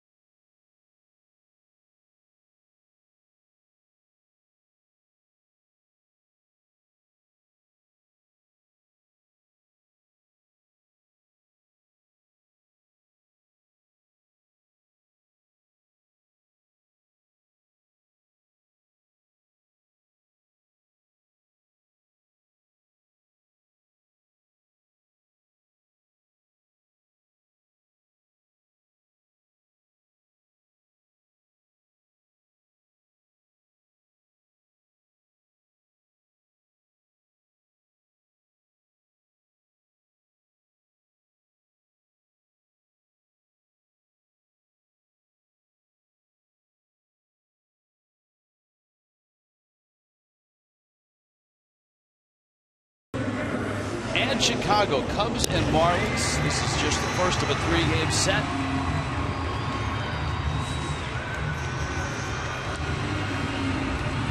Cubs right-hander Carlos Villanueva will be out there for the second inning. Villanueva took over for Hector Rondon. Neither bullpen has yielded a run. Both starters went 6 innings. So it's been 4-4 for a while. Garrett Jones, Marcell Ozuna, Adeiny Heaney. One of the things, it's a phenomena you see around baseball. Jones swings, hits a ball into right center field, and it's caught there. And hitters talk about it, managers talk about it, hitting coaches talk about it. You get to this point of the ball game, and guys are trying to end it on one swing. Yeah, you see it happen. I think it's subconscious in a lot of games. And a guy will go up saying he's going to just get a base hit, but subconsciously, boy, if I jack one, I can get a walk-off right here. But you're right about the bullpens. The Marlins bullpen's gone 6 innings, 4 hits, no runs.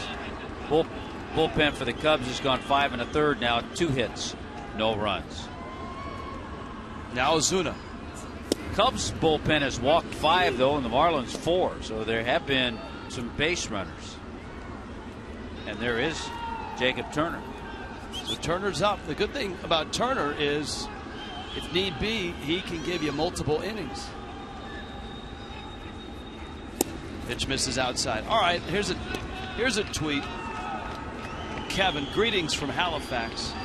Wife watches both the Marlins and the Braves at home in Charleston, South Carolina. Will you say hello to Jackie? I'm sorry, Kevin, we can't do personal greetings on the air.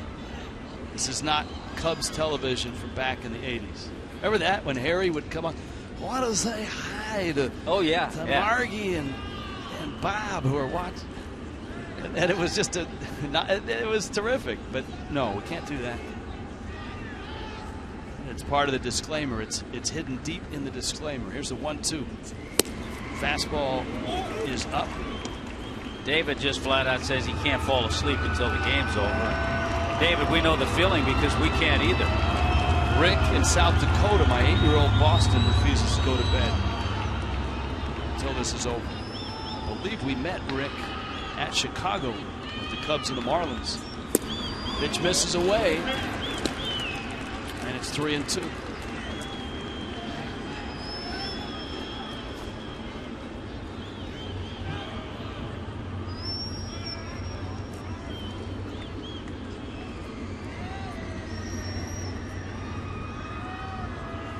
Villanueva.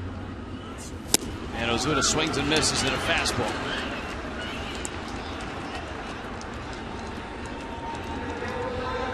Echeverria now with 2 outs.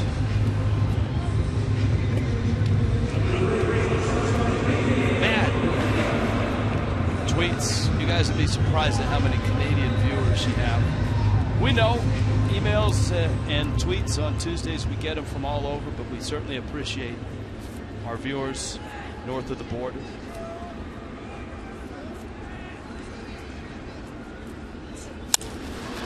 Etch lines at left field. Villanueva, a brief appearance in the 12th. Let's go to the 13th, shall we? 4-4.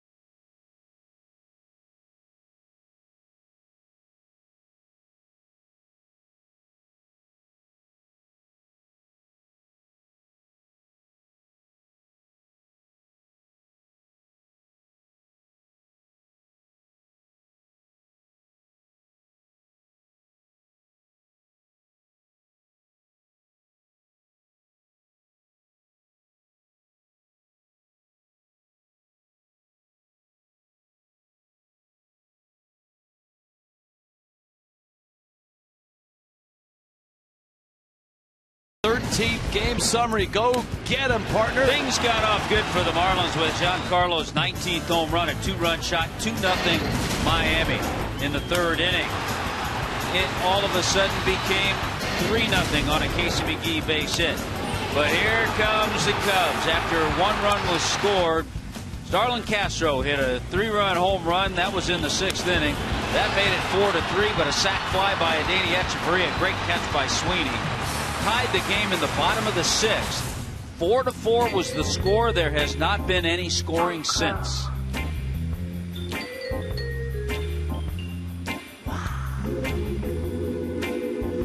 And you know the music, you know the vibe. It's Late Night with the Fish.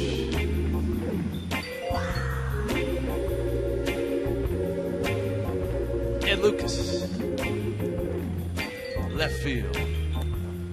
Well, you got the double switch. You got Lucas.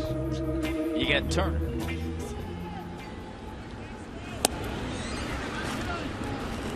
That's a nice surprise for the kids. Late Night with the Fish music. Jacob Turner, ladies and gentlemen, out of the bullpen in the 13th. Starlin Castro is up. Turner with a good fastball, jams him. Echeverria around it and whips it across the diamond. Nicely done by both Turner and Echeverria. See, now you get yourself in a situation where you say, okay, you have a pitcher out there who was scheduled to pitch tomorrow. So Jacob Turner certainly ready and able to go a ways if needed. Ryan Sweeney. I'm telling you, guys are trying to end it on one swing. Everybody's hacking at the first pitch. The end result, though, is not much is getting accomplished. Sweeney bounces out. Brian points out on Twitter that it's free baseball night in America because Atlanta and the Phillies are 1-1 in the 13th. Cubs and the Marlins here 4-4 in the 13th.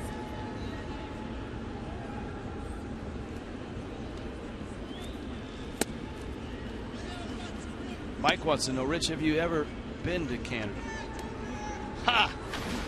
I've been to places in Canada. You've been to some of those small minor league hockey towns. Absolutely. Let me give you a bit of trivia that our Canadian viewers may not even realize. You may not realize this. All right. I'm the only person to have played for both Canadian teams and broadcast for both Canadian teams. And I may be the only major league broadcaster who's been to Moose Jaw, Regina, Kamloops. I bet those were great bus rides. Huh? Brandon. Now, we opened our emails and tweets up to Canadians who are across the timeline. There you go. There are your Nigel Wilson, yeah. Canadian, Paul Quantrill. Canadian-born Marlins. Junior Lake into center field. Maresnik over to cut it off. Lake with a big turn. And he'll stop there. So a 2-out hit. I worked, 3 years in the Western Hockey League. And you haven't lived until you've been in Regina for New Year's Eve when it's 40 below. I literally did Happy New Year. I did a basketball tournament in Hawaii and then hopped on a plane, and next thing I knew, I was in Regina. Did you pack for both trips? No, it was a disaster. Travis Wood, who can swing the bat, is going to pinch hit here. Well, we talked about the Cubs with just Eli Whiteside left, and Travis Wood, who twirled 8 shutout innings in his ball game yesterday, is a .250 hitter and has 2 home runs this year. So yes, he can swing the bat.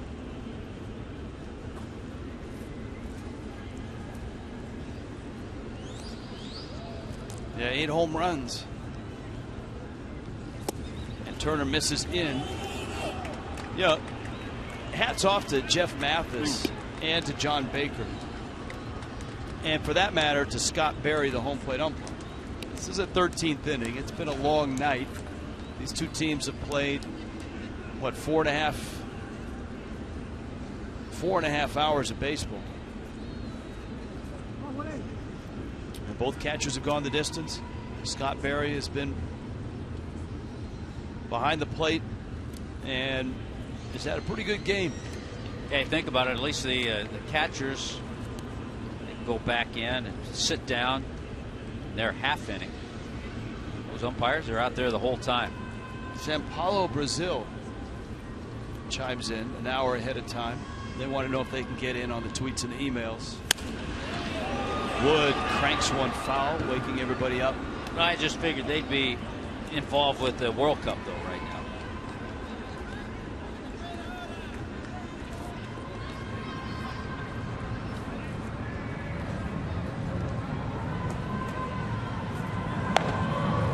James Russell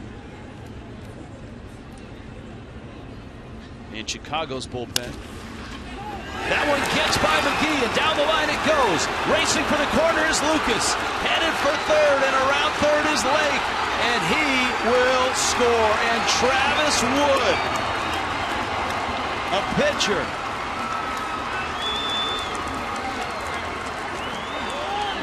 with a 2-out pinch hit double.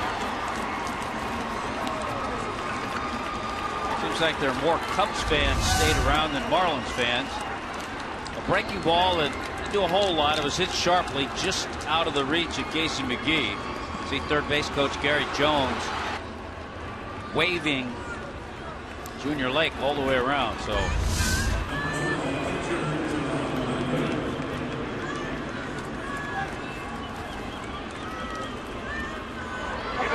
and so the Cubs have scored here in the 13th.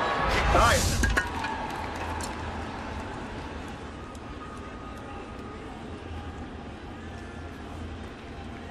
just reached over it. He was there.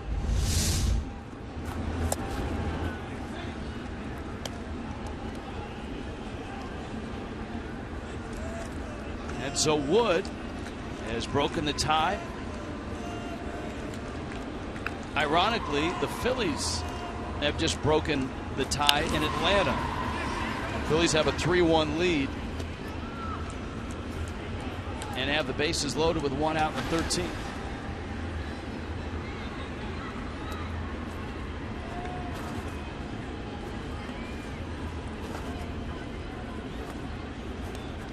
Baker, couple hits.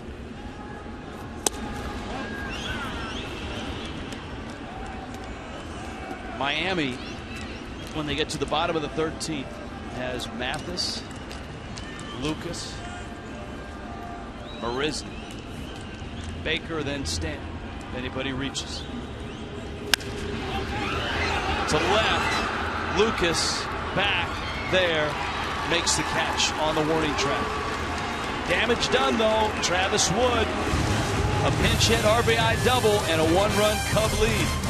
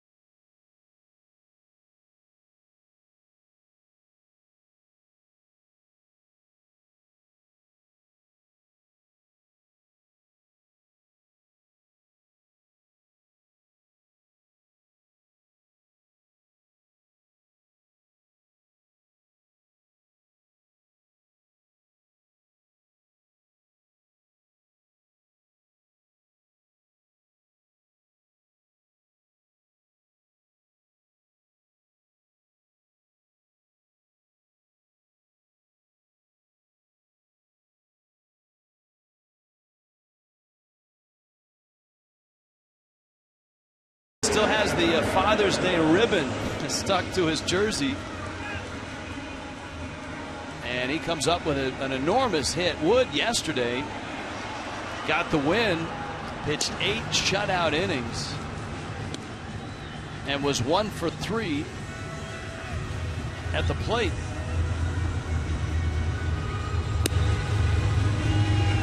And the Cubs have a fresh arm to go to.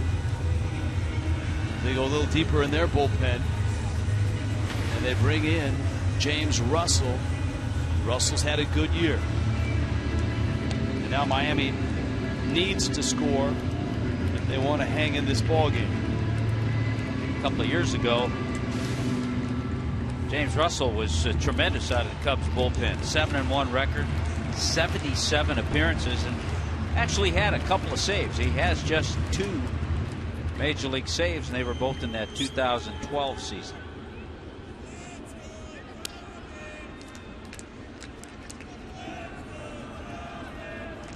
Mathis, Lucas, Marisnik.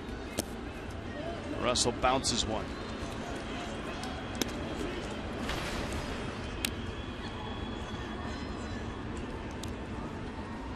Mathis is caught the entire night.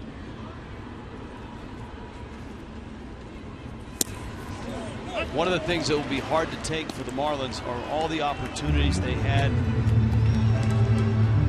earlier in the ball game. That 7th inning, bases loaded, 1 out. That 10th inning, first and second, 1 out.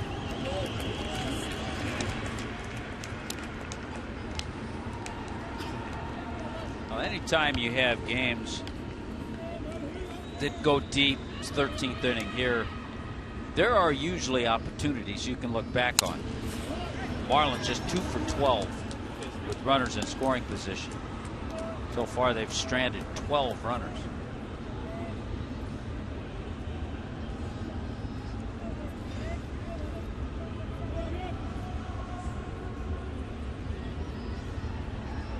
Two. Mathis to center. Sweeney makes the catch. And there's 1 out here in the bottom of the 13th.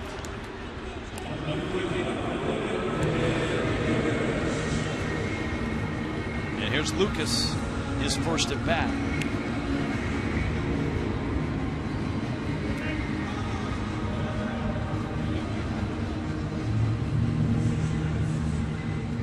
Lucas's year against lefties much better than against righties.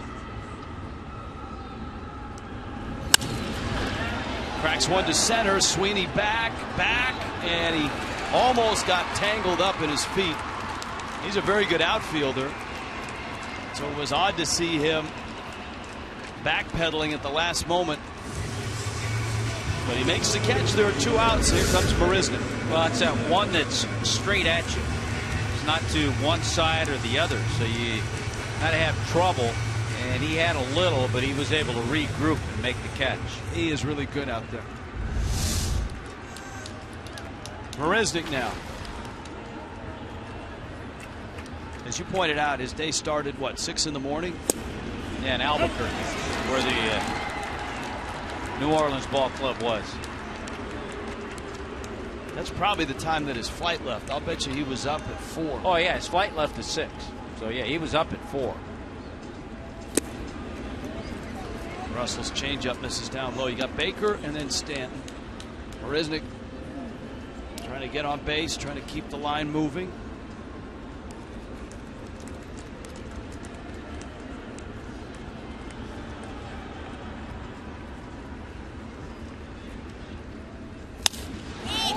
And he pops it up behind second. Castro got it, and the Cubs win it. In 13 innings, the Cubs win it. In some 4 hours and 40-some minutes, the Cubs win it. And for the Marlins, a tough one to take, and it's Travis Wood. A pinch hit RBI double. 5-4 the final. Some final thoughts after this.